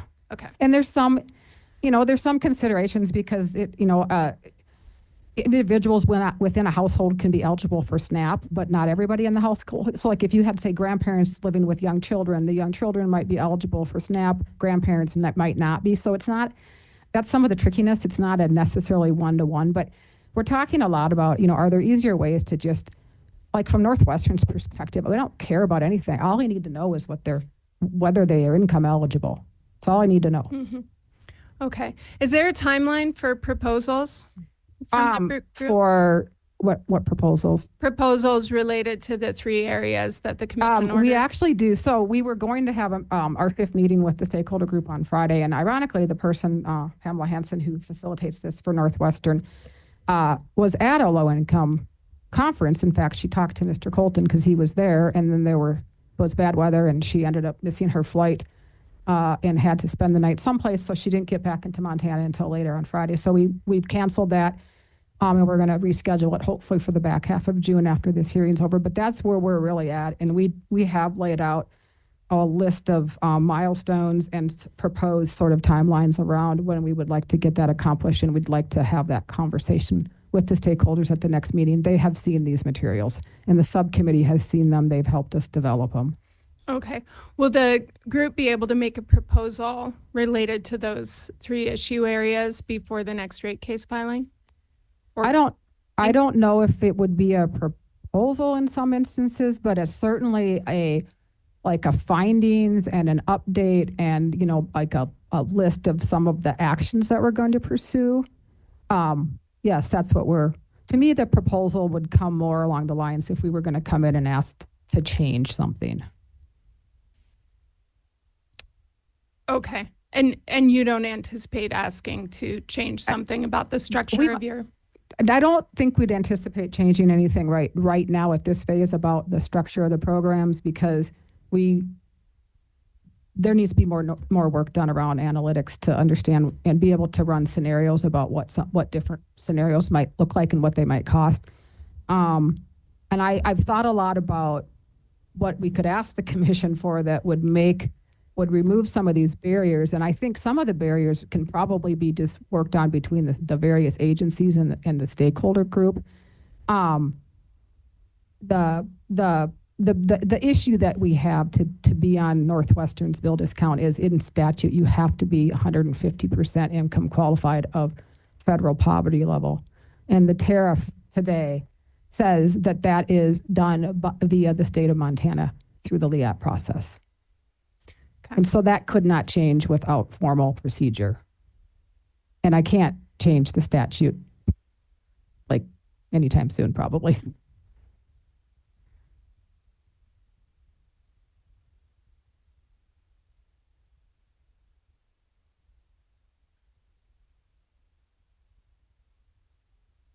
You responded to a commission data request PSC-245, about what competing priorities might be impeding the process of this stakeholder group.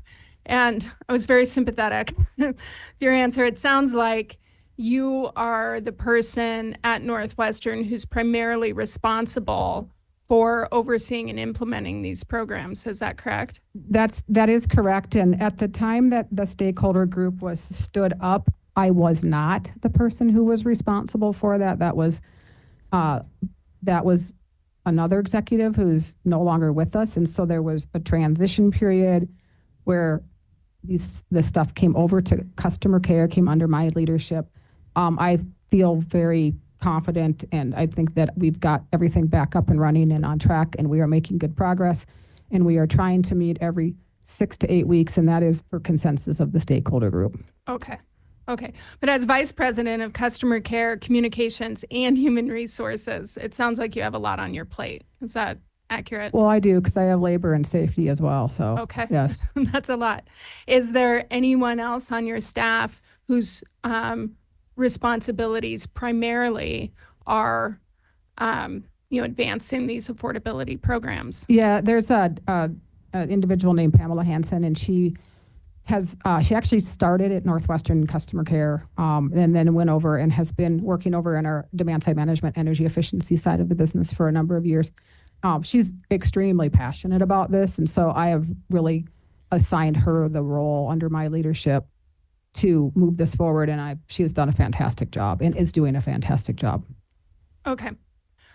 Do you feel like Northwestern is committing sufficient resources to address the affordability concerns? I do. I think, like I said, I think we're going to issue an RFP and to look for some outside help to not only just maybe help facilitate, because she has other things that she does as well, but also to start laying out what it would look like to start doing some kind of parallel work that to me is beyond the scope of what this initial commission order was, but it's to start looking at what future programs might look like. And I have some ideas because I'm very active nationally, and I have a lot of friends in the industry. I have a lot of other executives that I am close with. And so I know what's going on out there with some of our peer utilities that I don't like, and I know what's going on out there that I think might have some merit to take a look at for Northwestern, see if it made sense. And what is the scope of the consultant's role that you're anticipating? So I have a high level idea in my mind, but we need to get that RFP drafted, and that would be something that I would look for input from the stakeholder group on as well. Okay. Do you have an idea of what qualifications you're looking for? Well, I'm definitely going to want an organization or consultant that can demonstrate, that they have broad national expertise.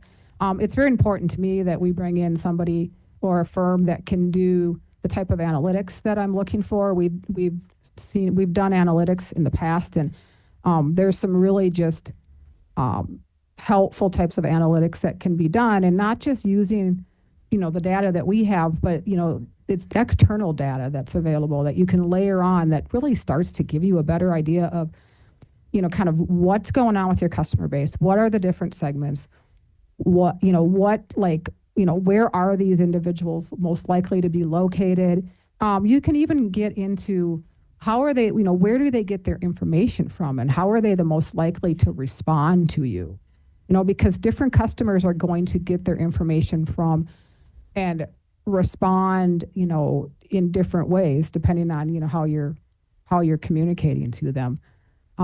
So that would be important to me that a consultant or an organization would have that data. I would call it data analytics ability and customer segmentation ability.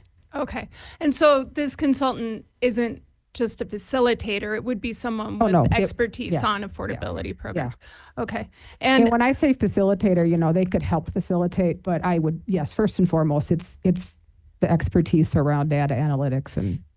And will the stakeholder group be selecting the consultant out of that RFP? I think we have to determine that. I don't know that I would have the whole stakeholder group weigh in on it, but I could see we have a subcommittee of which HRDC District 11 is on it, and I know that they're part of the joint parties. I could see more likely that we would have an RFP committee that would make a recommendation to the entire stakeholder group, because the stakeholder group is up to, 16 to 18 people. We just recently added a few more members at the request of Chuck McGraw, who called and asked, and we said sure. So looking forward to that. I believe one of them is coming from the NRDC. So probably some sort of subcommittee. Okay. Thank you. Those are the questions I have for you.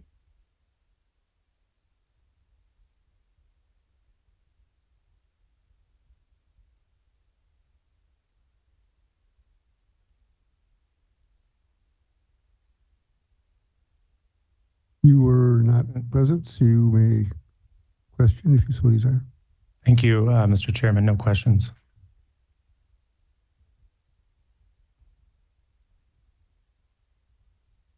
Mr. Rivera, did you wish to cross-examine this witness? No questions. Thank you. Mr. Lute has been excused for the afternoon. So that is the end of the interveners. Did commissioners have any questions of this witness?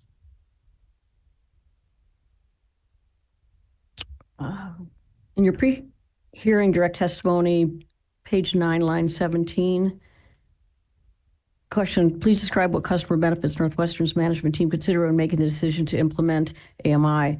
And this AMI is a real important topic for my constituents on the liberty-loving, privacy-loving west side of Montana. So, and the next line says Northwestern Management. So my constituents will be pleased to know that you've been monitoring for many years and you did not want to be an early adopter of AMI. You wanted to kind of see how, I really appreciate that. And then it says here, we believe an AMI deployment was a matter of when, not if, given the advancements in renewable energy, energy efficiency, distributed energy, demand side management, and increased electrification. So intermittent energy, I think, is a lot of what you're referring to when you say renewable there, and increased electrification. So those are an increased cost to ratepayers through your program. And so I'm just wondering what percentage, it says advancements in renewable and increased electrification, in terms of the advancements that are causing you to have to implement AMI. Can you give a rough percentage of how much of that is increased electrification and how much is increased intermittent sources? Actually, I don't at this particular, no, I can't. And I think on the increased electrification, I put that in there more kind of as from a national perspective. To be honest with you, in the states that we serve in, you're seeing some increases in electrification. I mean, you're certainly seeing more EVs, and that type of stuff, but not to the level that you're seeing in places like California or New York or Oregon and Washington, where they have stated, I think, public policy goals that ultimately they want to electrify everything and be off of natural gas. Obviously, I don't think that's the policy goals of the states currently of the states that Northwestern serves in. I think there's a lot more of a balanced approach, which I appreciate. Thank you. Yeah.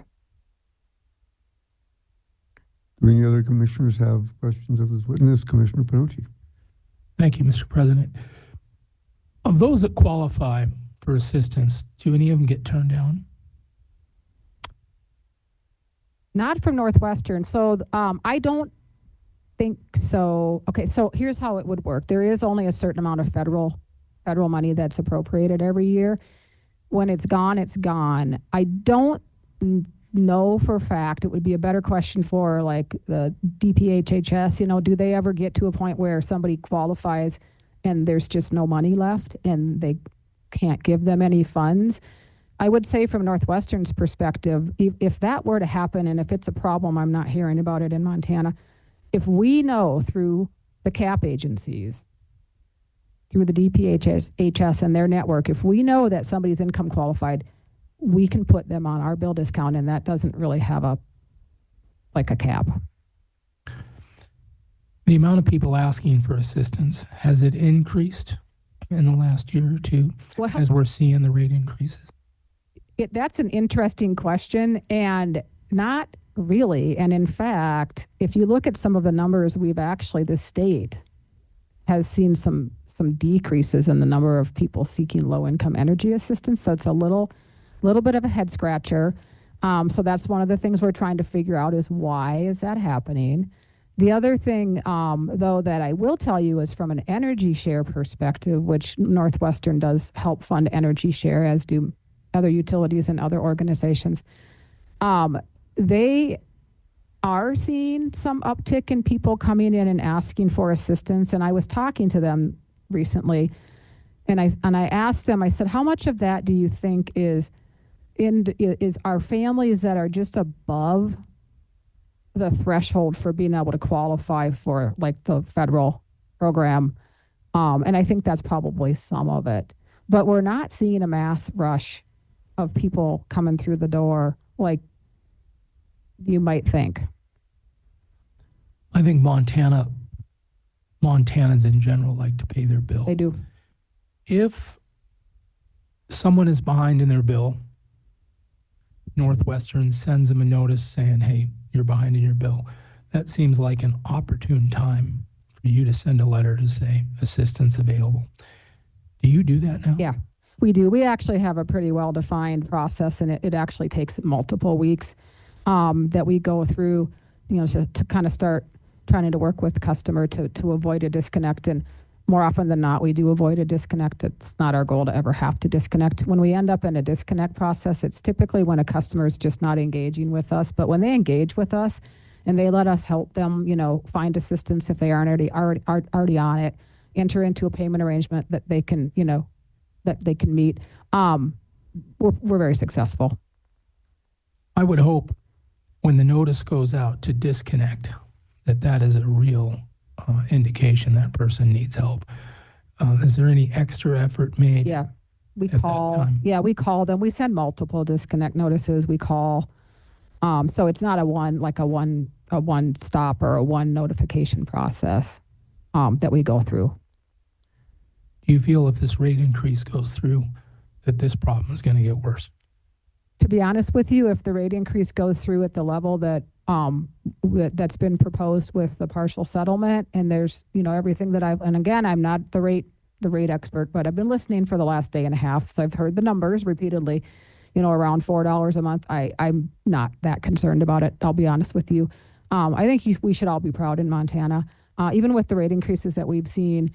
When you look at the level of reliability that we're able to provide in this state, and when you look at how our rates compare nationally, and they are not the fourth highest, they're among the bottom, probably 15 to 10.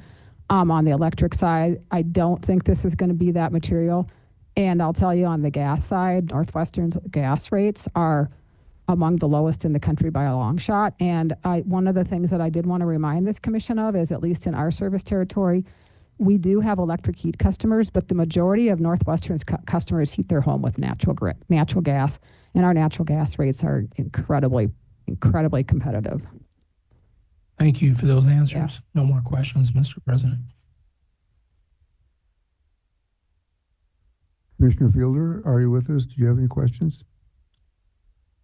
Yeah, I think I'll forego questioning. Thank you. I just have a couple. We have heard here sworn testimony that the rate increase will be about 18%. We've heard sworn testimony will be 4.2. Is my understanding that kind of depends on when you start counting. Seeing how you're in the business of handling customer complaints, do you have any feel for which of those is accurate, or what is the accurate number based on the last increase, which would be our interim, to current, which would be since Northwestern's interim? What will the rate increase? What is that rate increase? I am not the witness for that, and ultimately, I think whatever the final rate increases ends up being is going to be whatever this commission ultimately decides. But I would defer that question to probably Glenda, maybe? Is that the right? Huh?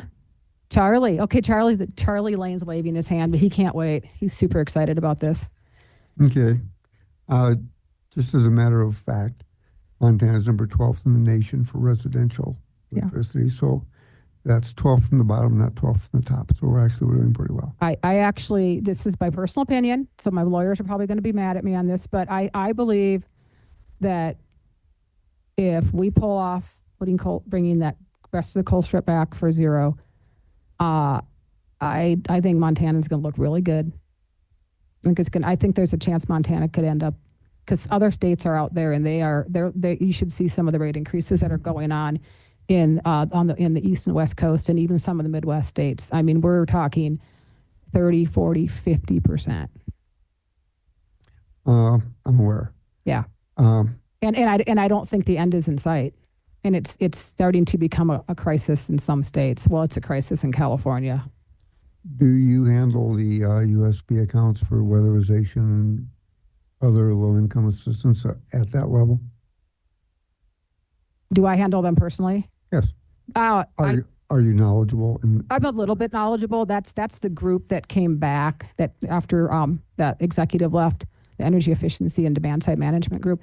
That group handles a lot of and tracks a lot of the USB funds and the energy efficiency programs. Of course, the customer care employees are the ones that are really on the front line day in and day out, working with customers either in our walk-in offices and through the contact center, helping customers. So, and that's another thing I wanted to point out, and I put it in my testimony, but the research that we are doing shows that there is a preference in many instances for customers to be able to come in physically someplace and talk about and get help. And that some of the digital, push to digital is difficult for some of these customers. I feel really good about the fact that that they can do that at Northwestern, and they do. They can come in and we can help them fill out that application. I'm not real up to speed on the numbers on electric USB, but we recently had a natural gas USB come before us, and the amount returned from the amount that was budgeted for the last 2 years was subject to check like $500,000 and $600,000. There is so much need out there. If you're returning money when we know who they are, we know their address, we know their phone number and their email, why are we not recontacting these people? Quite often we've done an audit, but nobody followed up. We know that they're in trouble, but there's no outreach to these people after the original contact. Is that something you are working on? I'm not. Yeah. Sorry, Mr. President, just a soft reminder, that is an open docket that has not been yet decided by the commission, the USB docket that you mentioned. So I just I'm wanted, not talking about the USB docket. I'm talking about the 2% rate increase they wanted for more funds after returning $1 million. That That's it. has been settled. I think that's an open USB docket, and I'm just putting that out there. I don't think that what I'm talking about is an open docket. That was a rate increase request, which is closed. However, to make sure that I don't cross any lines, Thank you. if you think your attorney gets mad at you, stick around. Well, you turned off your mic.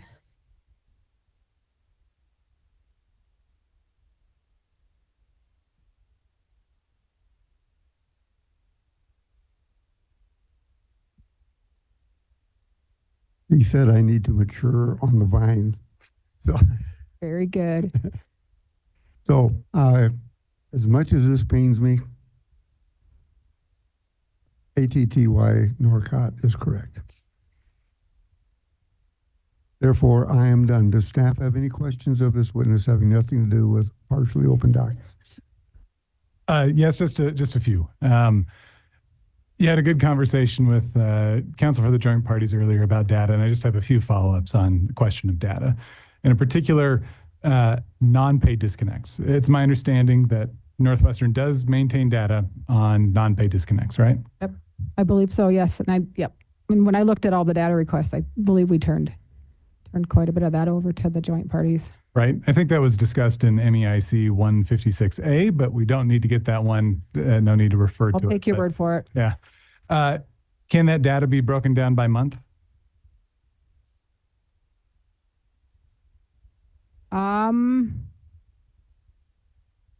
I would hope it could be. I think so. Yeah, I wouldn't know why. Like I said, I'm not the expert on kind of what stays in the system versus what gets archived off. But, and we could certainly, if I can't answer some of these questions, we're certainly happy to get the right answer for you so I don't give you a bad answer. Okay. Do you know then whether that non-pay disconnect data also indicates whether a customer is receiving the low income discount? You know what? We do have it by month because we track it on scorecards. So we do have it by month. Sorry, can you ask that Sure. question again? No, I appreciate the answer to the prior one, but for this one, does that data on non-pay disconnects also include information about whether the customer who was disconnected was receiving the low income discount? I think so, yes. And in fact, I think that we turned some of that over too. So if they were on the low income discount and receiving LEAP at the time of being disconnected for non-pay, we would know that. Okay. Does the data indicate how long the account remained disconnected for non-payment? We track that as well. And we track the percentage of accounts that never reconnect. Okay. And there are some, the vast majority do reconnect, but there are a certain percentage of accounts that don't reconnect, at least not under that particular household. Somebody else may eventually live in that. Okay. So would the data be able to show whether the reconnection, if it happened for the same customer or for a different customer? Yes, I think so. Okay. Does Northwestern then, on those accounts that are reconnected, track whether the account balances are paid with help from outside assistance? If there was outside money that was put on the account, thinking this through, if it comes from, say, like the state, we would know that. If it comes from Energy Share, I think we would probably know that too. And then there's assistance that comes from nonprofits. Faith-based organizations. That would be a good question about whether we have 100% coverage of, because believe it or not, there will be customers who will call in and want to pay, just randomly pay somebody else's bill, and they just ask us to pick it out. They don't want to know who they, they don't want them to know who it is. So then a credit would just go on the bill, and I'm not sure that we would know specifically where it came from. We probably would just know that there was a credit that was put on that bill. Is it fair to say that all of our phone calls are recorded, so I guess if we wanted to dig deep enough, we could probably, but that would be a lot of work. Sure. Setting aside that amount of work, is it possible to identify when organizations like you mentioned, so Energy Share or perhaps faith-based organizations, that sort of thing, when those types of organizations help pay the balance owing on a bill? That would be a good question, and I would have to get back to you on that. I don't know if our customer care employees are putting a notation anywhere on the account when a payment's made by like a Salvation Army or something like that. Okay. I mean, it probably could be something we could track, maybe subject to check, as long as we know. But it might have to be done on a case-by-case basis by like whoever was handling that situation. To the best of your knowledge, that's not currently part of Northwestern's process of tracking that sort of data. Yeah, I've never seen. I see data on Energy Share, certainly LEAP, and of course our bill discount. If you're on it, once you're off it, the flag just goes away and you're not on it. So I'm not aware. I can't think of any data on our scorecards or anything that really gets down to the level of, say, assistance that's coming in from those types of organizations. But it could be a conversation to have with, at a different time to see what can be tracked and what is being tracked, or like I said, what could be tracked that's not being tracked. Okay. And when that conversation happens, we can leave that to a future date. But yeah. Would Northwestern be willing to provide that data to the commission? Certainly. If we had it, we would provide it. All right. Sure. Thank you. That's all the questions that I have.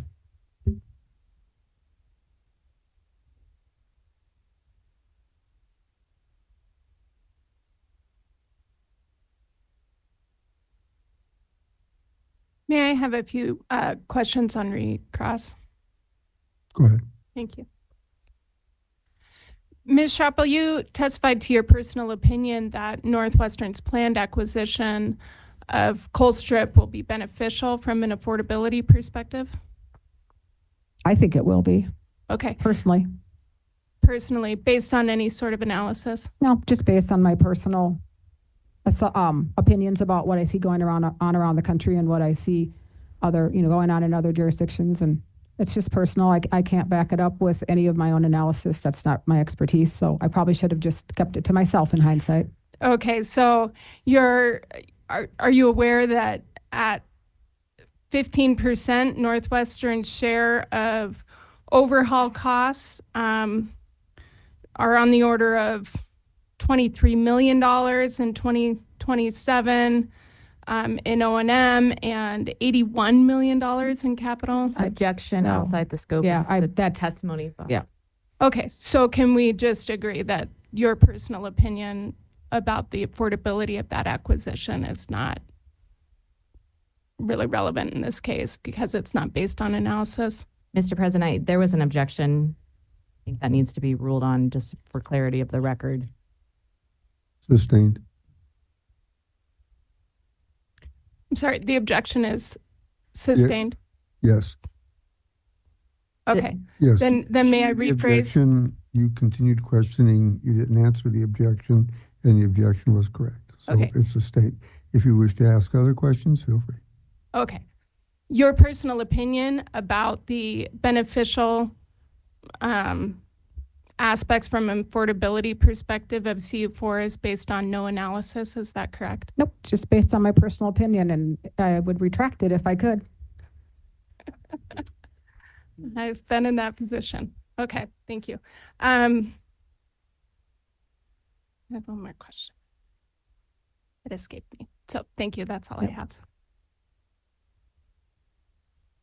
Seeing no further recross, Ms. Norcott, would you like to redirect this witness? One question. Thank you, Mr. Feel free. Ms. Schroppel, in response to the last question you received from Mr. Hamilton on staff about providing data, and your answer was you'd be happy to provide that at a future point in time. Does Northwestern provide personal customer data to the commission?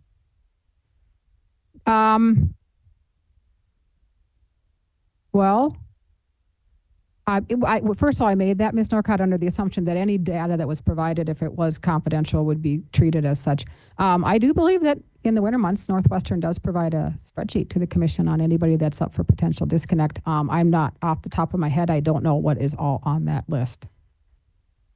But we protect personal data very closely.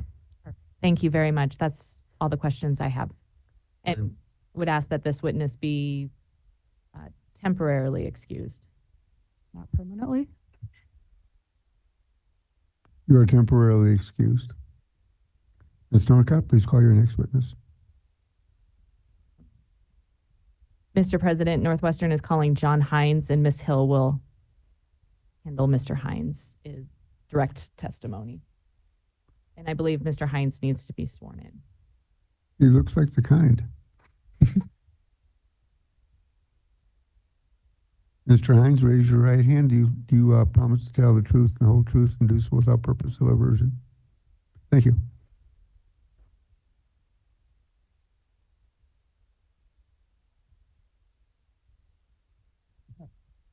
Welcome to my world. Good afternoon, Mr. Hines. Is your microphone on? It is now. Thank you. Could you please state your name and business address for the record? Sure. My name is John Hines. My business address is 11 East Park Street, Butte, Montana, 59716. On whose behalf are you testifying? Northwestern Energy. What is your position with Northwestern? My position is Vice President of Supply and Montana Government Affairs. You have before you the direct testimony that you filed in this docket. Can you confirm that that is your direct testimony? Yes, Do you have any corrections to your direct testimony? I do not. If I were to ask you the same questions today under oath, would your answers be the same? Yes, they would. Mr. President, I move to admit the direct testimony of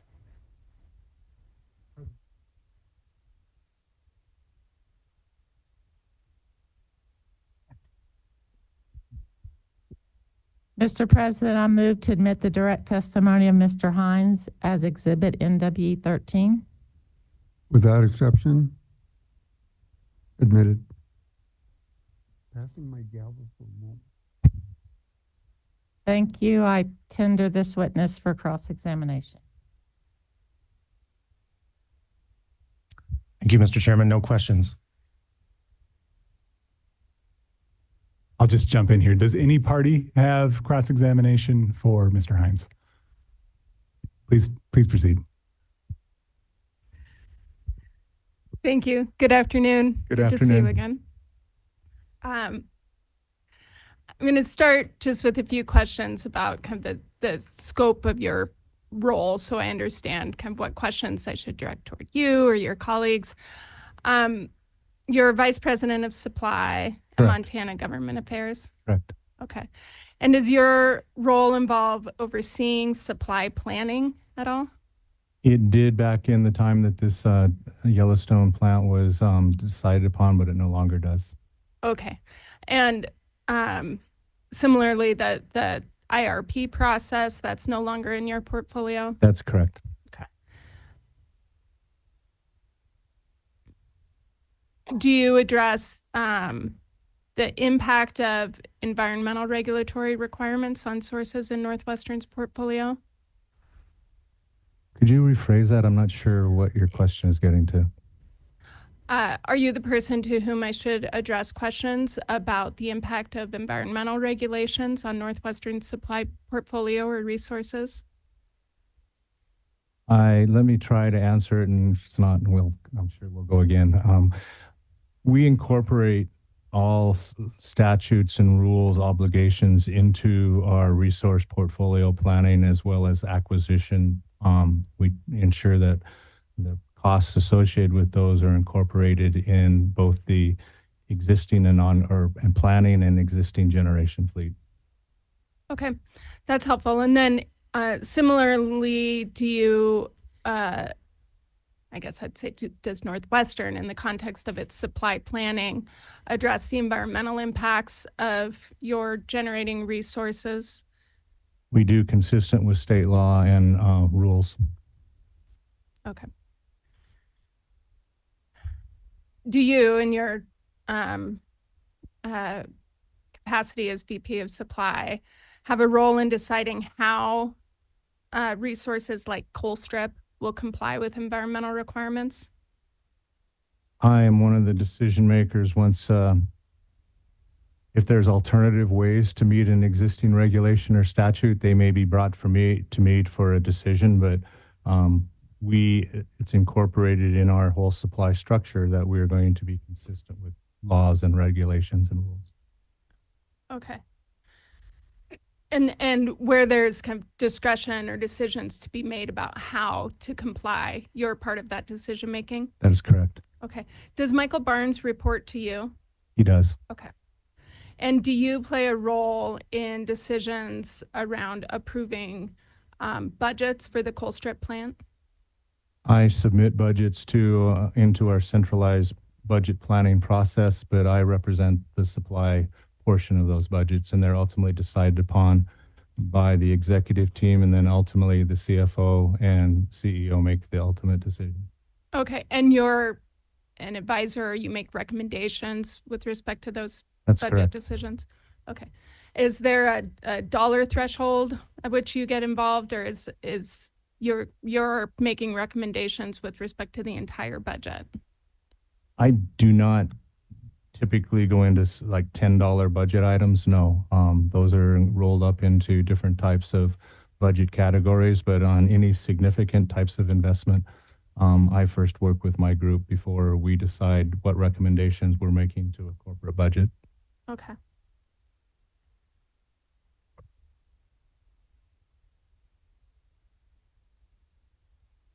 You've testified in this docket that it's essential for reliability purposes for Northwestern to continue to operate Colstrip. Is that right?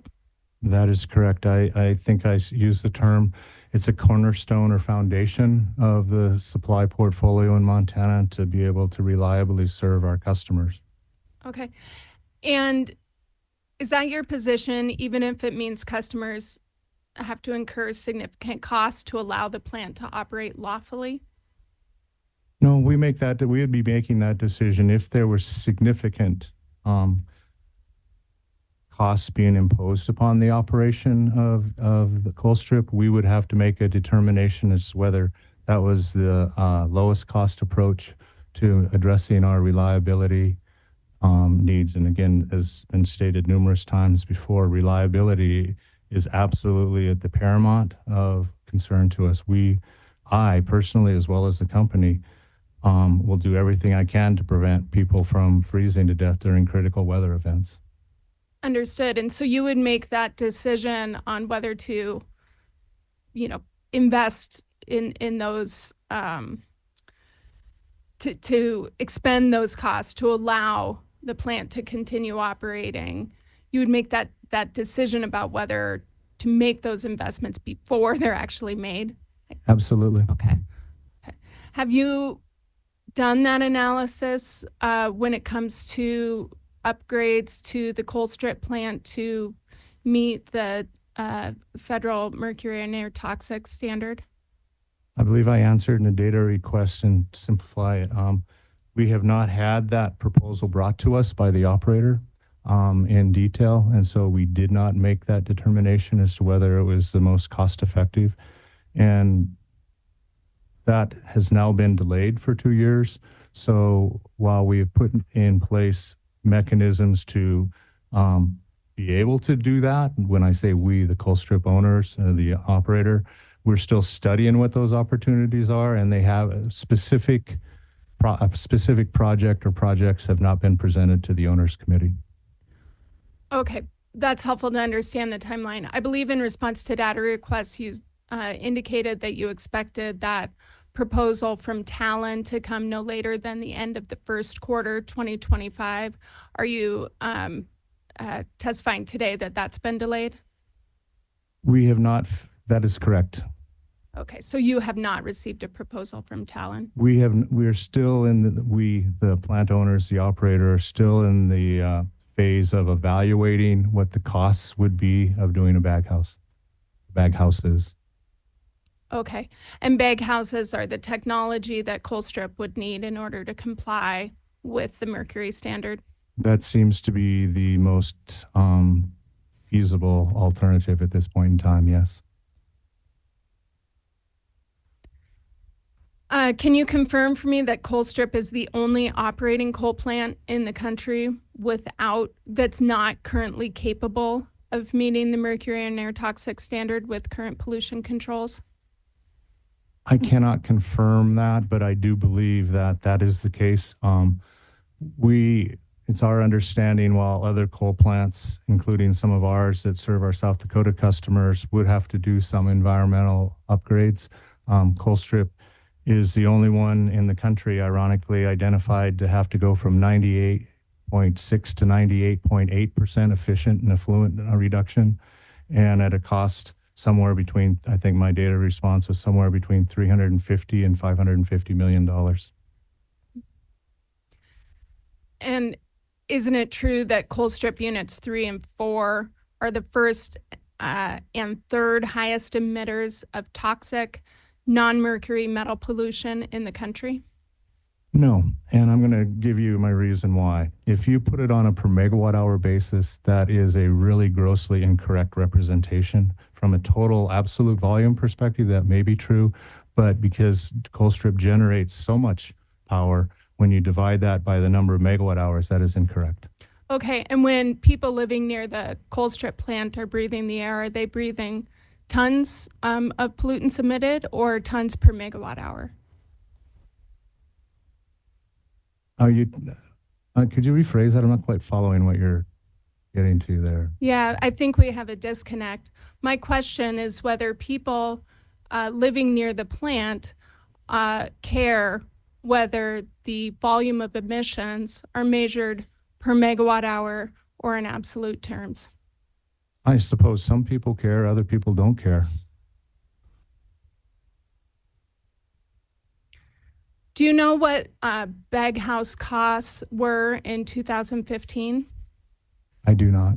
Okay, and you testified here today that it's somewhere between 350 and 500 million to install bag houses today. I thought I said 550, but that's roughly the dollar amount that we estimated given Talon's initial responses to where they thought they were going to have to go as far as if we're going to be consistent with the MATS rule. Okay. Do you have any reason to think that those costs will come down in 2 years? Objection, speculative, and these costs are not in this rate case. The costs are placed at issue in this rate case by Northwestern's request to develop a mechanism to pass those costs through to customers through the reliability compliance balancing account.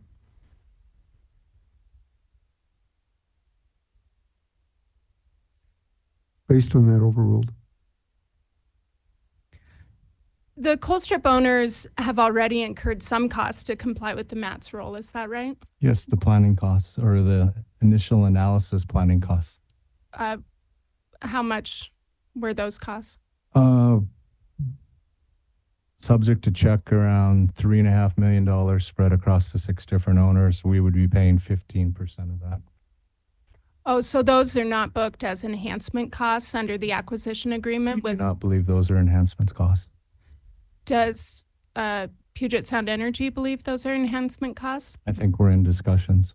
Okay, but those are costs that the owners incurred to allow the plant to continue operating beyond the original compliance date of 2027, correct? No, that is incorrect. Those are not compliance costs. Those are analysis being undertaken to understand what would be necessary to be compliant in 2028, actually, the date we use if we were going forward with installing the equipment.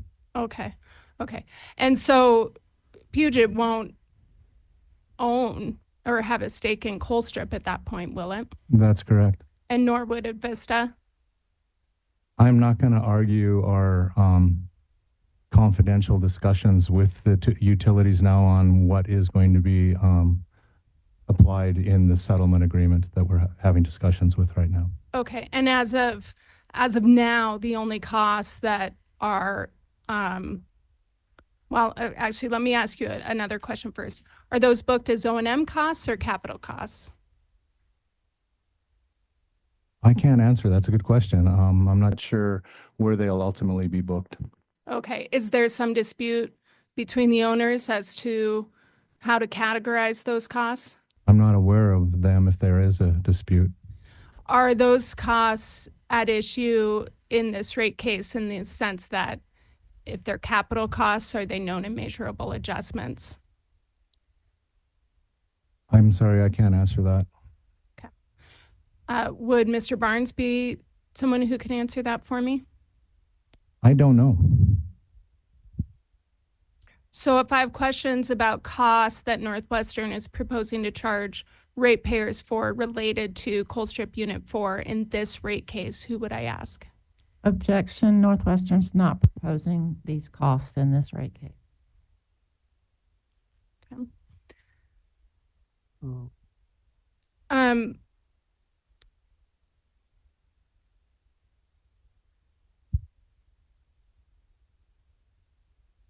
Did you have a actually, response? can I ask the witness that question? Because I can't really take counsel's representation as evidence.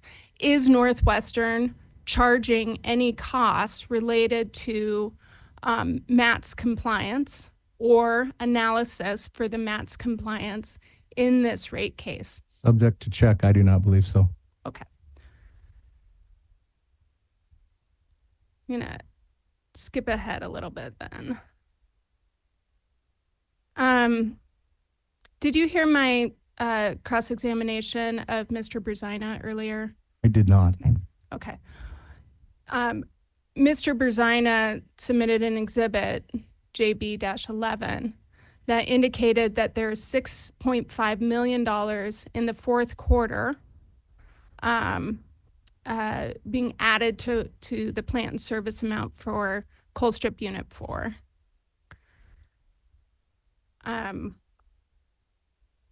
Do you know what those costs are? Not off the top of my head. If there's line items in that exhibit, I could speak to them perhaps. Unfortunately, the exhibit doesn't present a breakdown. As I discussed with Mr. Berzina, it's simply a line item for $6.5 million. I would ask Mr. Barnes what the specificity is of those items. Okay. The talent invoice I noted. Okay. And so I should ask Mr. Barnes if that reflects any sort of, if it reflects a 15% share of common costs as well. You don't have an answer to that. I believe, like I said earlier, there is still disagreement on what are going to be incorporated into enhancement costs between the exiting owners and Northwestern Energy. We're in discussions with them right now. So it'd be difficult even for Mr. Barnes to be able to say that specific costs have been included that are enhancement. Okay.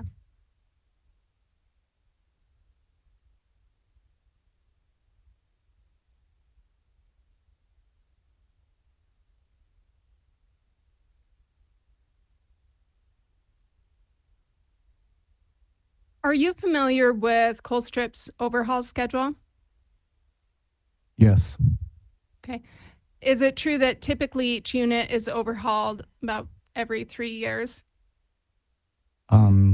Depending what time frame you're talking about, it was typical in the past. Then there was a short time frame where it became every 4 years, and now it's moving back to every 3 years. What time frame was it every 4 years? Last roughly 6 years or so. Okay.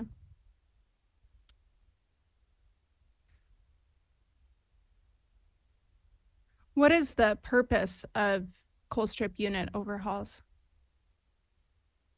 The main purpose, I would say, is that there's known wear times on certain materials for like the tubes, things like that, that require a pretty significant downturn or turn off of the machine in order to go in and do the work. So there's a lot of scoping on pipes, for example.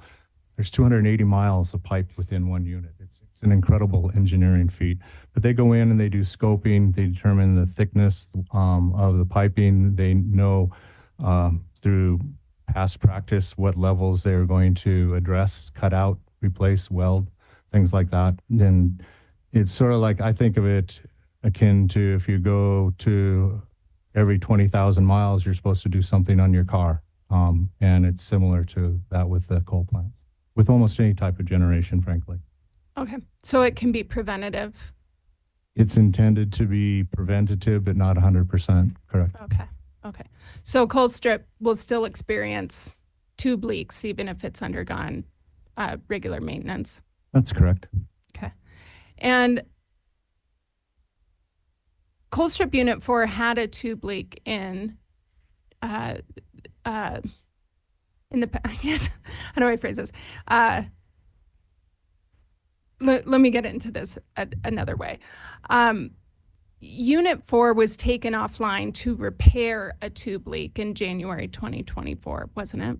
That's correct. Objection to the extent this goes to the current PCAM that is currently for litigation in another docket.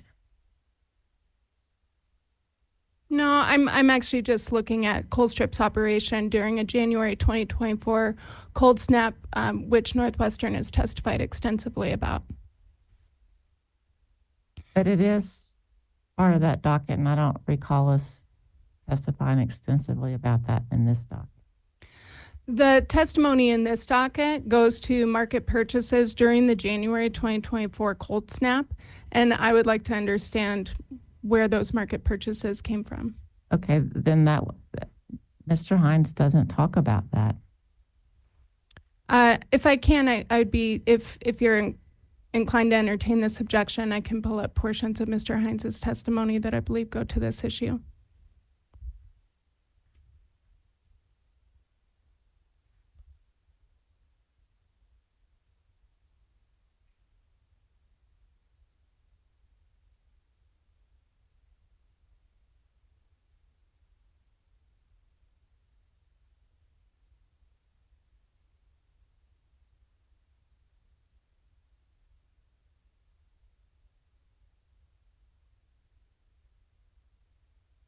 I'm going to take a stab at parroting this.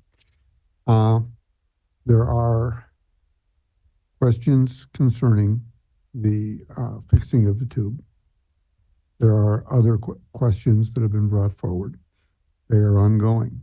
It's an open docket.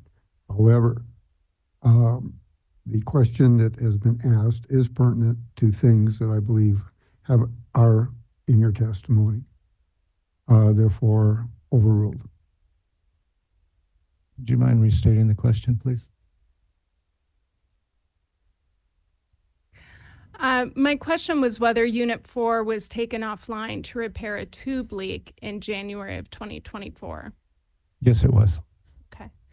And you've testified about a high load event associated with a cold snap in January 2024. Is that correct? That's correct.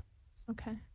And you testified that Northwestern incurred extraordinary market purchase costs associated with that cold snap?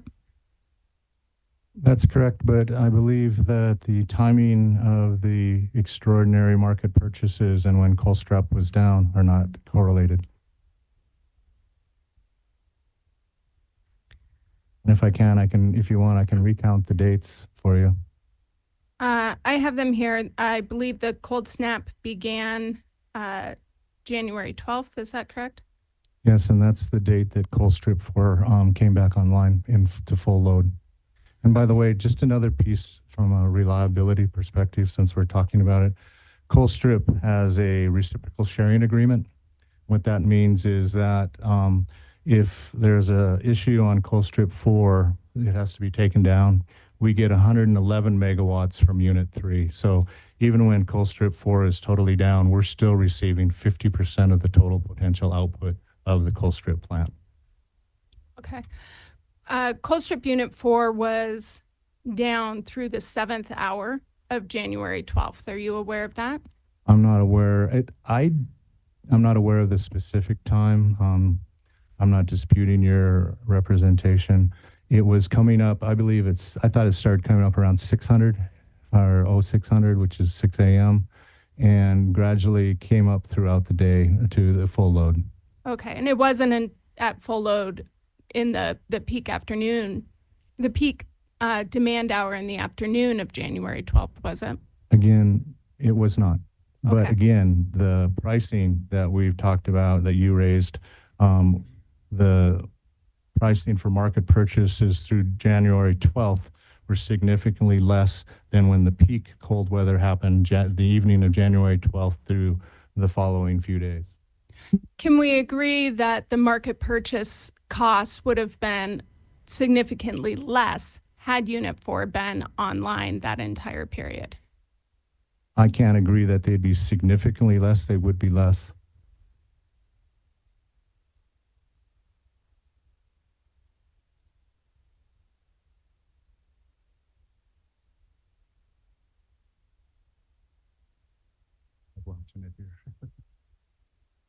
Has Northwestern attempted to isolate the power costs attributable to the Colstrip outage on January 12th? I believe that's Objection, Mr. this is the specific issue before the commission in the PCAM docket. I'm not aware of any rule that prevents the issue to be pending simultaneously in overlapping dockets. Northwestern has placed this at issue with their testimony, specifically by stating that they were required to incur $40 million in total costs charged to Montana ratepayers for power purchases associated with the cold weather event, and at the same time testifying that Colstrip is critical to meeting reliability needs during these cold weather events. And if we're not able to probe the veracity of those twin assertions, then our advocacy is significantly hampered with respect to issues that Northwestern has placed before this commission. And Northwestern did not testify that it spent $40 million associated with Colstrip. So maybe if she asks the questions to the witness that testified about the issues, then we could correlate all of these facts.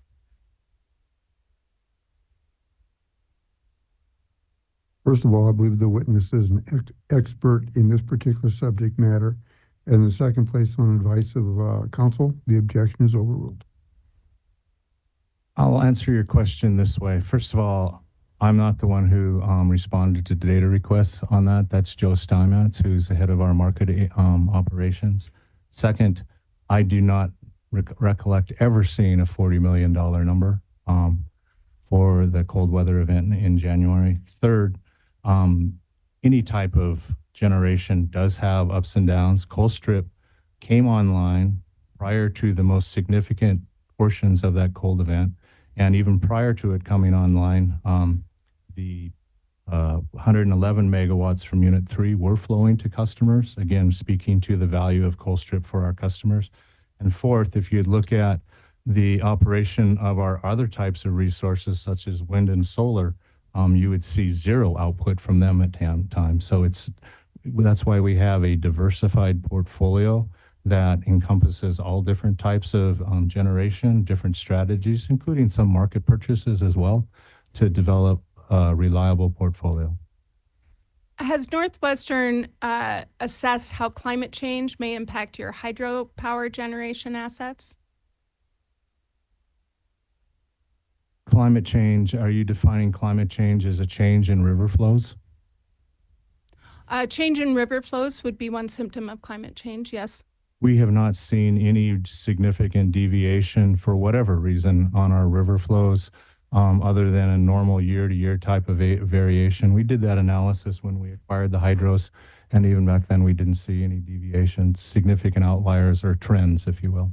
Okay. Is that a backward-looking exercise? That's correct. Okay. And have you reviewed modeling on Montana's future snowpack? I'm more concerned about what the snowpacks are as opposed to predictions of future. I mean, we seem to have enough difficulty figuring out whether it's going to rain tomorrow or not. Okay, so have you reviewed modeling about the future of Montana's snowpack? I've taken a high-level look at a lot of different analyses on predicting the amount of precipitation is expected to be about the same, as I recall, under a lot of different scenarios. Okay. And have you enlisted any expertise to evaluate the impacts from changes to snowpack on the productivity of Northwestern's hydro assets? I need some help on understanding the productivity, what you're trying to get to there. My question is whether you've enlisted any expertise to evaluate or understand the future of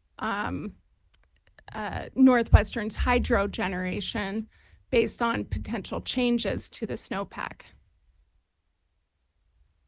We look at existing, but as far as hiring a climate scientist to opine about local impacts from a global phenomenon, I'm not even aware of very many of any accurate models that do that. There's certainly models out there that try to attempt to do that, but as you know, global warming has overall trends, and you can do some geographical narrowing of it, but as far as becoming specific to a watershed, I'm not aware of any type of modeling that's there. Have you inquired? I haven't inquired specifically, no. Okay. I'm implying this, and I don't want to imply anything from your answer, but it sounds like you do not dispute the science of climate change. Is that correct?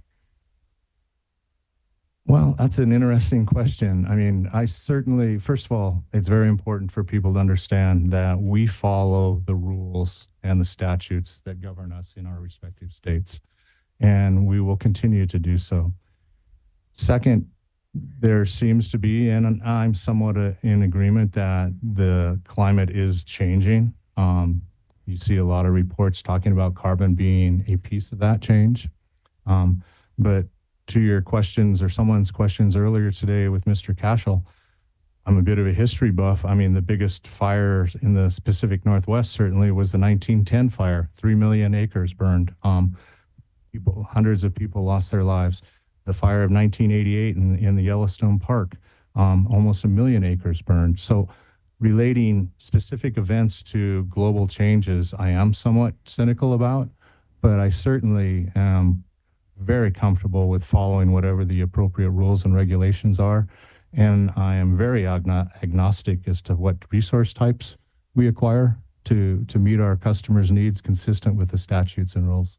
Okay. And speaking of statutes and rules, Northwestern, as a regulated public utility, is required to mitigate risks for its customers. Is that correct? It's part of the planning rules. Yes, that's correct. Including reliability risks. Absolutely.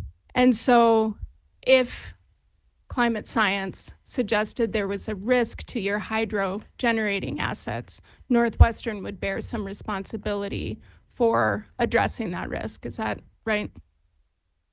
If what you're saying is the Northwestern's CO2 emissions is influencing global climate change, I'd have to say absolutely not. And if you're saying something like the Yellowstone plant's carbon emissions is influencing global carbon emissions, I don't even know if it is influencing Montana emissions. And the reason why I say that, it accounts for about 0.007% operating at a 50% capacity factor for the total carbon emissions in the state of Montana, metric tons equivalent. That means it's including methane as well as NOx. Okay, so my question was narrower. It was about Northwestern's obligation to address reliability risks, no matter what the source, including if that source is advancing human-caused climate change. Our obligation is to balance, and there's a lot of different balances. And the reason why I say that, it's a great question because there's a lot of numbers that should be shared amongst the participants.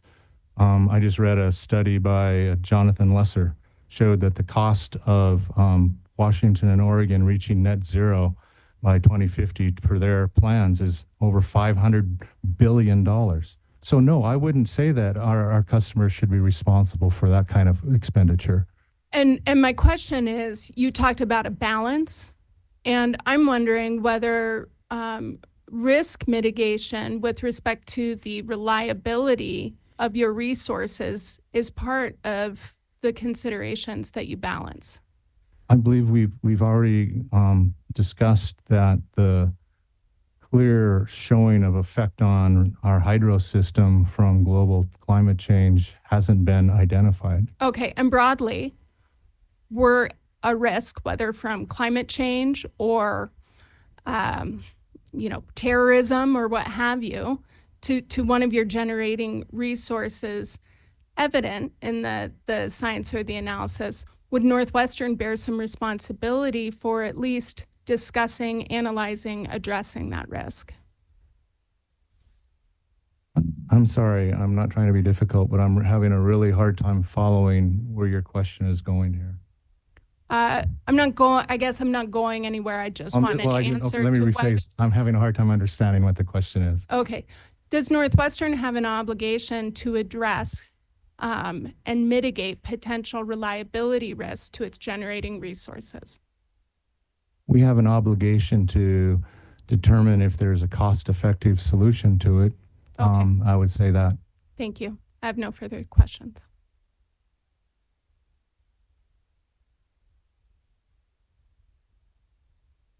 Do other interveners have any cross-examination for this witness? I do, Mr. President. Please. Mr. Hines.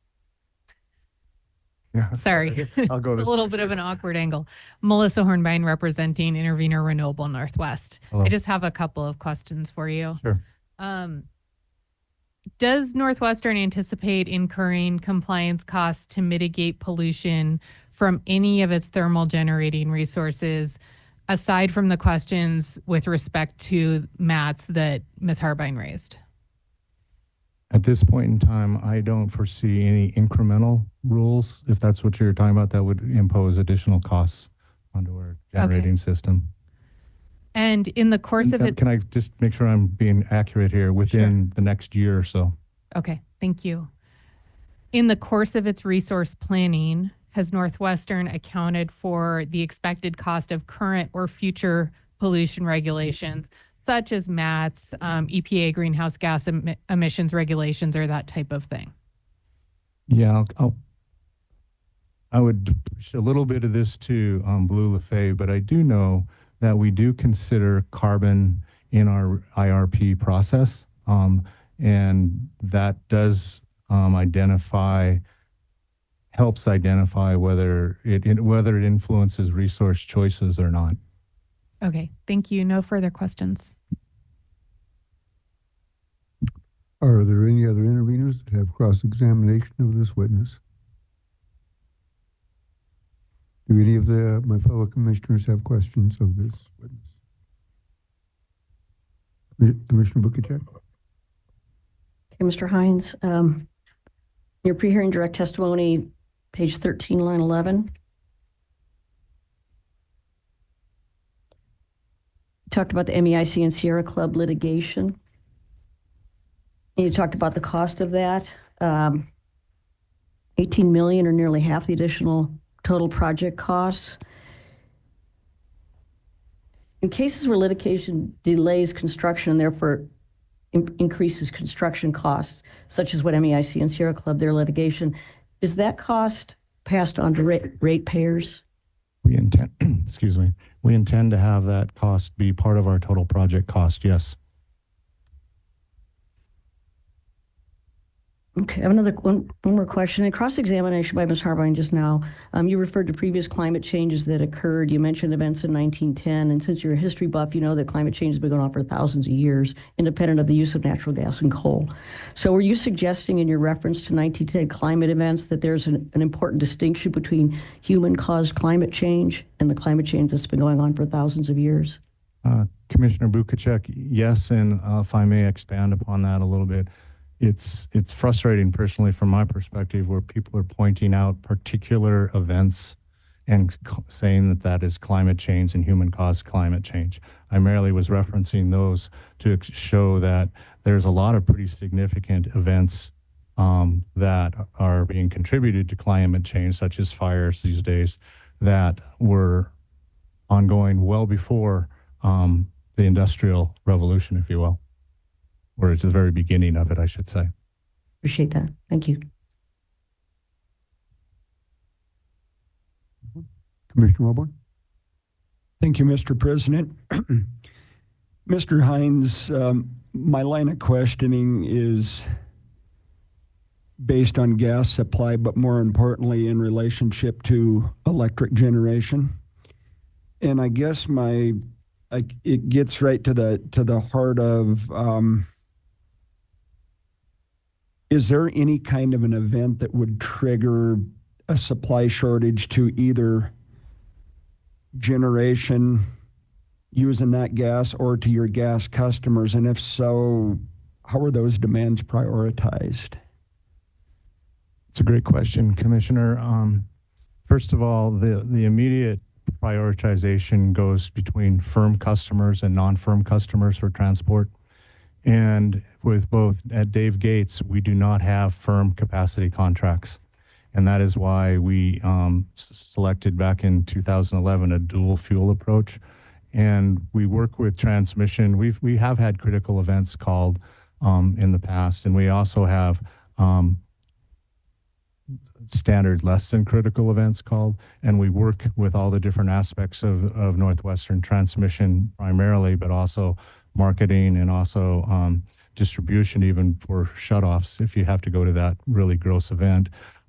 And sometimes, our biggest loads are in the morning and in the evening where there's peaking, or people get up, turn on their shower, turn on their coffee maker, all of that, and then go to work. That's a ramp, we call it, and we need generation available for that. So they'll work with us to have gas supply for those events, and then we turn to diesel. Also with Basin doesn't have that. On our Yellowstone plant, though, we have firm capacity contracts to meet the full load at that plant. So the other thing I'd answer, and I think Mr. Cashel went down this path as well, is that our system is growing from just latent growth. City of Bozeman is, last time I looked, is probably taking up 40% of our new load growth on our system for gas. And unfortunately, Bozeman is situated right in the middle, so we have pipelines getting to it, but the pressure is dissipated by the time you get to Bozeman, and so it's difficult to maintain that pressure. We're taking steps. Mr. Cashel's group is taking a lot of steps. We're taking steps to enhance that reliability. We're creating more storage on our system to feed into the Bozeman area. Mike's group has been doing a lot of back looping, trying to firm up that transmission, as well as new compressors. And then we're also enhancing storage in different locations on our system, trying to backstep that need. But it's a legitimate concern, but we have a prioritization schedule so that we ultimately don't lead to a point where we have to drop core customers. Thank you. And you actually drilled down to the second part of my question, so I appreciate your candor. Thank you, Commissioner. Commissioner Panochi. Thank you, Mr. President. So we hear the term significant cost. People in my district are convinced that if Colstrip was to be shut down, that there would be a significant cost increase in energy. Is that something you agree with? Let me give you a really simple example, Commissioner Panochi, and I'll be using numbers that are predicated upon regional numbers, not something that Northwestern has created. There's an entity, as you're aware, I'm sure, of the Western Regional Adequacy Program that we are going to be part of, and we're currently setting our system up so we can participate in that, which will lower customers' costs. Part of the RAP, if I will, just use short term that, is they put a resource accreditation number on each of our resources. Resource types, I should say, not specific ones, for groups. So they have an accreditation number for wind. They have an accreditation number for Colstrip. They have an accreditation number for solar. And it's also a measurement of how reliable we can count on those questions, which is something that was brought up earlier. RAP provides a 98.5% reliability number for Colstrip in the wintertime. RAP provides a 13% resource accreditation number for wind in the wintertime. RAP provides a 3% accreditation number for solar. So if you take those accreditation numbers and apply that to the Colstrip plant itself, simple math gets you to around $33 billion to replace all of Colstrip just with solar. I know that's a simple example because you'd be trying to incorporate storage as well. $7.6 billion if you're going to replace Colstrip all with wind. And so that I think gives you one answer to your constituents' questions. Another issue is that you hear people saying, well, you should build transmission. That's going to be a significant help for our system. The problem is, if you're building transmission, you have to build it to where there's load. Otherwise, it's not helping you, right? It's just a pipe to nowhere. The region is still capacity short right now. When we made the decision to do Yellowstone plant, it was significantly short, with forecast to be even shorter into the future. It's not just Northwestern predicting this. Each of the utilities in their IRP plans showed themselves being short. Studies that came out at that same time, Northwest Power Planning Council, the BPA study, E3 study, all of those showed the region being short. And that's why we think Colstrip is a necessary, critical role for us in Montana. That's why we bought the incremental amounts, because we were very concerned that the utilities on the West Coast, for their statutory requirements, were forcing themselves to divest of Colstrip by 2025. And our 15% share was not enough to stop them from doing that. And we believe Montana and our Northwestern customers would have been in very serious trouble without having that anchor tenant, if you will, as part of our portfolio. So another way to put it is that Colstrip has significantly lowered the price of energy for Montana. Is that fair? I would just say that Colstrip does two really vital things. It stabilizes the price of energy, and because even Colstrip costs are going up, that's a reality. I don't know of anything that isn't going up. Even a black cup of coffee is now $2 in most places. But it stabilizes it, and it provides an extreme reliability component. And it's not just for our customers. Electrons don't understand financial agreements if Colstrip owner is selling it to some party out of state. Electrons understand physics, and they'll go where the biggest pull is. And Montanans in Colstrip are ones pulling that. So even large industrial customers who don't take power from us, they're receiving, most likely during certain times of the day or year, electrons from Colstrip. That's just a physics issue. So we heard that, look, the transmission to Washington, it doesn't do much good with Colstrip because Washington doesn't want to accept power generated by fossil fuel. But isn't it true we could send them the power from wind turbines and hydroelectric dams while we use the Colstrip power here in Montana? Does that sound reasonable? Commissioner Pinocci, yes, it is reasonable.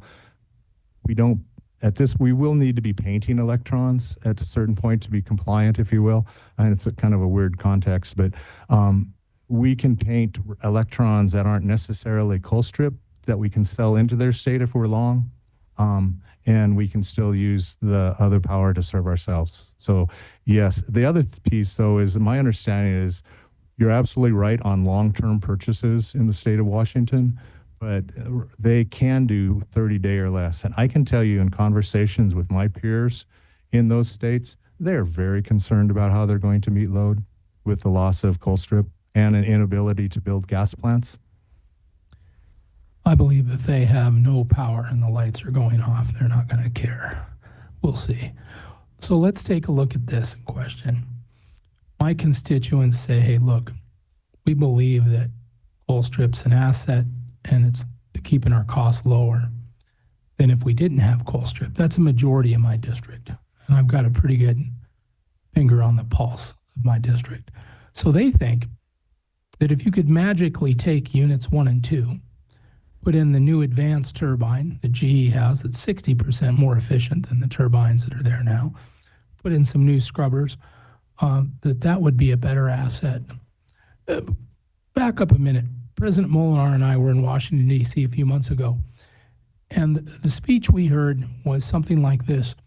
When we shut off some of the coal plants and disassembled a couple hydroelectric dams, like in Oregon, the mistake was they didn't have the power to replace that before they made those decisions to shut it down, and it really put us in a heck of a mess.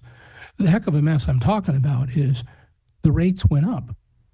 When you take power offline, the rates go up. This was a disservice to the public when we disconnected generating facilities without thinking about, do we have replacement? During the time, our needs are going up, oddly enough, for electric cars and other things we're doing, growing population. So they had said in Washington, to President Molnar and I, that perhaps we're going to have to turn some of the coal plants back on. Well, I'm like raising my hand saying, well, could we turn units 1 and 2 back on? Is that a possibility? And if we were, would that lower our rates and have significant cost benefit, in your opinion, to the public in Montana? There's a lot of points in that question. I'll first start with my boss has a saying that is extremely applicable here. You don't tear a bridge down until you've got another one built. You know, you can't just take it down and hope something is going to backfill it, which I think is one of your points that you were making. Second one is it's difficult to, even for us when we're acquiring a majority position in Colstrip, it's a lumpy transaction. You can't acquire the specific amount of megawatts that the portfolio needs at any particular time. With the addition of Avista and Puget shares into our portfolio, we're going to be surplus beginning in January 1, 2026, as discussed yesterday by Mr. Bird. Because of that surplus, it makes sense for us to see if there are additional customers. But make no mistake, the reason why we did that was to ensure reliability for our customers. And if there would be at some point in time an imposition of significant costs on that acquisition, we don't have, like a greenhouse gas, which we don't think actually meets the rules where it has to be available, commercially available and economically feasible. If something like that would come in place, we'd make a decision at that point in time. But where I'm going with this is there's not enough transmission to sell outside of the state right now. That kind of volume of power, that'd be around 740 additional megawatts without taking into account the efficiency upgrades. So we'd need to, at this point, I would say we have resource adequacy, and we would need to have additional load before that kind of transaction would make sense. When we, as a country, made the decision to get away from coal and hydro, that is a direct result of increasing prices from one end of the United States to the other. Would you agree?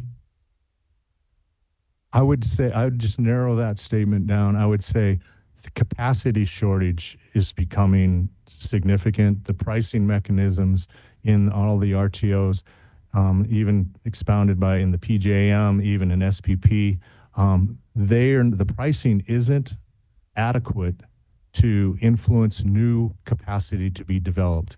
And so there was enough public policy that was allowing more energy generation to be developed. But to your question, the capacity issue is significant, I believe, throughout the country. That's why you're seeing some of these new mega AI entities actually looking at 3 Mile Island and thinking about reopening that as just one example.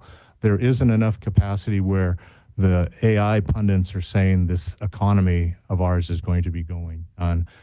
When you have a shortage, it's pretty simple Keynesian economics that it'll have increased pricing until those recalibrate. Thank you, Mr. President. No more questions. Thank you. Commissioner Fielder, did you have any questions of this witness? I do. Thank you, Mr. President. A few. Mr. Hines. I'm on JDH 10, starting at 10, where this is your original direct testimony, where you discuss hiring Caterpillar to operate the system, and then you discuss the air quality permit litigation. Are you following me there? I have that, Vice President Fielder. Okay. Will you help me understand, your testimony's, I think, clear the way you filed it, but I think there's some between the lines information that I'm not able to pick up from reading it, from the plain reading of it. So can you just kind of walk us through the permits that Northwestern acquired and the slowdowns that were caused due to permitting and how that picked back up? I'll give it a try. Am I causing a feedback? Okay, I'll try and let me know if it's not coming through. There's a plethora of permits that Northwestern went through to be able to build the Yellowstone plant, starting with the Corps of Engineers permit to get the pipeline access across the river, to air quality permits, to zoning permits. Each of those were contested. Like I said earlier, I've developed 2 gas plants in South Dakota, and we're in the midst of building a 3rd one without a single piece of litigation. Montana seems to thrive on litigation and challenging pieces, unfortunately, because it does add to the cost of doing business. But the air quality permit in particular, the judge vacated our air quality permit in April of 2023. I believe that's the right date. And that required a substantial cost for our EPC entity to shut the plant down. And by shutting the plant down, it was for an unknown time period, which meant we had to basically, any opening, this is Montana, right? There's a lot of mice, rats, whatever. You had to close up every opening so that it wouldn't get in there. You had to ensure that the insulation was secure. You had to make sure all the wiring was secure. Significant amount of time and effort to do that. Then we had to do plant security. We didn't know how long it was going to be on, but we didn't want to have the site subject to vandalism. We had some critical key types of equipment that were on lease that would be difficult to acquire if we relinquish them. So we had to continue to pay that sort of stuff. And then when the judge, I believe the term vacated his decision in June, that took a fairly significant amount of time and money to bring the plant back up to full construction status. And even then, it was difficult for us to find some key people. We had a fully staffed electrical engineers, electrical personnel at the site pre-shutdown. It was extremely difficult to find sufficient number of electricians to come back on. They'd already gone to other jobs, right? It was the summer. They have an obligation to feed their families, so they weren't going to stay around the Yellowstone plant hoping that it would come back online. It was difficult for us to get those. All of those were costs that ultimately, unfortunately, we believed our customers are obligated to pay. To not have them obligated to pay that puts an extremely perverse incentive on groups in Montana, I believe, to continue to litigate anything and everything in order to stop any kind of development. All right, thank you for that. And then can you also address the shift between the EPC Burns and McDonnell and then the shift to Fagan, and what were the circumstances that led to that? Yes, absolutely. So, and maybe I want to first make it really clear, there seems to be some uncertainty as to what to a fixed price contract, what it really means in the construction industry, and what it means in this particular contract as well. And I'm going to be very clear, I am not an expert on construction contracts, but we have individuals here to testify who are experts. What I can tell you, though, is there is no contract that I've ever seen or ever been aware of that when a fixed price contract doesn't have ability to increase costs under certain conditions. And usually they clarify those conditions as force majeure, beyond basically control of the parties at hand. And we had, unfortunately, some very significant force majeure claims that Burns and McDonnell brought forward appropriately. There was also a lot of claims that we looked at every claim, and Miranda Edwards will be able to testify to this. She was the person on the ground looking at each and every one of these change order requests, and for legitimacy. We denied a tremendous number of those change requests. We did not think they were appropriately documented. We didn't think they met the appropriate criteria for force majeure. And bottom line is, we became more and more uncomfortable with how Burns and McDonald was trying to claim certain events. We brought a third party on site to evaluate and give us their expert opinion, Fagan, who we did have experience with building a gas plant just previously in South Dakota. And we asked them to take a look at the plant. They spent about a week on site and give us their opinion as to whether they could finish it under what Burns and McDonald had just recently told us, and what they had given us a verbal commitment or verbal statement that we're going to have a total project cost completion of around 180 to 185 million, and we wouldn't have substantial completion until early in 2025. We were really frustrated with that, and we asked Fagan if they were able to come in and do it in a more timely manner and in a lower cost manner. They convinced us that they could do that. And so we went to Burns and McDonald and asked them if we could have a buyout. They had substantial claims at that point in time that they felt we should be responsible for paying. We didn't think we should be responsible. And the normal way those sort of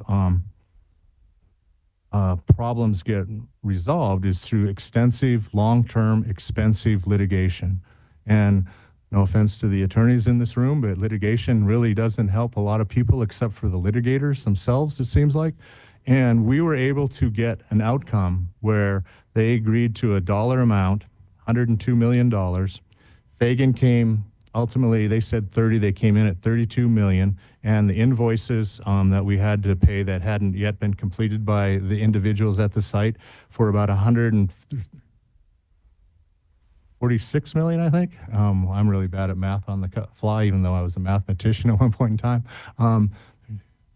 Yeah, I think 146. Compare that to the 185, we felt that that was an incredible outcome, especially with the no litigation, which should be millions and millions of dollars with no certainty of outcome. So that ultimately is how we ending the contract arrangement with Burns and Mac EPC and moving to Fagan. And Fagan devoted a tremendous amount of their resources. They had one of their principal owners on staff, actually on site for months on end, ensuring that the group did a really good job, and we were really pleased with that outcome. Given the unfortunate significant events that caused a lot of the force majeure issues to begin with. Thank you. That sheds a lot of light on that aspect of the project schedule and development and the costs. So Northwestern did secure all the necessary permits, although there were some holdups, correct? That is correct. Okay.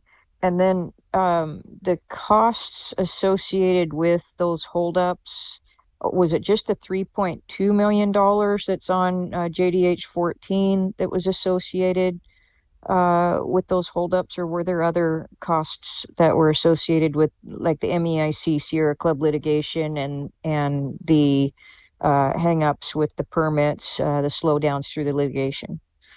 The $18+ million number that I mentioned in my testimony was purely focused on the stopping of the air quality permit. I punted on that.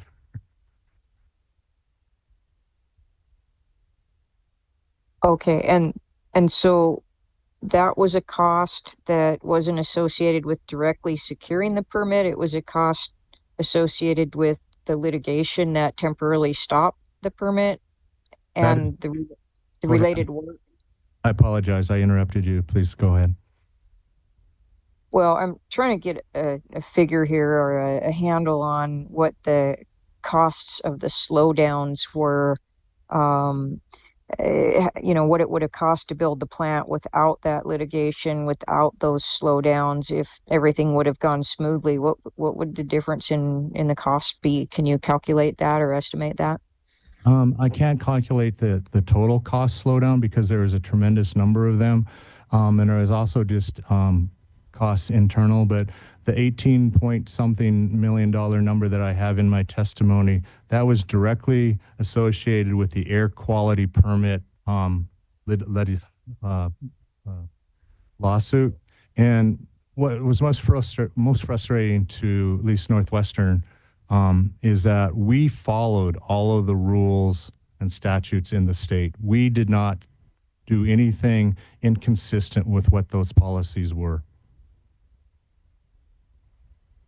Okay, so just help me be clear here. The roughly $18 million figure you're talking about am I tracking this correctly that on JDH 14, line 22, you've identified $3.2 million. And then on the next page, JDH 15, you've identified $15.16 million. And your testimony describes what those costs were allocated to. Is that where you're coming up with the $18 million figure? That is correct, Commissioner. Okay, great. Thank you for clearing that up for me. Mr. President, I think that concludes my questioning for this witness. Thank you. Mr. Hines, my questioning will follow closely with what you just went through with Commissioner Fielder. Before I get to that, I'd like some clarification. You said that the emissions in Montana versus Yellowstone plant is 0.007% of all emissions in Montana. If I said that, I meant to say just 0.007 or 0.7%. So there's around 47 million metric tons. So it's about 0.7%. That is correct. Is that like an average for forest fire particulate, or is it man-caused vehicles, heating, cooling, etc.? It does not include normal environmental events, which I would include like forest fires into. It's a EPA estimate that the DEQ employed. I think it was the 2023 EPA model that DEQ used, and they came up with the roughly 47 million metric tons equivalent for a total Montana emissions. And if I may, to give Yellowstone plant at a 50% capacity has, using that same model, around 350,000 metric tons of emissions a year.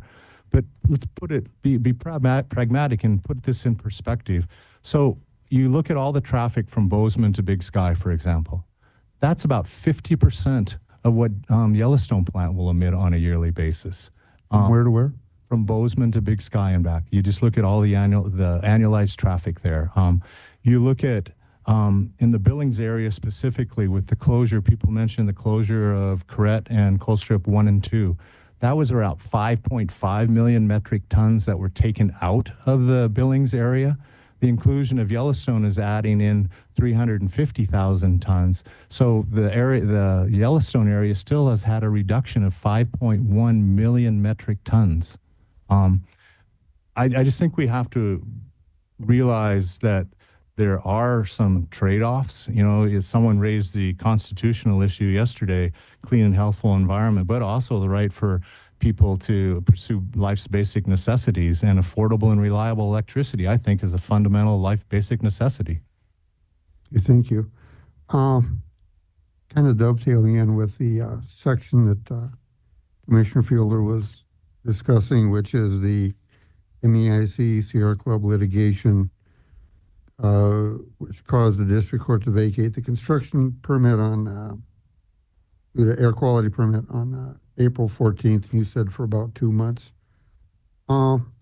which, going back to her numbers, it looks like according to your testimony, or the question was, how did these delays in construction schedule affect the construction cost? Northwestern calculates the cost impact of the suspension delays exceeds $18 million, or nearly half of the additional total project costs over forecast as the date of this billing. And these costs are included in the overall cost. So the cost increase associated with this MEIC Sierra Club litigation is approximately $3.2 million. Then on the next page, but same question, Burns and McDonnell billed $15.6 million for demobilization, site preservation, the other things you were talking about. Is that $36 million? Am I reading this right? About $38 million? Commissioner Molnar, I would say, sorry, I'm losing my voice. It's around 15.6 15.6 million for Burns and McDonald billing for the work that they had to do to demobilize and then remobilize and all of the work associated with that. The 3.2 million was specifically Northwestern types of charges that we had to apply outside of the Burns and McDonald. Right, but all of these together would come to about 36 to 38 million. Is that about right? So the sum of that is around 18 million. At the point in time I wrote this testimony, we were looking at around a $36 million increase in the project costs, given the information we had at that time. And that was from the shutdown? The 18 million was from the shutdown, that's correct. Okay, so thinking back to various testimonies as to cost overruns, a lot of those are right around 18 to 20 million dollars. So it'd be around, I believe the testimony is it should be in closer to about 280 million as opposed to the 303 million. Is that correct? No, this is how my math works, President Molnar. And again, I don't think of those as cost overruns because the contract specifically allows for specific types of cost increases, but it's semantics. 261, starting with what people look at from an intervener perspective, add in the 18 million associated with this specific event, and you're at 279. And then add in another about 25 million now, get us to around 305, but we're asking for 288 in this particular docket to recover because there's still 2 units that aren't operational, used and useful. So of the quote cost overruns from 261, about 18 million comes from the lawsuit that vacated the air permit for about 2 months. That is correct.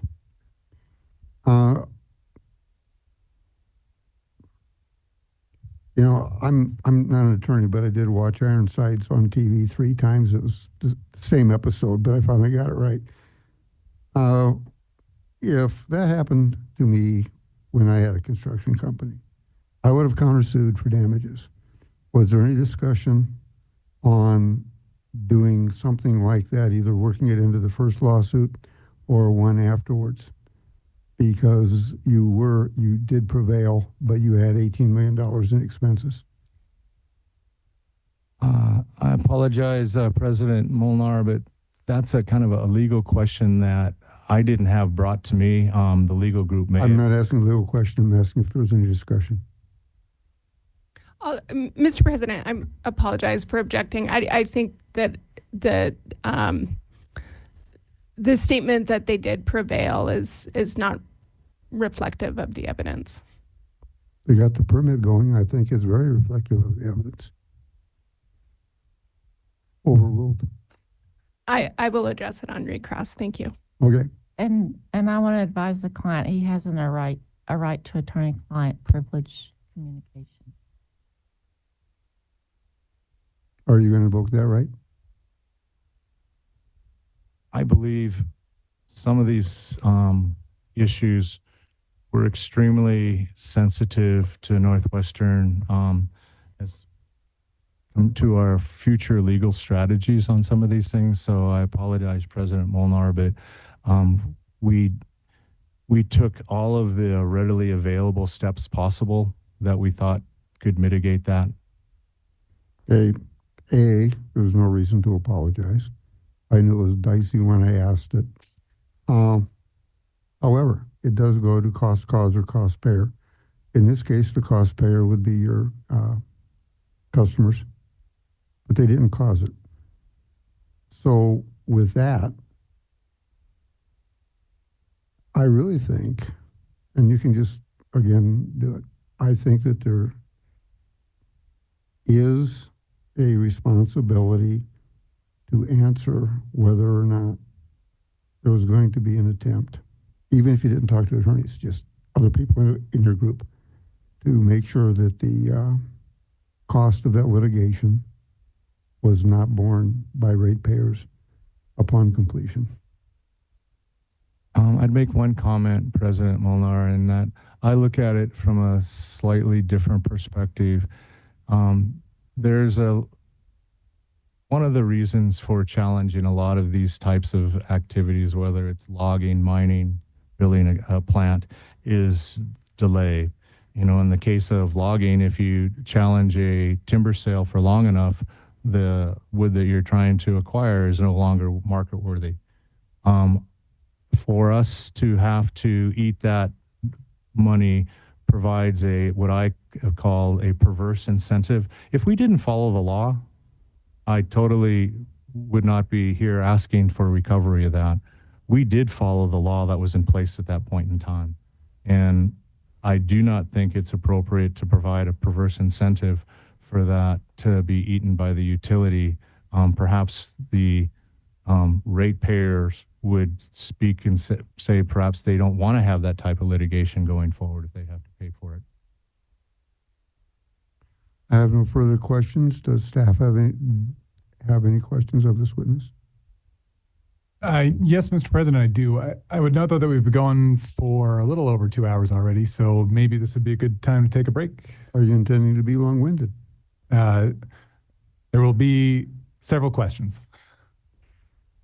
The time now is 3:27. We'll pretend it's 3:30, and we shall reconvene in at 3:40.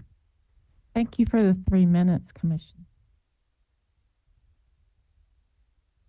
The bill is in the mail.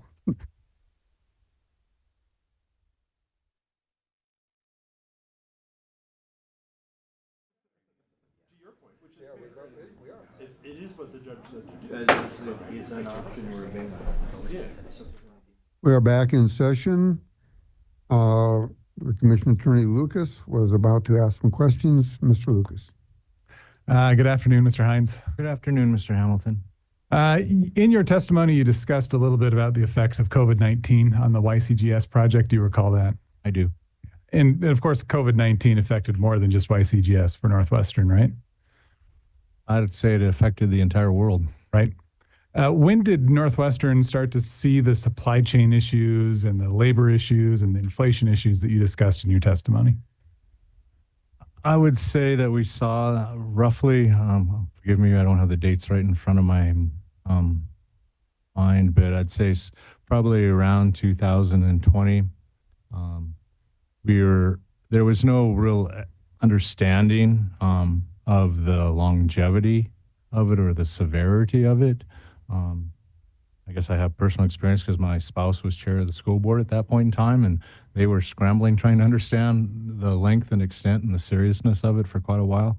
I would say that we are in a similar position, but what I will say is that the effects lasted quite a bit longer. In fact, we're still seeing, from an inflationary perspective, we're still seeing that inflation hasn't gone, or the CPI hasn't gone down for key construction practices and materials, gone back at all to pre-COVID era.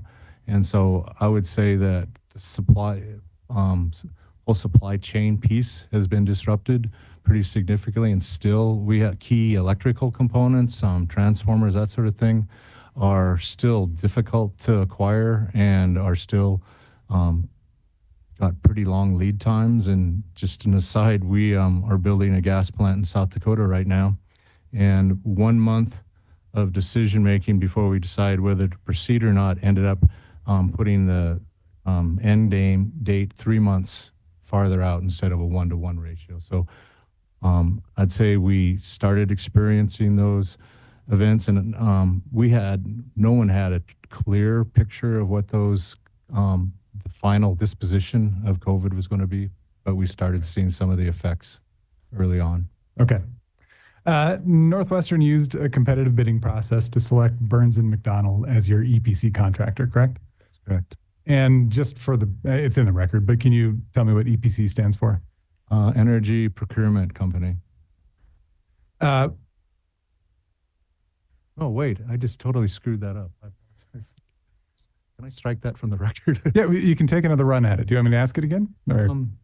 I'm having a total mind blank. Don't worry about it. We'll just call it EPC. Engineering and broke. Anybody help me? Construction. Construction, thank you. Sorry, I shouldn't have taken a break. No worries. Engineering, construction, procurement. Okay, we'll Close enough. we'll call that close enough and just call it EPC for now on. Hand grenades. What metrics did Northwestern use to judge and select the various bids in that EPC contract RFP? I'm not the expert on that. Unfortunately, the individual who was most involved with that has left the company and building gas plants elsewhere. But you looked at solvency of the company, experience of the company, ability to perform this kind of work. And Burns and McDonald is still is one of the leading EPC entities out there. And we were pretty comfortable with them, and obviously cost, being selected to be able to perform this work. Okay. Is there another witness in this case then that could answer that type of question? I believe at a high level, Scott Lee can talk to you about the, they provided pretty significant monitoring of the process, of providing advice, that kind of thing. Okay.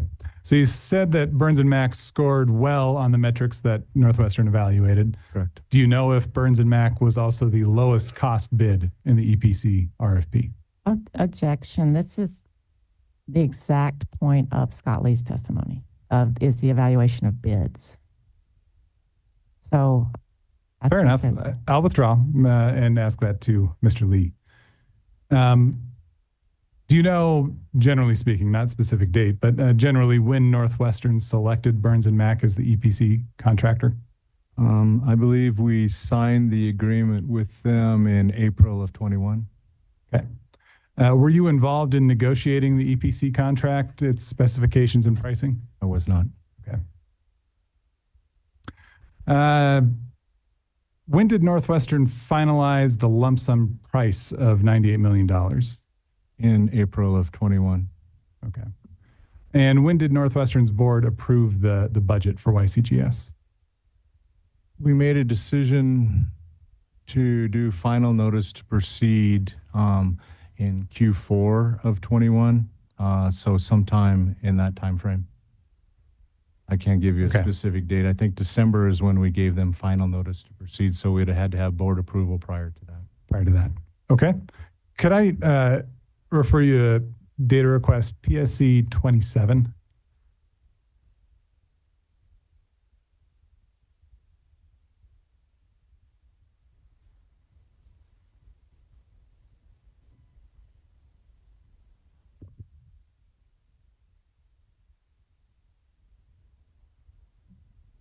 Are you there?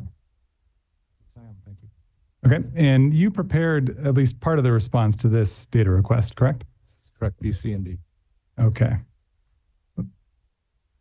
Part C.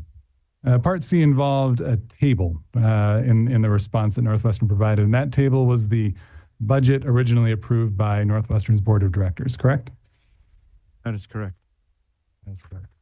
And I assume that there's more detail to the budget that was presented to the board, but this is a summary of sort of the elements that were presented. Is that correct? I can't recall what specificity was provided to the board, but there was certainly discussion on the pieces of it. We certainly had a discussion on the merits of that individual entity being one to do the work, and looking at comparisons, they felt comfortable with that. Okay. In your direct testimony, you discussed how Northwestern had retained HDR, which was an engineering firm, right? Yeah, for us in this particular case, they provide a lot of different services, but they are an owner's rep. Okay. Was on site, as well as had quite a bit of additional expertise that we were able to avail ourselves with throughout the construction process. Was it always Northwestern's intention to retain the services of HDR or a firm like that during this project? It's a management approach where we do not build enough plants to justify having a sufficient number of people on site. I mean, the expertise that these people provided have a full range from relays to construction to material. We'd have to have quite a few people. So yeah, it's a lot cheaper for us and for our customers to have a third party provide those services only when they're needed. Okay. Are those the planned expense for that service then, is that reflected in the original board approved budget here? Yes, and the owner's engineer. Perfect. So I'd like to just walk through some of these other elements then that you see in the board approved budget. And I'm hoping that you can give me some more insight into how Northwestern forecasted each of these budget items. For example, to start with, there's the internal cost of $12.9 million. Can you tell me how Northwestern estimated that cost? I can tell you what they're generally comprised of, if that is that what your question is. Let's start there. Yeah. You know, we have a lot of internal staff that's when it's used or dedicated toward a capital project, we allocate that time and cost, the FTE cost to that project. And so that includes all of the different components of Northwestern people. For example, we had 2 project engineers. We had a director of thermal generation. Those costs are incorporated in there. I'm sure there's legal costs incorporated in there. Insurance for the company on the project, probably a part of it. All those types of things were. You mentioned legal costs being included in there. Is that just day-to-day routine legal costs or legal costs associated with the type of litigation that this particular project sparked? It did not include litigation whatsoever. It included the contract work that was part of it. Okay, thank you for that. There's also the land cost of $2 million. How did Northwestern estimate the land cost? We had an agreement to buy that property from CHS, a plant that's located adjacent to the site. Okay. For the owner's engineer cost of $8.8 million, how did Northwestern estimate that cost? I can't give you the detail of it other than the experience of HDR, knowing that they'd be on site for a certain amount of time, the types of services that they provide generally in these types of projects. That was how that was derived. Okay. Is there any other witness in this case that would be more suited to answer how Northwestern generated these particular dollar figure estimates? I would first start with Scott from a high level, not from Northwestern perspective, but to explain what these categories, more specificity. I can sense you're seeking a little more specificity there.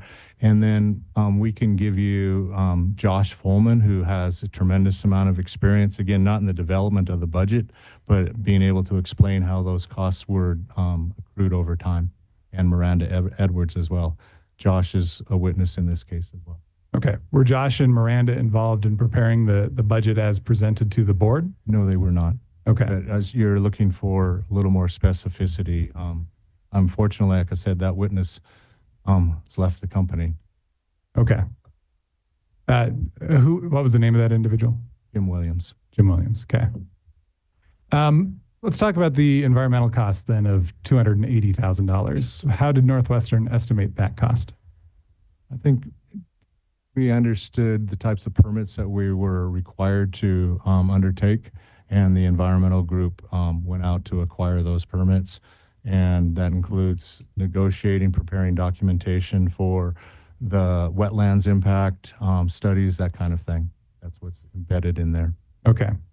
Let's turn to the associated projects ETS/subs cost, which is listed as $12.1 million.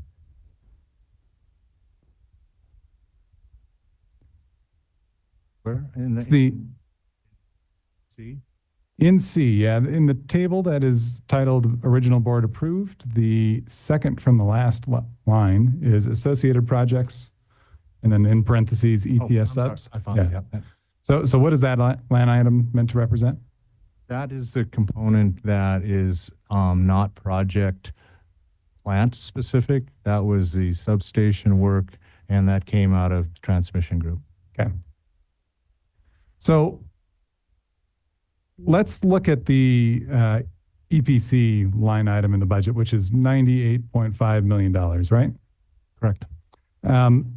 Were the COVID impacts that Northwestern had already begun experiencing in 2020 reflected in the estimate that Northwestern prepared for its board here in the EPC line item? I think I'd answer that question in a way that says this is the agreement that Northwestern and Burns and McDonald came to, so that's what the number reflects there. So again, the EPC entity is a world sophisticated entity. COVID had, as we discussed earlier, had begun, so they had incorporated those sort of costs in there. And I would just say that there was no specific, the change orders that came to us were more specific than a COVID type of event. They were talking more about, well, the war in Ukraine, that caused increases in steel, that caused delay in shipment, that sort of thing. There were some COVID specific actions or retraining people when they came back from the work stoppage, that kind of thing was COVID related. But they had incorporated, as far as we're concerned, the overall umbrella of COVID effects. Okay. Can you or anyone else quantify the COVID effects that were included in the 98.5, or is it just generally built into it? I don't believe that can be quantified. Okay.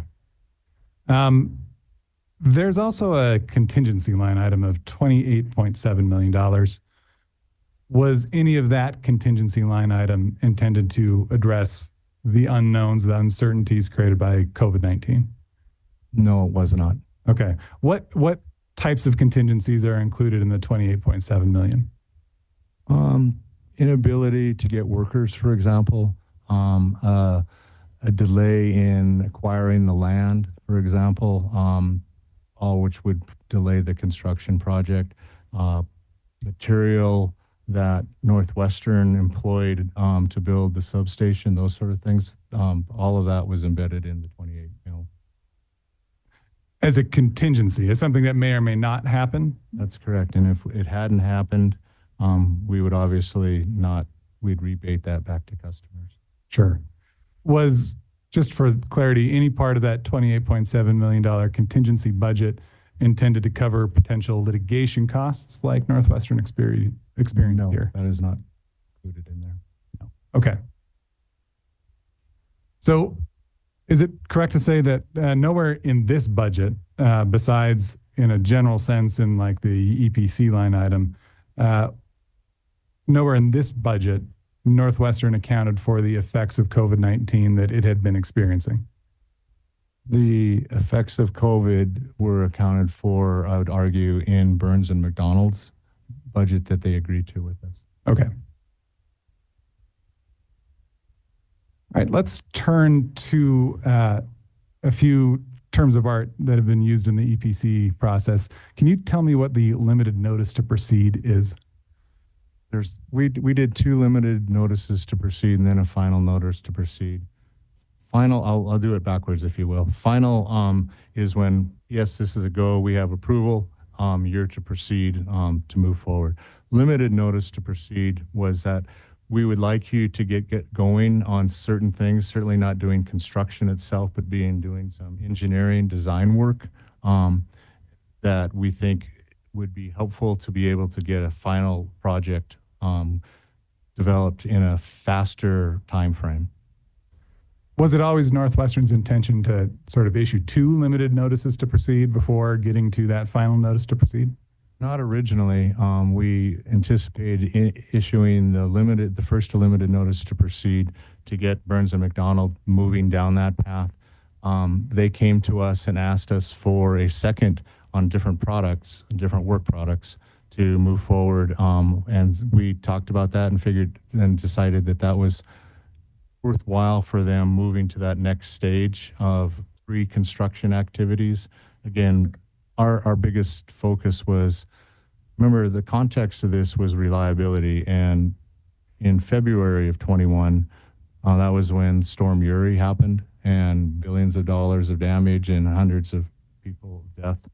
And that was fresh in our mind, along with the studies showing that we had a significant capacity shortage in the Northwest for us to be able to acquire power. So the focus of Northwestern at that point in time was to try to get this plant going as soon as possible and operating as soon as possible. And that's why we were staging that with the limited notices to proceed. Okay. Before I jump into my next section, I just want to hopefully clarify. Scott Lee is a contractor of Northwestern's, correct? That is correct. And who is his formal employer? What entity does Scott Lee work for? ION, yeah. ION. Was ION retained by Northwestern Energy to assist in the RFP process used to select the EPC contractor? That's a good question. ION provided guidance and advice to us throughout the process, but they were not the decision maker on that. They did help us understand what the normal criteria should be applied to evaluating them. They were kind of monitoring, if again I use that word, what our actions were to tell us if we were outside of industry standards. That's what we were trying to be compliant with, industry standards on all of this. And so they were, if you will, the entity that was providing us guidance, but not specifically sitting down at the table. Was ION involved in scoring the bids for the EPC contract RFP? I'd defer that to Blue Lefebvre, please, their specific role in the RFPs. Okay. So between the time that Northwestern selected Burns & Mac as your EPC contractor and the time when you issued the full notice to proceed, was there any tension between Burns & Mac and Northwestern Energy, or was the relationship good? I would say that it was extremely cordial and a very strong working relationship, I felt. Okay. So you mentioned in your testimony, eventually there were difficulties working with Burns & Mac? I would say that we became frustrated, and I'd say they were frustrated as well. We were not accommodating to a lot of their change order requests. We didn't feel like it had enough documentation. We didn't feel like it was justified under force majeure, that sort of thing. They obviously had a different business view of it.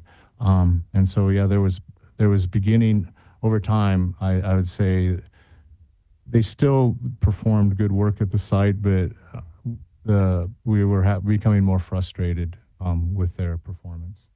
Do you have a sense for our timeline of when you started to experience those frustrations? Change orders started coming in fairly significantly. I would say roughly 6 months into the construction project when we started. I'd say you use the word tension, business tension started to be developed. Okay. And that's, just so I'm clear, because the change orders were not well documented and justified? We felt that there was too many change orders being presented. I think one thing that they were not documented appropriately, they didn't have price tags associated with them in some instances. And we had a individual who's a witness here to talk or worked singularly almost every day on these change orders, trying to reconcile what they were requesting and what we felt was appropriate for payment. Okay. And you mentioned 6 months. 6 months from the full notice to proceed, or? No, full 6 months from when the construction project started, which would be the following March, April. March, April of what year? 22. 22. Okay. It's hard to get all of them straight. When did Northwestern first consider terminating the contract with Burns & Mac? I would say tensions were, I can't give you the specific dates, but there was business tension that was arising certainly in early 23. I know my CEO and I sat down with Burns & Mac's senior leadership several times and discussed the project and their unhappiness and our unhappiness of working together. And I know my CEO had conversations directly with their CEO. And so It was just becoming a working relationship that was, I think, frustrating from both sides. Okay. So was there a single event that caused Northwestern to decide now's the time to terminate the contract with Burns and Mac, or was it the culmination of these events? It was definitely the latter. Okay. So can you describe for me Northwestern's process and how you decided to terminate the contract with Burns and Mac, and what sort of potential risks you evaluated in deciding to choose termination over other alternatives? The first question that I had was, would someone be willing to step in the middle of a project? And you know, it's done, but it's not done frequently. So that was the first question. Is there someone that is willing to do that? Is that someone qualified? Do they have experience? You know, you can get a lot of, I suppose, people saying, yeah, we'll do it, and then go on site and have no idea what they're doing. That was certainly nothing what we wanted to have accomplished.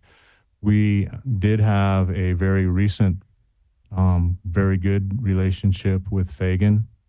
And so that's why we brought them on site to evaluate whether they could do that or not. I'm not sure if Burns and Mac was even aware that they were on site. We had given Burns and Mac no indication that we were considering doing something different. We had discussions with them, and they felt comfortable, as I testified earlier, that they were willing to take on this project. They felt that they could complete it. We had a very good relationship with them. Like I said previously, they had built the Huron gas plant for us, or just finished up the Huron gas plant in South Dakota. And so when they were able to give us assurances, had a lot of discussions on damages, liquidated damages, if they couldn't complete it, that kind of thing. We reached a point where we thought that that was a feasible outcome, but first then we had to have discussions with Burns and Mac to see if they would be willing to get a payment that would allow them to move forward and us to move forward in a non-litigation environment. Again, because we had been talking with attorneys. I know they have been talking with attorneys, and there's no positive resolution when you're trying to litigate those kind of outcomes. It's very expensive, very, very expensive. And what we were advised is that typically a judge will split the baby, the Solomon approach, and that wasn't something that we were seeking. We thought and we ultimately accomplished something much more beneficial for our customers. You mentioned bringing Fagan on site to evaluate, and Burns and Mac maybe was not even aware of that. Was Burns and Mac not on site at the time? I can't speak to whether they're on site. Typically, they were on site. All of their subcontractors were on site. We didn't, let me rephrase it. We didn't tell Burns and Mac that we were bringing a third party on site. But remember, there's 300 people on the construction site at any given day, and 2 or 3 individuals isn't going to provide a great deal of disruption to the workforce. Okay. You also discussed liquidated damages, and as I understand what you said, it's liquidated damages that Fagan would have paid to Northwestern if they couldn't complete on your timeline? It was more if they were unable to finish the project in a operable manner. Okay. Was a liquidated damages provision included in your EPC contract with Burns and Mac? I'd defer that question, please. How much of the project had been completed, if you can give me a percentage, by the time Northwestern decided to terminate their contract? I would say roughly 60, 70%, but Josh will be able to give you a very detailed discussion on where we were at that point in time. That's Josh Folman? That's correct. Mr. Folman, I'll say. Mr. Folman, okay.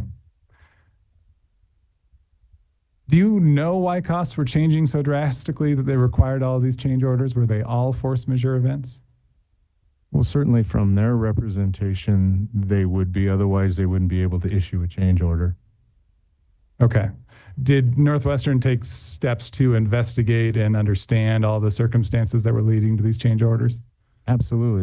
That's part of the contractual relationship, which spells out if there is a concern that they have a force majeure event and they can issue a change order to address that force majeure. There was and is in almost every EPC contract a defined process for addressing that issue. And we had an individual specifically tasked to that who's also a witness here, Ms. Edwards. Okay. So I think that's a great answer that dovetails into the next sort of area I'd like to discuss, which is that verbal estimate that you mentioned with Vice President Fielder. Right. That substantially increased the overall cost of the project. Well, that was not a change order, right?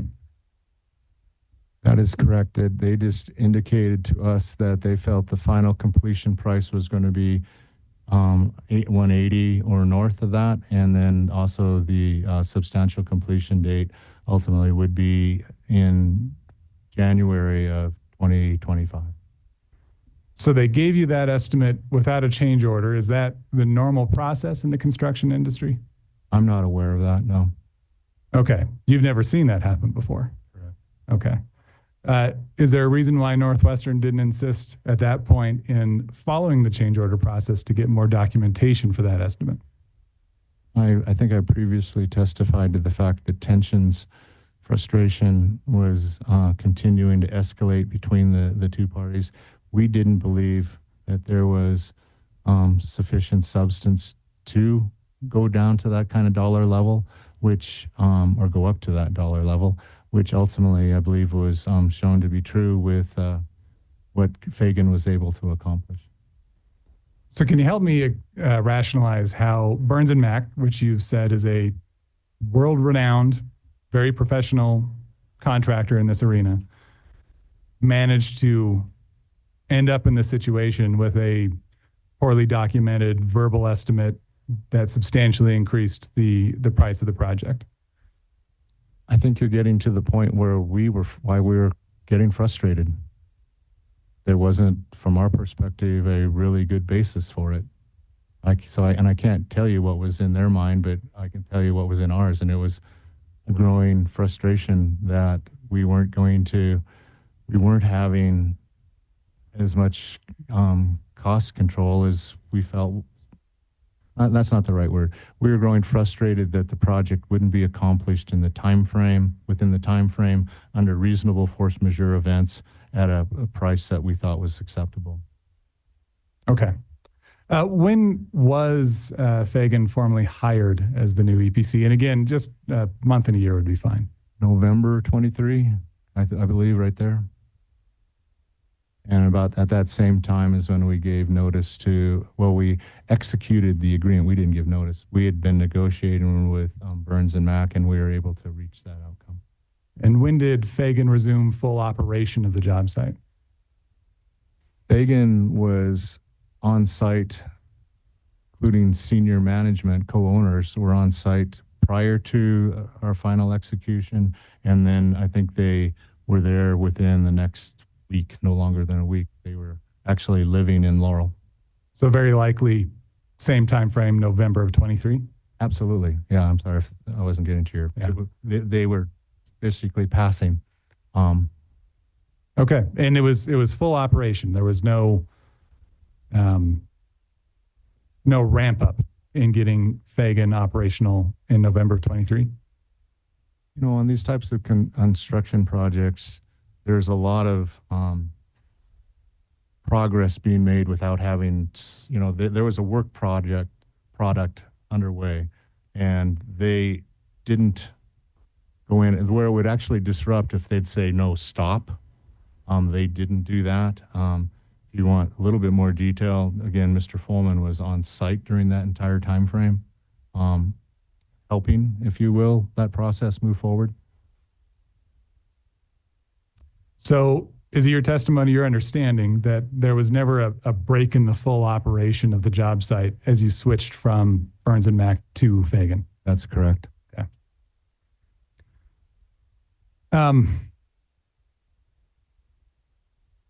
we'll check with other witnesses, but according to your earlier testimony, is about the project was about 70% complete at the time of this changeover? Very much subject to check. All right. And so Fagan's job was to take it from 70% all the way up to 100% completion, correct? They were hired to finish the project. Okay. In a very much more accelerated fashion than what we had heard, what Burns and Mack had provided us, and at a lower cost, lower total cost. Okay. Did Northwestern itself have to take on any duties that were originally signed to Burns and Mack as part of this changeover process? We certainly had our owner's rep, which was part of Northwestern Extension, do a lot of work with us on doing those evaluations as well. That owner's rep was HDR? Correct. Did they take on additional tasks as a result of the changeover, or were they always just performing? I thought you said change orders, change over. Yeah. No. I mean, they were definitely on site. They were helping facilitate that. We had talked with them. They knew that was coming as well. And they were there to facilitate as far as specific tasks. I can't testify to that, but Josh, Mr. Folman can if there was any additional work that was placed upon them. Okay. So Northwestern ended up paying Burns and Mack the majority of what was budgeted to Burns and Mack in the original board approved budget, correct? Along with acceptable change orders. Okay. Even in Northwestern elected to do that, even though the project was only 70% complete when they exited. Again, the change orders are part, I think if you're mixing change orders to acceptable budget, I don't think that's correct, or initial budget. These types of contracts always have the force majeure provisions in them. As I testified earlier, I'm not aware of a single large construction project that doesn't have this embedded in it. Okay. So earlier you mentioned the process of sort of quality control Northwestern had on the job site. You had HDR on site every day? Pretty much every day. Okay. And can you describe for me, to the best of your knowledge, what their job was each and every day? They provided a multitude of services for us. Again, I would refer to Mr. Folman, but we are not staffed at a level of expertise that an owner's rep like HDR has. And so they were facilitating all different types of tasks throughout the day, the week, and the month. Do you feel like HDR did a good job in representing your interests on the job site? I do. Yeah. Did you experience any tensions or difficulties in working with HDR? No. Okay. Let's talk a little bit about the force majeure events then. Construction was suspended for a time, as we previously discussed, as a result of that air quality permit litigation, correct? And did both Northwestern and Burns and Mack view that as a force majeure event? They certainly made a claim on that, and we concurred. It's not like a major or a one event force majeure suspension. Individual tasks, or not individual, but lumpy tasks were viewed as force majeure events, and we concurred with that. Yes. Can you explain for me what you mean by lumpy tasks? Yeah. So instead of stringing one piece of wire, a whole set of wires were strung, for example. If that was delayed and you had to have electricians go off site and then have to hire new electricians who weren't available, it's my understanding it took us over a month and a half to be able to even get back up to speed once it began. So, that was that type of work. So what you're saying is that globally, all that was captured by the force majeure event that was the stoppage due to litigation. No, there was more specificity than more specific. Yeah. Okay. The Yellowstone River flooded during the construction of YCGS. Is that right? Significant flooding. Yeah. And so that would obviously be another example of a force majeure event. Yeah, and specifically, I recall that force majeure event was on concrete availability. When the flooding came out. Red Lodge, if you recall, the town was pretty much isolated, or at least portions of the town. Tremendous amount of cement was required from an emergency perspective to serve a lot of that. Burns and McDonald had a force majeure on availability and pricing of cement. It's a good example. Okay. And that type of force majeure event is not the type of item you included in the original board approved budget contingency line item of $28.7 million. Is that correct? That's correct. Okay. Were there any other force majeure events that you think are notable for the commission to account for? There was quite a few of them. And it was an interesting learning experience for me, where global events can impact a local project. And a simple one is the war in Ukraine. A lot of steel workers come out of Ukraine. The workers all went back to Ukraine to fight in the war. There was a huge supply shortage of skilled workers because of that. Ships stayed offshore with our equipment for weeks because there wasn't enough longshoremen available to unload them. I mean, it was a true worldwide event, and these engines were ultimately produced in Germany, but manufacturing pieces were throughout Europe. And so there was a lot of effects like that, and those were types of force majeure events that we did agree with. Can you quantify how these force majeure events affected the cost of YCGS? We can, and Miranda has that documentation. Okay. So based on what Northwestern's experience here was with YCGS and the force majeure events that you had, do you think that building a resource like this is riskier than buying an existing resource? Well, in the abstract, it's difficult to answer with specificity. It may or may not, depending on for example, where the resource is located, what the condition of that resource is. Obviously, we feel comfortable acquiring Colstrip because we have knowledge of it and its location is within our system, if that's where you're going. Yeah. Would you agree that buying an existing resource mitigates some of the supply chain risks that you ran into? Yes, I do. And likewise, it might avoid some of these other force majeure events like the war in Ukraine and the availability of steel workers and equipment like that. Yes, I do. Okay.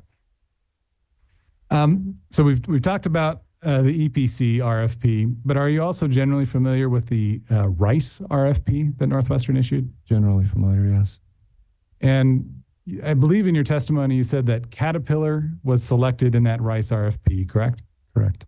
And you selected Caterpillar because of their expertise with RICE operating and maintenance, and that because partnering with Caterpillar supported Northwestern's goals of reducing costs and downtime. Is that correct? Correct. Okay. Do you know if Caterpillar had the best score on price in that RICE RFP? I think there was a combination, there's qualitative and quantitative pricing. I can't recall precisely whether it was the lowest price Caterpillar was, but there was a lot of qualitative pieces that I know were part of that decision making. And the decision, one, we've worked with them in the past. We have parts associated with Caterpillar engines already on our system. They were able to offer a O&M agreement, which again, that personnel has specific knowledge to those plants, which was something very helpful as well. Okay. Let me just review my notes here and see if I've missed anything. PSC 27, the board approved budget, who specifically prepared the board approved budget?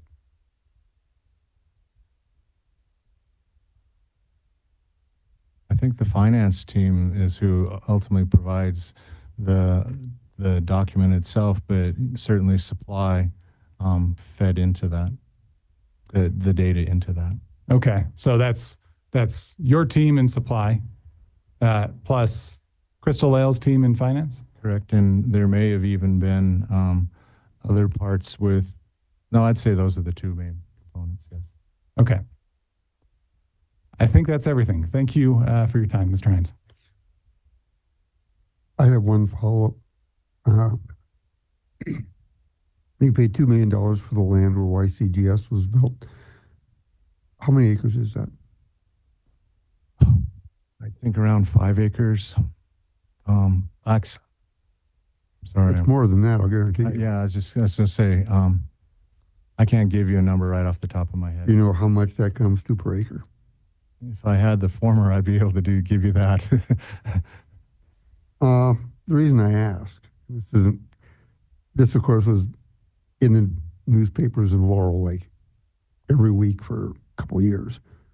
So I looked up the land because that became an issue. And on Zillow, which is not necessarily the most accurate, but it's pretty close. Do you have any idea what it appraised for? I do not.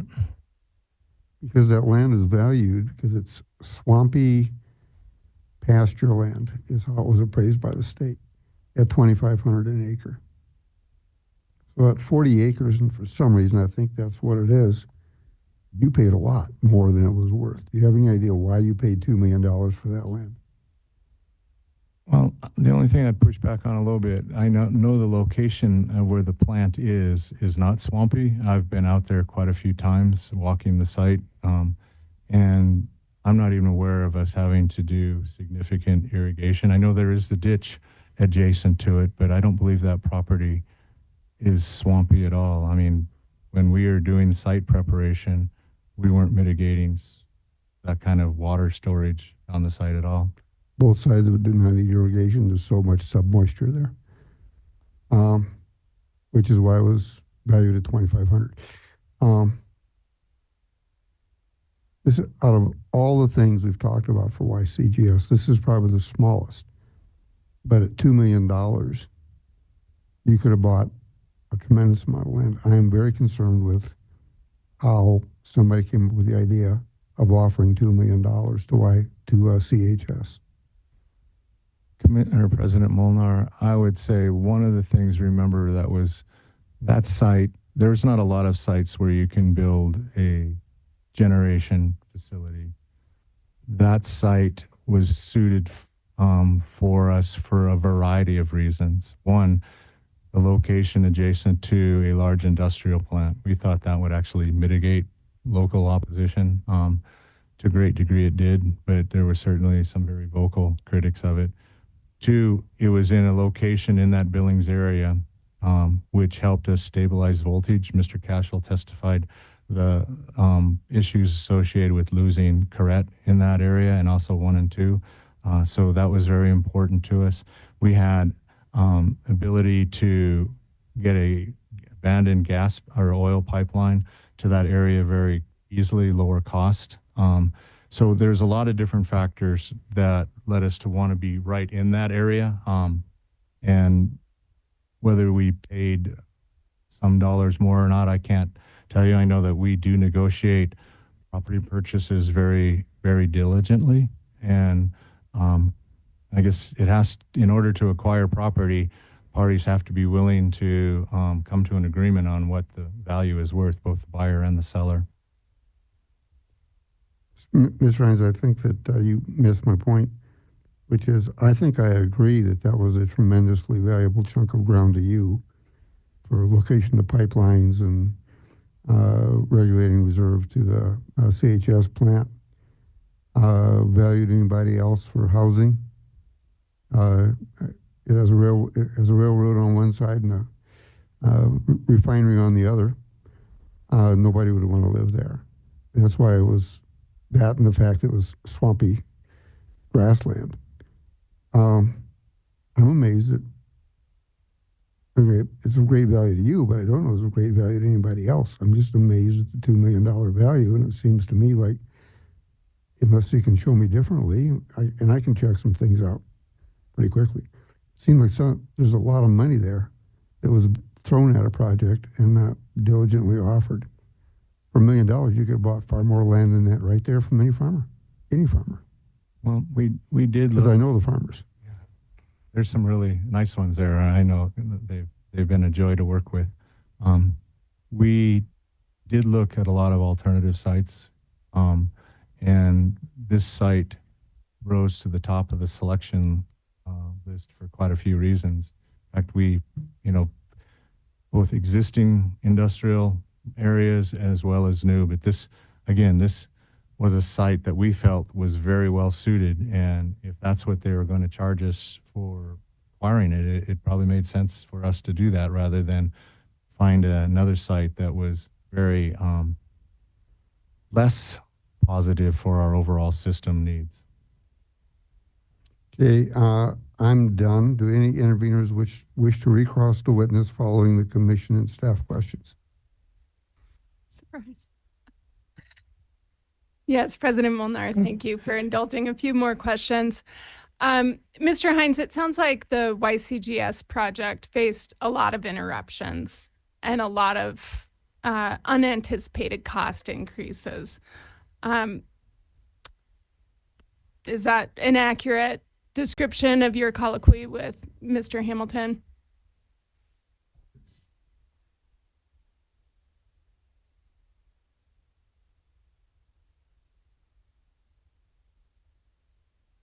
I would say two things. One, I'm really proud of how Northwestern was able to work through those issues. Two, I was surprised by the number of issues that arose. Yeah, fair. And those cost increases above the original budget were larger in total than the cost increases you attribute to litigation. Is that correct? That is correct. Okay. You testified that your initial budget included a contingency line item of around $29 million, but you testified that litigation wasn't one of the contingencies you were planning for. Is that right? That is correct.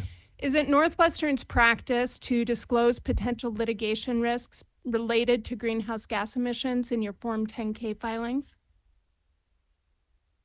I'm probably not the witness to respond to that. Who is the witness who can respond to that? The people who prepare the 10K, which is Crystal Lale. Okay. Do you review the 10K? I do. Okay.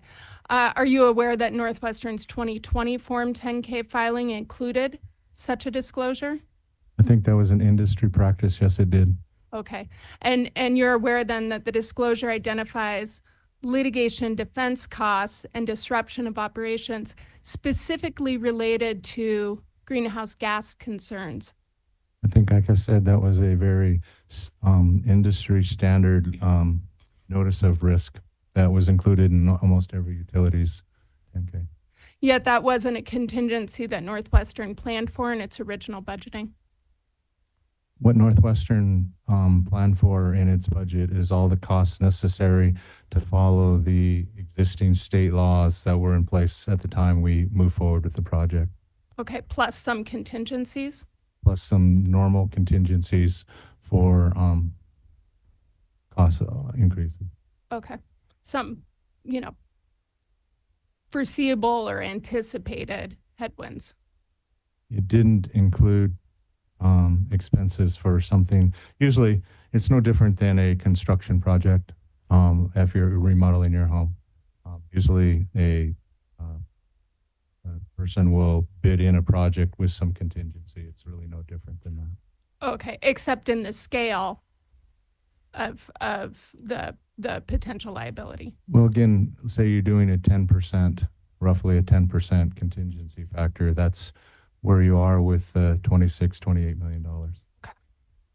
Okay. It sounds like you followed the litigation related to the plant's air permit. Is that right? Yes. So you're aware that the district court found that the state did not follow the law when it issued the air permit? Again, Northwestern followed the law. That was what my point was in my testimony, and I still think that's the right benchmark. With the courts or the Supreme Court ultimately decide whether something should have been done different is beyond our control. Okay, so you agree with me that the district court found that the state did not follow the law when it issued the air permit? I would defer that to, my understanding, district court said that we're going to vacate the permit because there was errors in DEQ. But ultimately, then the judge reversed their decision. But I can't testify to the underlying legal issues associated with it. Okay, and so the district court reversed its decision to vacate the permit, and construction was suspended for 2 months during that period of when the permit was invalid. Is that right? The permit itself was suspended for that time frame, but there was then, you don't just turn on a switch and have the project back up to full speed. I think there's an estimate of probably another month and a half that it took for the project to get up and actually going close to its pre-existing level. But again, we never did reach level of staffing that we had prior to in some critical areas. Okay. And you're aware that Northwestern appealed the decision of the district court to the Montana Supreme Court? I'm going to defer those questions. I'm not the attorney on that. And to speak specifically to that at this point in time is beyond my capability. Do you dispute that Northwestern appealed the decision? You're aware that there was an appeal? Yes, there was an appeal. Okay. And you're aware that it wouldn't be typical to appeal a decision you won? I'd agree with that. Okay. And you're aware that the Supreme Court affirmed the district court's legal conclusions? I can't comment on that.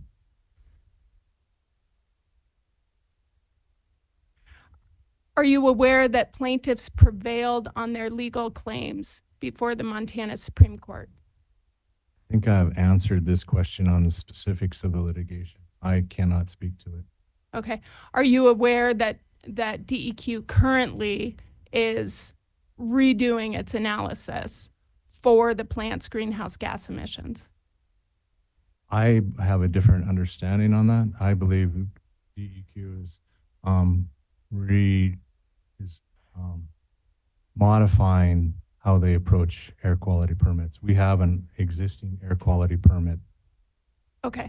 And so you're not aware of the ongoing environmental assessment process related to the remand from the Supreme Court related to the air permit? Again, plant is operating, generating electricity under an existing valid air quality permit. Understood. So Northwestern built the plant while the appeal was pending.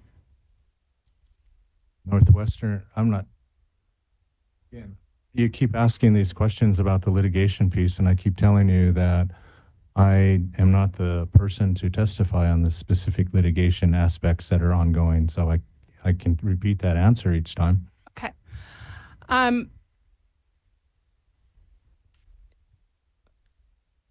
You read the Supreme Court opinion? I just have one more question on this. Not a legal question. I have looked at the Supreme Court opinion, but that was a long time ago. Okay. And you might recall then that the Supreme Court confirmed the record evidence that YCGS's annual greenhouse gas emissions were equivalent to 167,000 passenger vehicles. Does that sound familiar? I don't recall that piece. I do know in the Supreme Court, or the district court ruling, I shouldn't say the Supreme Court ruling, assumed that we had 100% capacity factor at the plant operating every day of the year, and that's obviously incorrect. That was the total potential maximum, which was the 700 and some thousand. That's why we use a 50% capacity factor. Okay. Thank you. No more questions.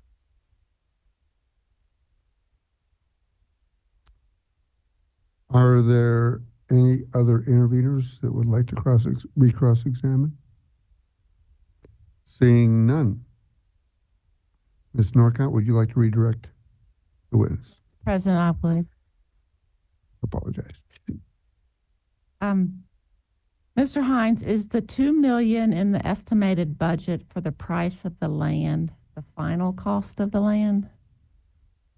I don't know. See if you know this. Did Northwestern take over some subcontracts from Burns and McDonald when Burns and McDonald and Northwestern mutually agreed to end their relationship? Yes, they did. Yes, we did. And now just to clarify some terminology for the record, that we were talking earlier about a mercury rule. Was that the mercury air toxic standards rule? Yes, it is. And you talked about the bag house to comply with that rule, correct? Correct. And the bag house would address particulate matter emissions, correct? That's the only area that the plant was out of compliance, if you're referring to the mercury component. The mercury standards in Montana are more strict than the EPA actual rule that was put forward. And so the bag house has no effect as far as mitigating mercury compliance. It's not in current state law. Okay, I have no further questions. Could I permanently excuse this witness? Permanently? Permanently. Well,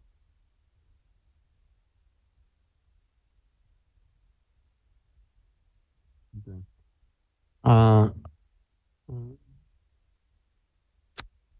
I will temporarily excuse this witness. Thank you, Mr. President. Shall we call our next witness? If you so desire. I desire to call Mr. Blue Lefebvre. Thank you. This will be, what, about 16 minutes, you think?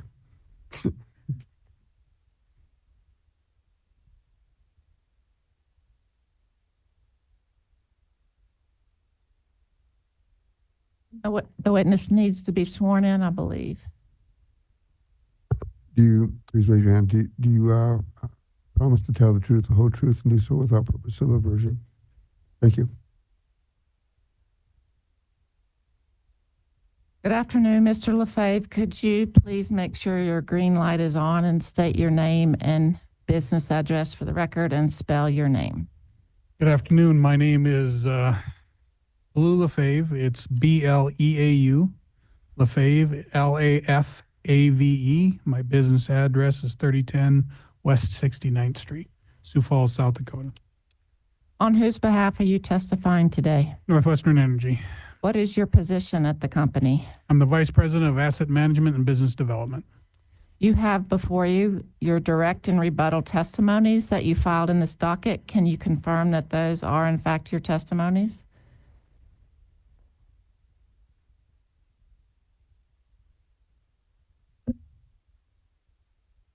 They are. Do you have any corrections to your testimonies? I do not. If I were to ask you here today the same questions under oath, would your answers be the same? They would.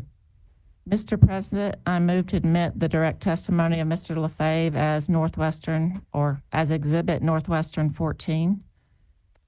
Without exception, admitted. Mr. President, I move to admit Mr. Lefebvre's rebuttal testimony as Exhibit Northwestern 15. Without exception, admitted. Thank you, Mr. President. I tender this witness for cross-examination. Do any of the interveners have cross-examination of this witness?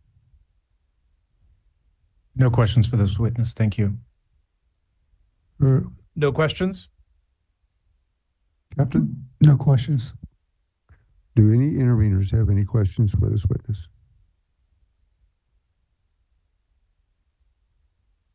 No.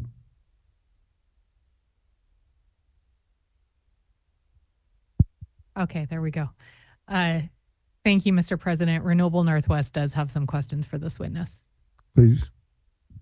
Mr. Lefebvre, my name is Melissa Hornbein. I'm representing Intervenor Renewable Northwest. Thanks for being here today, and I will try and keep this relatively short. It's an unenviable position to be going 15 minutes before 5 o'clock, so I'll do my best. You state at page 5, lines 2 and 3 of your pre-filed direct testimony that even though the application in this rate case was not prepared pursuant to the settlement agreement in the 2022 rate case, and that was docket 2.07.078, Northwestern Energy nonetheless, quote, conducted a full and extensive prudence review for this application in accordance with the factors identified by the PSC in its final order in that case. Do I have that right? Can you point me to that spot again? Yeah, it's page 5 and lines 2 to 3 on that page of your direct testimony.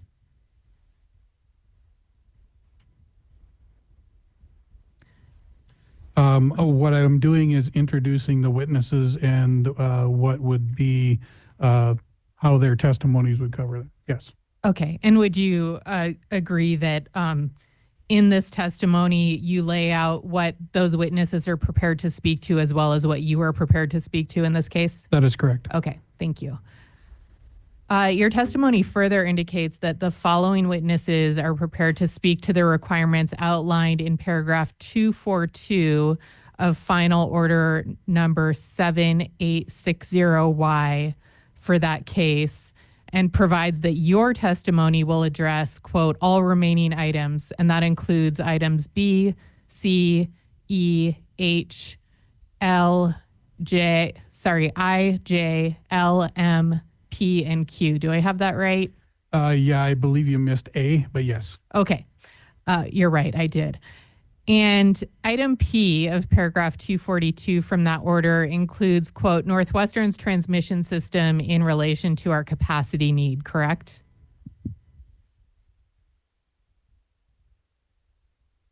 Yes. Okay. Could you please turn to page 11 of your pre-filed direct testimony? And I want to direct your attention, once you get there, to lines 13 through 17, and specifically the statement which reads, quote, in addition, transmission capacity is necessary for market access to purchase power and is not always available during periods of peak demand. In the 2019 plan, Northwestern stated that it considers part of the risk associated with over-reliance on markets is the availability of transmission capacity on our system and adjoining transmission systems. Do I have that correct? Correct. Okay. Can you tell me to what extent Northwestern's analysis of WEC path capacity expansion in its transmission planning informed the resource planning process? So from a resource planning process, the plan itself, the IRP, is to identify Northwestern's need to serve its load. That's its primary purpose. Within the plan, we go through multiple scenarios to identify the possible solutions to solve for that need. When we evaluate transmission, we look at the historical data. We try to determine what kind of availability there is associated with transmission to indicate, is there any caps necessary for sales? Are there any caps necessary for purchases? And try to include that in the planning process. Historically, it's been a little difficult. Montana has been long energy for quite some time. But as we have moved from 2015 to 2019 and to today, we've seen that long capacity actually shrivel up because of the retirements that have been spoken about in the last couple of days. And we then are now starting to see some of those congestions show up in these events to where we do see limited sales during certain times of the year, limited purchases during certain times of the year, specifically usually tied to weather events. Okay. So to hone in a little bit back to my question with respect to WEC paths, and we're particularly interested in paths 8, 18, and 80. To what extent did your analysis of capacity on those paths inform the resource planning process?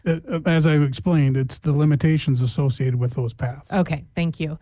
And has Northwestern evaluated transmission capacity on those paths as a constraint on imports or exports in its resource planning practices? As we look at as I explained in the first answer, as we look at the historical data and evaluate where those constraints could be, it was difficult to identify those constraints as we moved, as we did in the more historical plans, but as we've been moving to the plan from 2023 and now the plan upcoming in 2026, we are starting to see certain patterns show up on a regular basis on constraints on those paths. Okay, so to paraphrase your response, you have looked at constraints in those paths, and that's what you've determined. Yeah. Okay.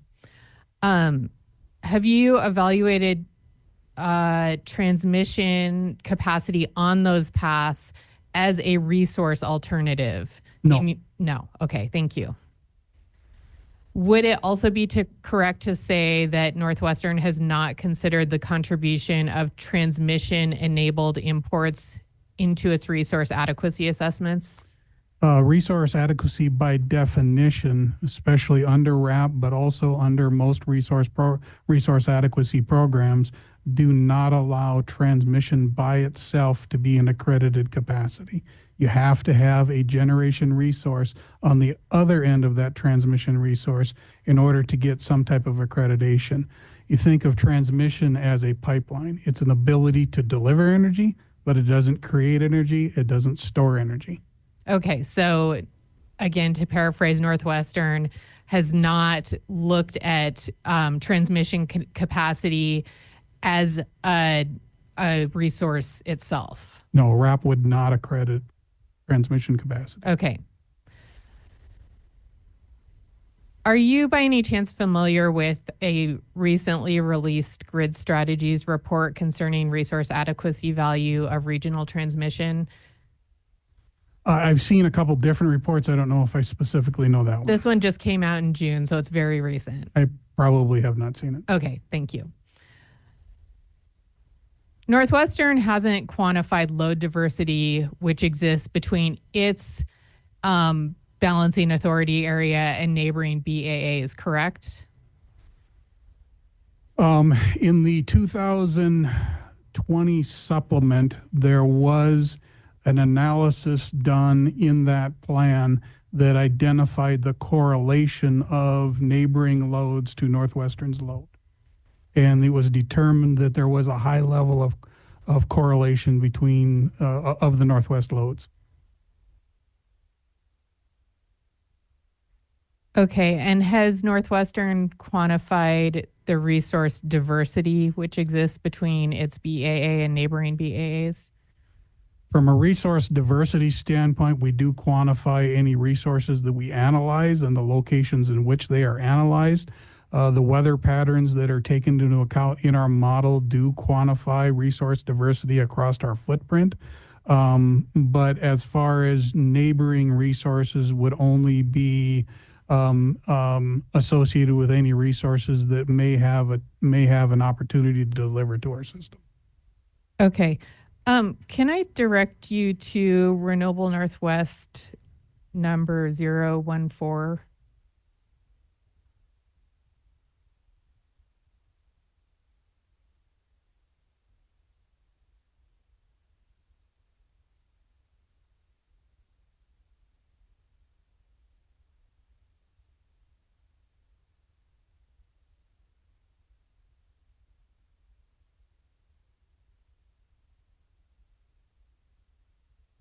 Thank you. Have it. Okay, thank you.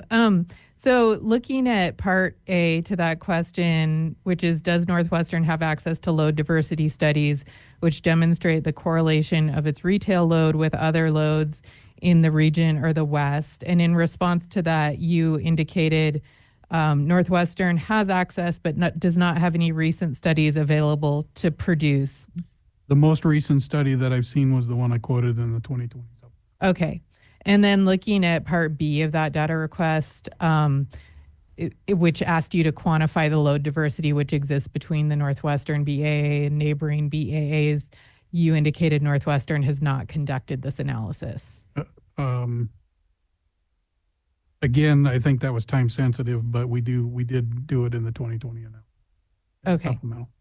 So does your testimony here today modify this data response then? It would more match the response to A that we don't have any recent studies to produce. Okay, thank you.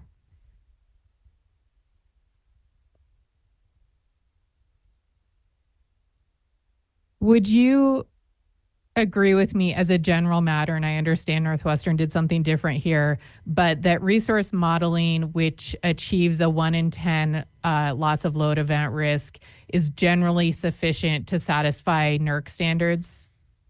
It is a standard that's commonly used in several of the ISOs, the different RTO markets. It is also a standard used by regionally by RAP. I would agree with that.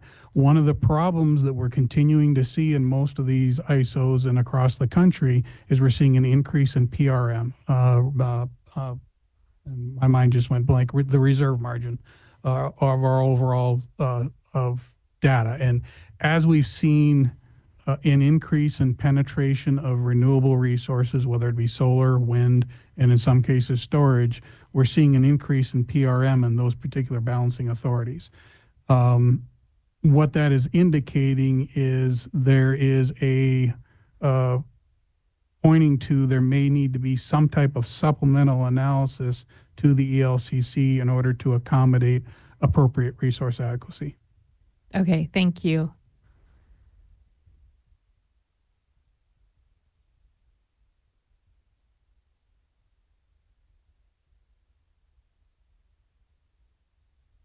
Do you know if it is common for utilities to apply a ride-through duration requirement in addition to 1 in 10 LOLE resource modeling as a constraint on resource selection?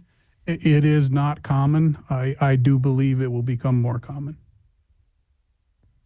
Are you aware of any other utility that has used such a ride-through duration requirement in addition to a 1 in 10 modeling as a constraint in resource selection? Not specifically a duration, but SPP is evaluating EUE as well as the East Coast RTOs are also evaluating additional measures in order to accommodate for the issue that we identified as ride-through. Okay. Does use of duration tiers such as those that you utilized in the 2020 RFP preclude selection of resources with durations that are shorter than the smallest duration tier that you looked at? No, they did not. We adjusted all resources to be able to serve in each category correctly. Okay.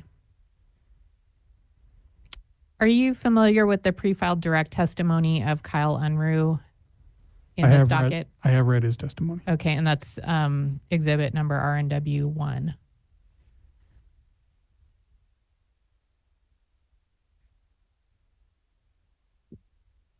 Yes, if you could. Thank you, Bobby.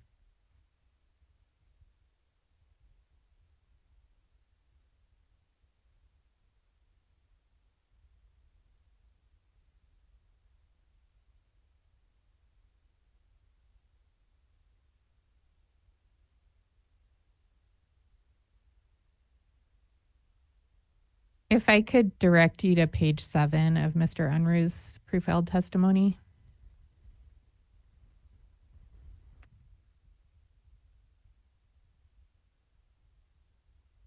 I'm there. Okay. And I am looking at, sorry, I seem to have my line numbers off here. I just want to make sure I direct you to the right place.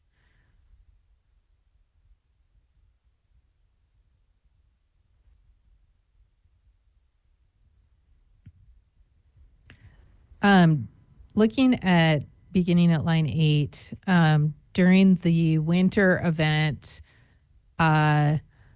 surrounding Northwestern's BEA peak load in January of 2024, so that 2024 winter event that a number of folks have spoken to here, Mr. Unruh's testimony states that states as near to Montana as Idaho and Wyoming had sufficient transmission capacity to enjoy lower prices approximate to those on the Palo Verde hub of approximately $140 per megawatt hour, while Montana customers paid prices in line with the Mid-Columbia price of $886 per megawatt hour. Do you see that? I do see that. Okay. And I apologize. I think I was on the wrong page for you, but you got there. Would you agree that the transmission connectivity between Idaho and Wyoming and other states that are more proximate to the Palo Verde hub enabled lower prices in those states during that January 2024 winter event than Montana customers were able to access here? Yes, they may have been able to. I don't know what the exact prices were during this particular event, but one of the things that we do experience on a continuous basis in the SPP RTO as well as the Weston EIM is congestion. Transmission congestion can be very localized, and congestion can create lower prices in a state, even within a state, right beside an area of very high prices because there's limited transmission.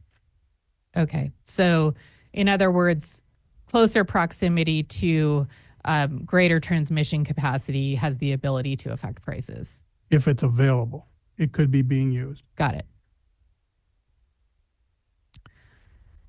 I want to direct you now to page 22 of Mr. Unruh's direct pre-filed testimony. And I am looking at lines 1 through 4, where he states, quote, given these clear risks associated with thermal generation, most utilities in the West have specific targets for achieving a clean electricity supply, which receive serious treatment in their IRPs, even in states where there's no legislative policy mandate. Do you see that? I do. Okay. In the course of its resource planning, has Northwestern set interim dates by which it intends to achieve a cleaner portfolio? At this time, because of the consistent change within the area as far as reliability and Northwestern's need to get to a resource adequate portfolio, we are still focused on our long-term goal, but there may be some intermittent steps that we have to do in order to maintain reliability, in order to maintain affordability, as we still try to achieve sustainability. Okay, so there are no specific interim targets that tie to interim dates before that 2050 long-term goal? There are not. Okay. In the course of its resource planning to date, has Northwestern studied transmission capacity and other resources required to achieve either a net zero or 100% clean electricity portfolio? I apologize. Can you say that again? Yeah. And so in the course of its resource planning to date, Okay.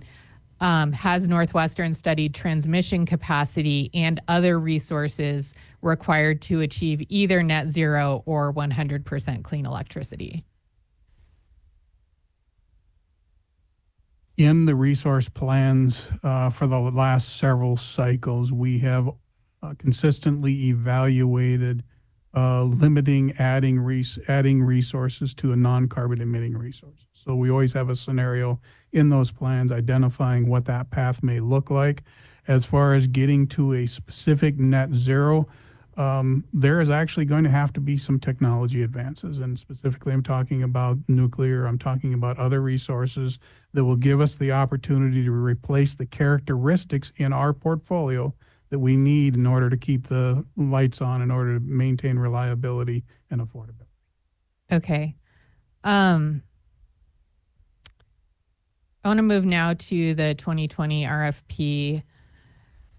And in that RFP, Northwestern selected all three of the resources in portfolio V2 of that RFP in order to meet the capacity needs identified in the 2019 RFP, correct? Or IRP, excuse me. Yeah, just one caveat. The needs identified in the IRP were north of 600 megawatts. Mm-hmm. The RFP was only for a request for 280 megawatts. Got it. So we wouldn't meet the need identified in the IRP with that RFP. Okay, I should have phrased it as in order to get you towards meeting. Yeah. Okay. And those three resources which were selected were the construction of the Yellowstone County Generating Station, a purchase agreement with PowerX, and an energy storage agreement for the Beartooth battery, correct? Correct. Okay. And Northwestern obviously has constructed the Yellowstone County Generating Station, and is it also true that Northwestern has been making purchases pursuant to the PowerX purchase agreement? That's correct. Okay. but the Beartooth battery was not constructed. And I'm going to direct you now to Renewable Northwest data request number 26.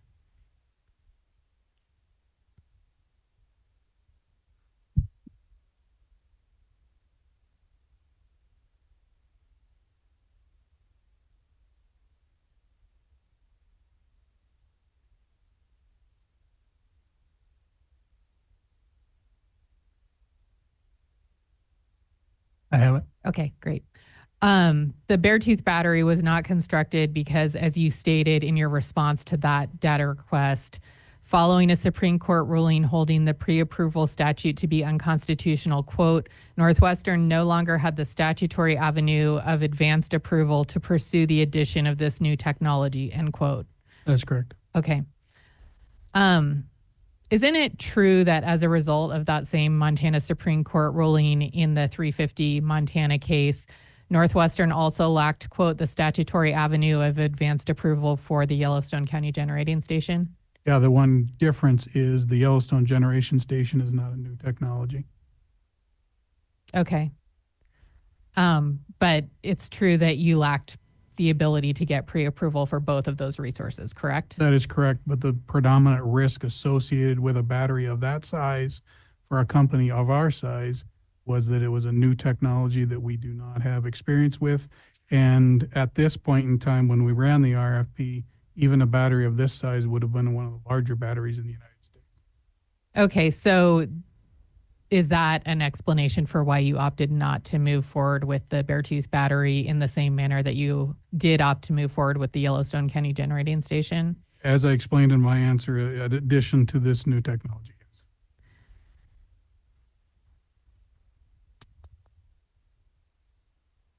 Is it correct to say that some of the variability and unpredictability associated with resources such as wind and solar, which I believe you identified in your direct testimony, can be mitigated by the addition of storage?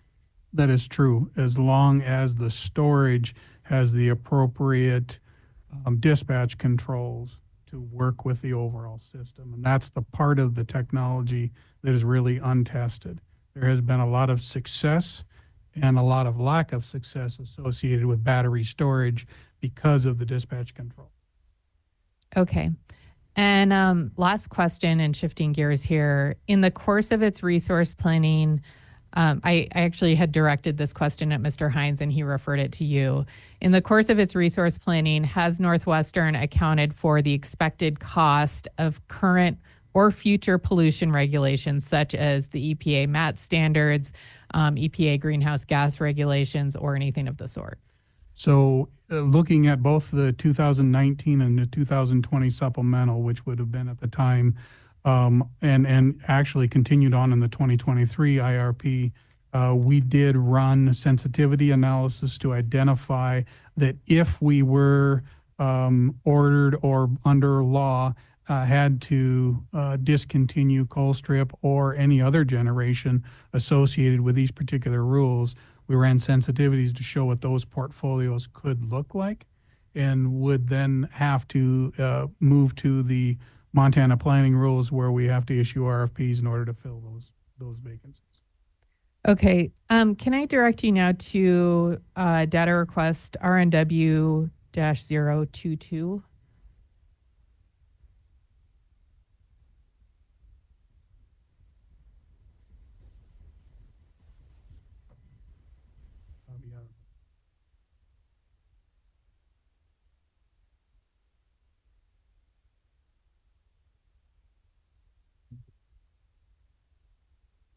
I haven't.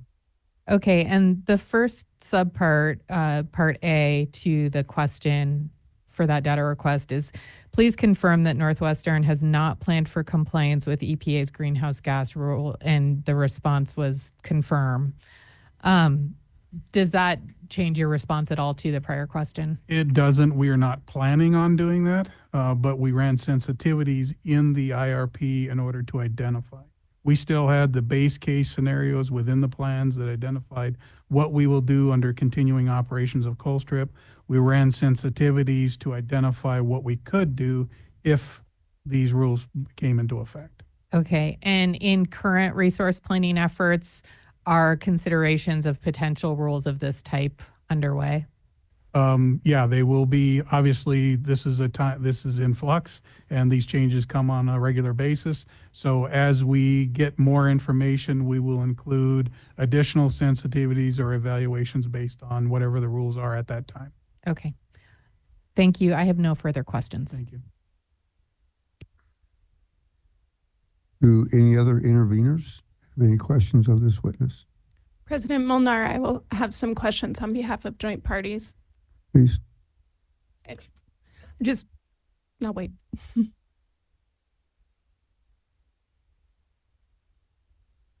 How would you feel about doing this in the morning, or do you think you can have it done fairly quickly? Or 10 after? We are 10 after 5, and I'd really like not to go to 5:30 unless we have to for some reason.